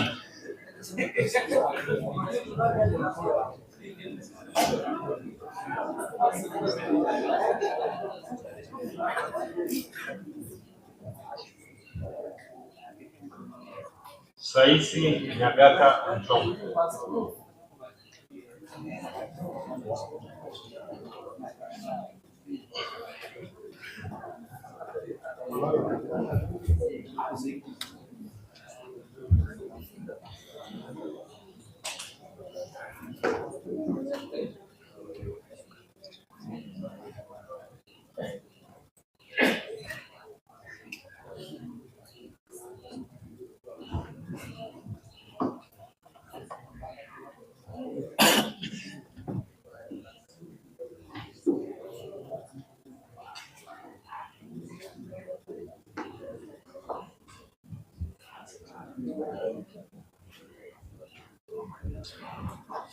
Luisa Dismas Consom.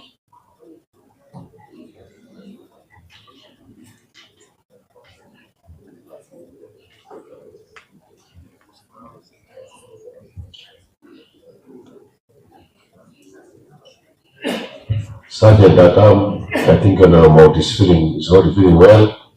You can allow him to go because he has voted. Where is he? Yeah. For him to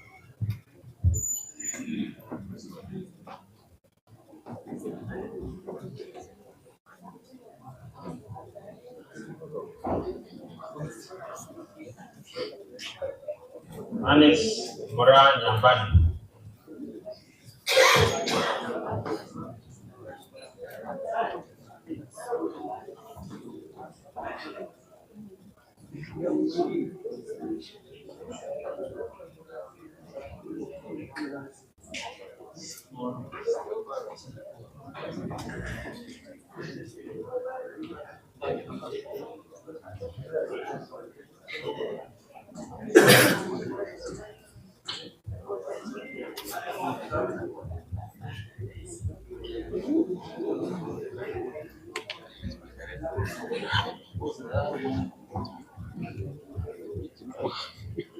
Walter Obare Muchachi.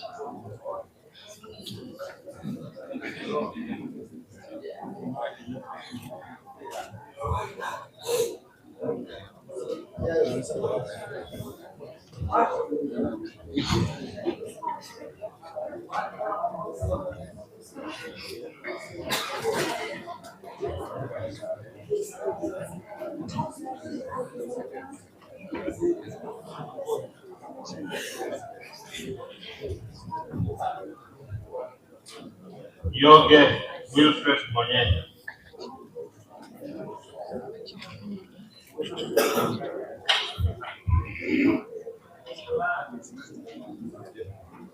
Sergeant Atam also on the level, so he's not feeling well.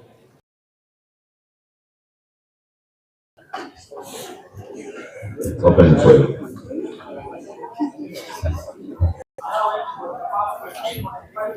No, the vamos, you are out of water. Those are the young.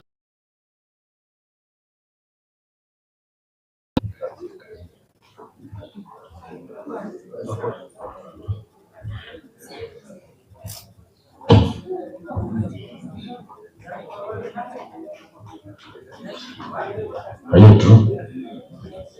Yes, Honourable members, order. Honourable members, from our records, every member present has collected the ballot paper and voted. However, I still have the opportunity for any member present who has not been called all who has not come down to collect the ballot paper.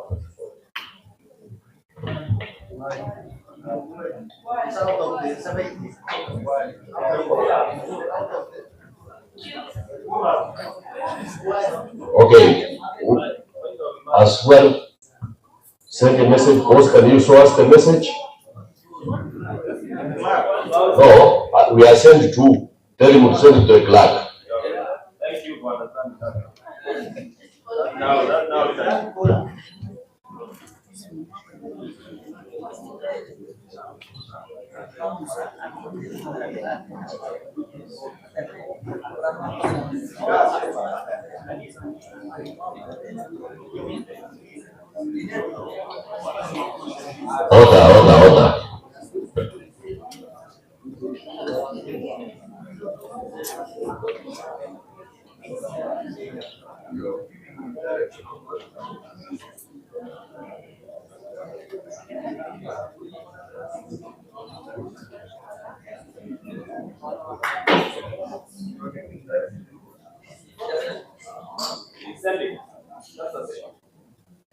As we talk on the speaker, I was wondering why the member for the last group of the governor comes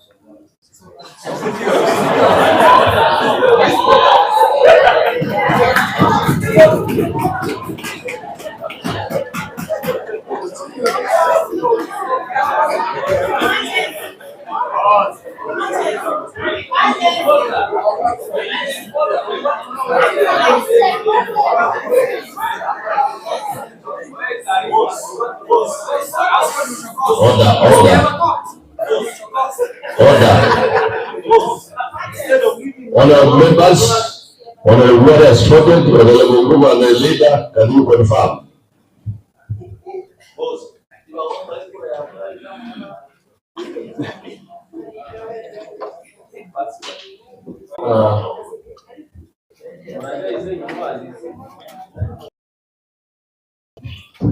For the record, Honorable Buhari has voted no. Now, given the fact that all the 70 honorable members. Now, yes, I'm was urgent for DG and the Deputy Speaker. Okay, leader, urgent for, yes.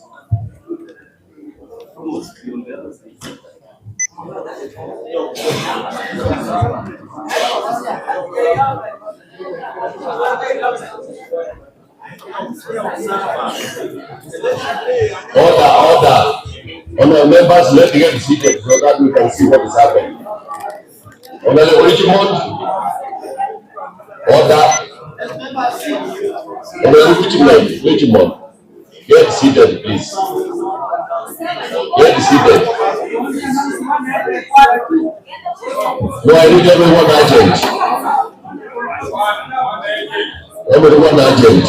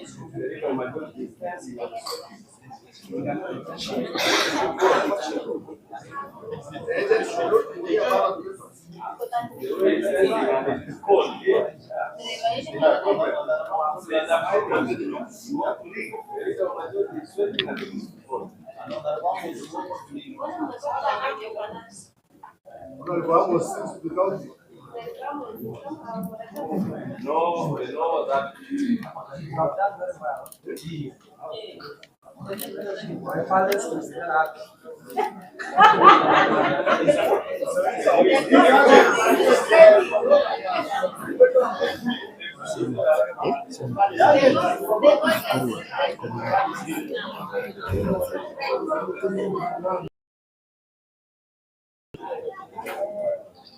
All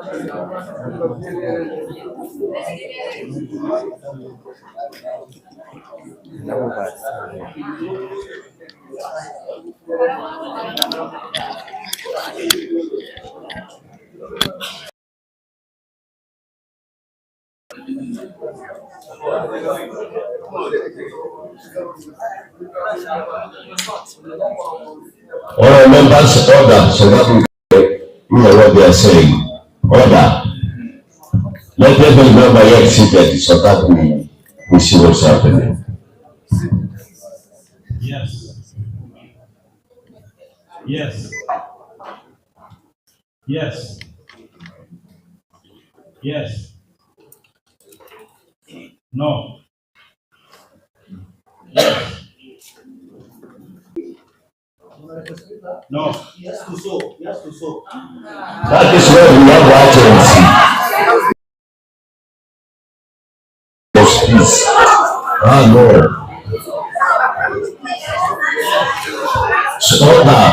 Order. Order, the ones who were taking, I said, so service were not in the assembly. Abstain.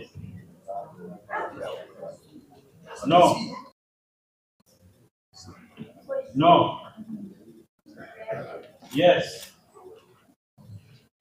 No. Yes. Yes. Yes. No. Yes. Yes. Yes. Yes. Yes. No. Yes. Yes. Yes. Yes. Yes. Yes. No. No. Yes. Yes. Yes. Yes. Yes. Yes. Yes. Yes. Yes. Yes. Yes. No. Yes. Yes. Yes. No. Yes. Yes.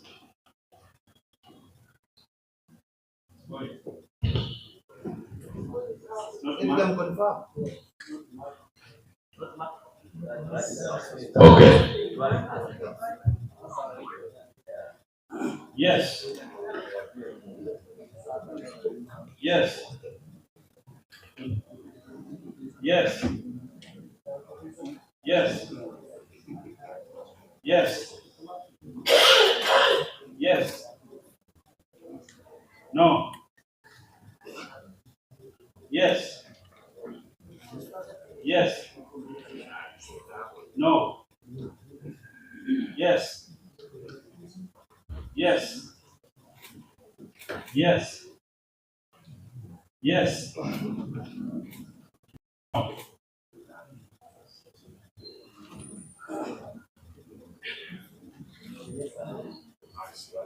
These are yes. 1, 2, 3, 4, 5, 6, 7, 8, 9, 10, 11, 12, 13, 14, 15, 16, 17, 18, 19, 20, 21, 22, 23, 24, 25, 26, 27, 28, 29, 30, 31, 32, 33, 34, 35, 36, 37, 38, 39, 40, 41, 42, 43, 44, 45, 46, 47, 48, 49, 50, 51, 52, 53. These are the notes. 1, 2, 3, 4, 5, 6, 7, 8, 9, 10, 11, 12, 13, 14, 15. Abstain 1. This one was not marked. 1.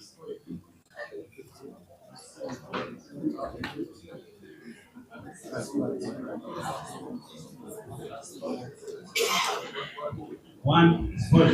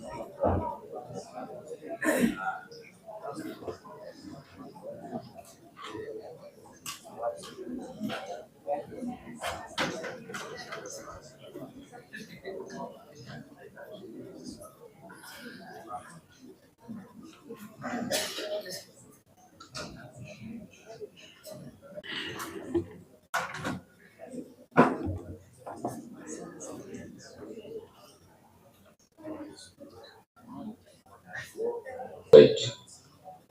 Honourable members, given the fact that the two-third threshold is for 7 members, and the yes has got 53.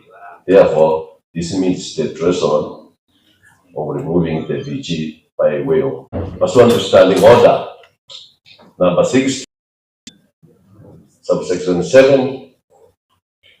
I now the Deputy Governor of Kisii County Assembly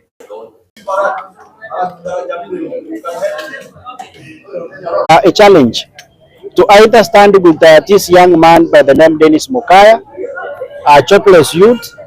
She had been promised by the Deputy Governor Robert Monda of a commercial manager, whereby he had assured this, so that at the end of the day, one Dennis Mukaya gets the job.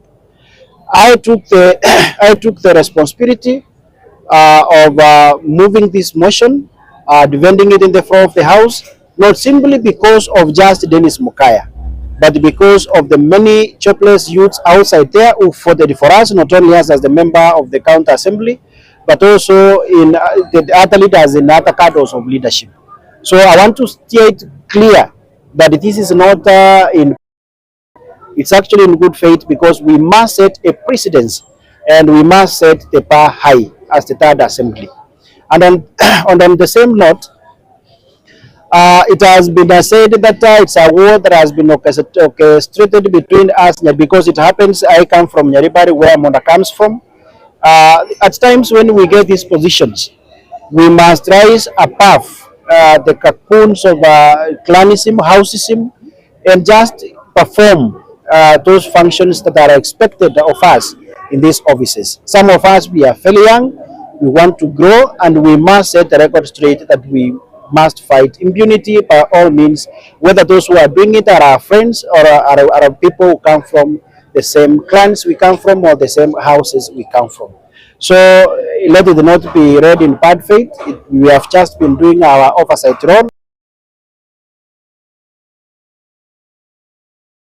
Kipi kwa sababu kutoka majengo ya bunge ya Kisii mweza kumimpeach, so what next after this? 2 days to communicate the resolution of the Kisii County Assembly to the Senate that the Deputy Governor of Kisii Republic of Kenya, so that now again we may be able to cross to continue supporting and cross our. We have to proceed to the Senate. Somebody thank Mheshimiwa Wycliffe Siocha mono nigo manyekanete bune mbande igondo mu MCA bwe ward ya Ichuni bitukoria mchire goseba igwana ne birengera na abwate kana rete motion yego cha assembly to gaiga abo ya abwate sogokora obukurumi gosokora bitari biya ase OBCI yabere gasi enkongu because mwana ona arenga gotete omusawo yana ni guchibesa no musawo moke no musawo kurunya libali ande no deputy governor no musani one nere nyali bali akuru so ibona abwato gokongo bonne sana go balance aite gotena na ko bunere liye ni gototegete twene kinga gasi ende yose iratoka soro gongoro rwa Kisii gose ese county yetu abaito nganyara baramba baga batari ko sabu so kuburi ngano gwate godfather gose no gwate besa gose no gwate kende so because abantu mbere bate banga no munyari bali kurana munyari bali onde yaya njeni gona choro tuna abantu baichune njemba korere gasi ne gasi yamo ya abantu merete ne gasi oversight in the process yo kore ke gatwa kora na goitie motion baroro mware chigasi chiatangazo chigasi ne gutangazo na kina kire krama okere ne binde bigotwa bikorre tore na kore ndabu tutabuwa tubombo chibonde bwenzi na singe njiye gasi iri mwata chorre because Mheshimiwa Robert Monda no musani one no mumuro no musani one so yarenge gasi enkongu koranga ngai koranda kuchira kinene ngatanga tigante na sekene so ndora arenga mbo benakora tigamanya ngene gasi yane ngo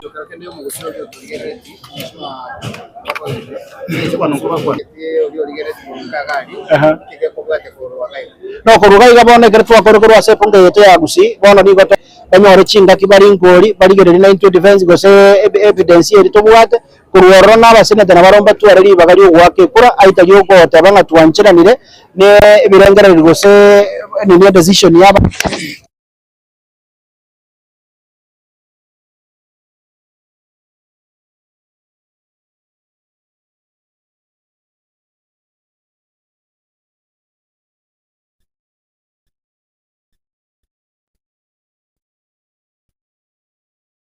support Moske Monda abe impeached lakini nabo atari bagari yo kugenda assess mugabana eguri baga yo kochoro mo deputy governor onde amangana na ararenge as media yesterday tatikuborie viongozi b'ikanisa banyora ntuno mugabana bakaborie mugabana aichakwa na ba MCA elinde emotion erusi wase assembly ya Kisii ndatuko batebia nga emotion yenjarenge mugabana ele emotion yarenge assembly igo ba MCA na ba wate chinguru choko yarigereria bakomo ari buna baikirerero igo onye bakugani guchako kugaya na gukubwatanye mu Kisii tigaba chake tubwati magosora kiya sigasi tugenda tokora ne rito tomire kikatiba ya mono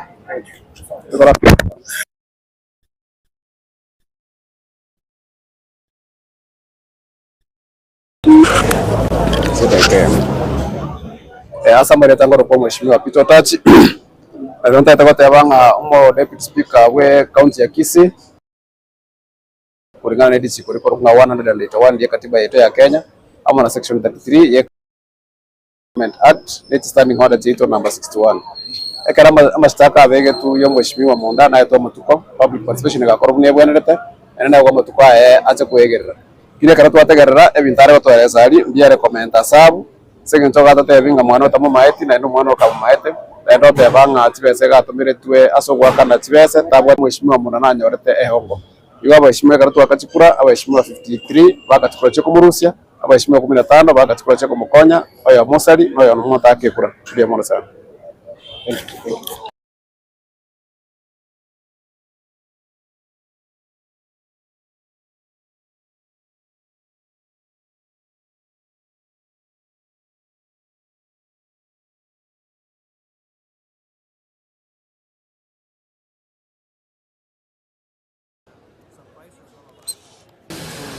Engage the members of the county assembly to actually drop their feet.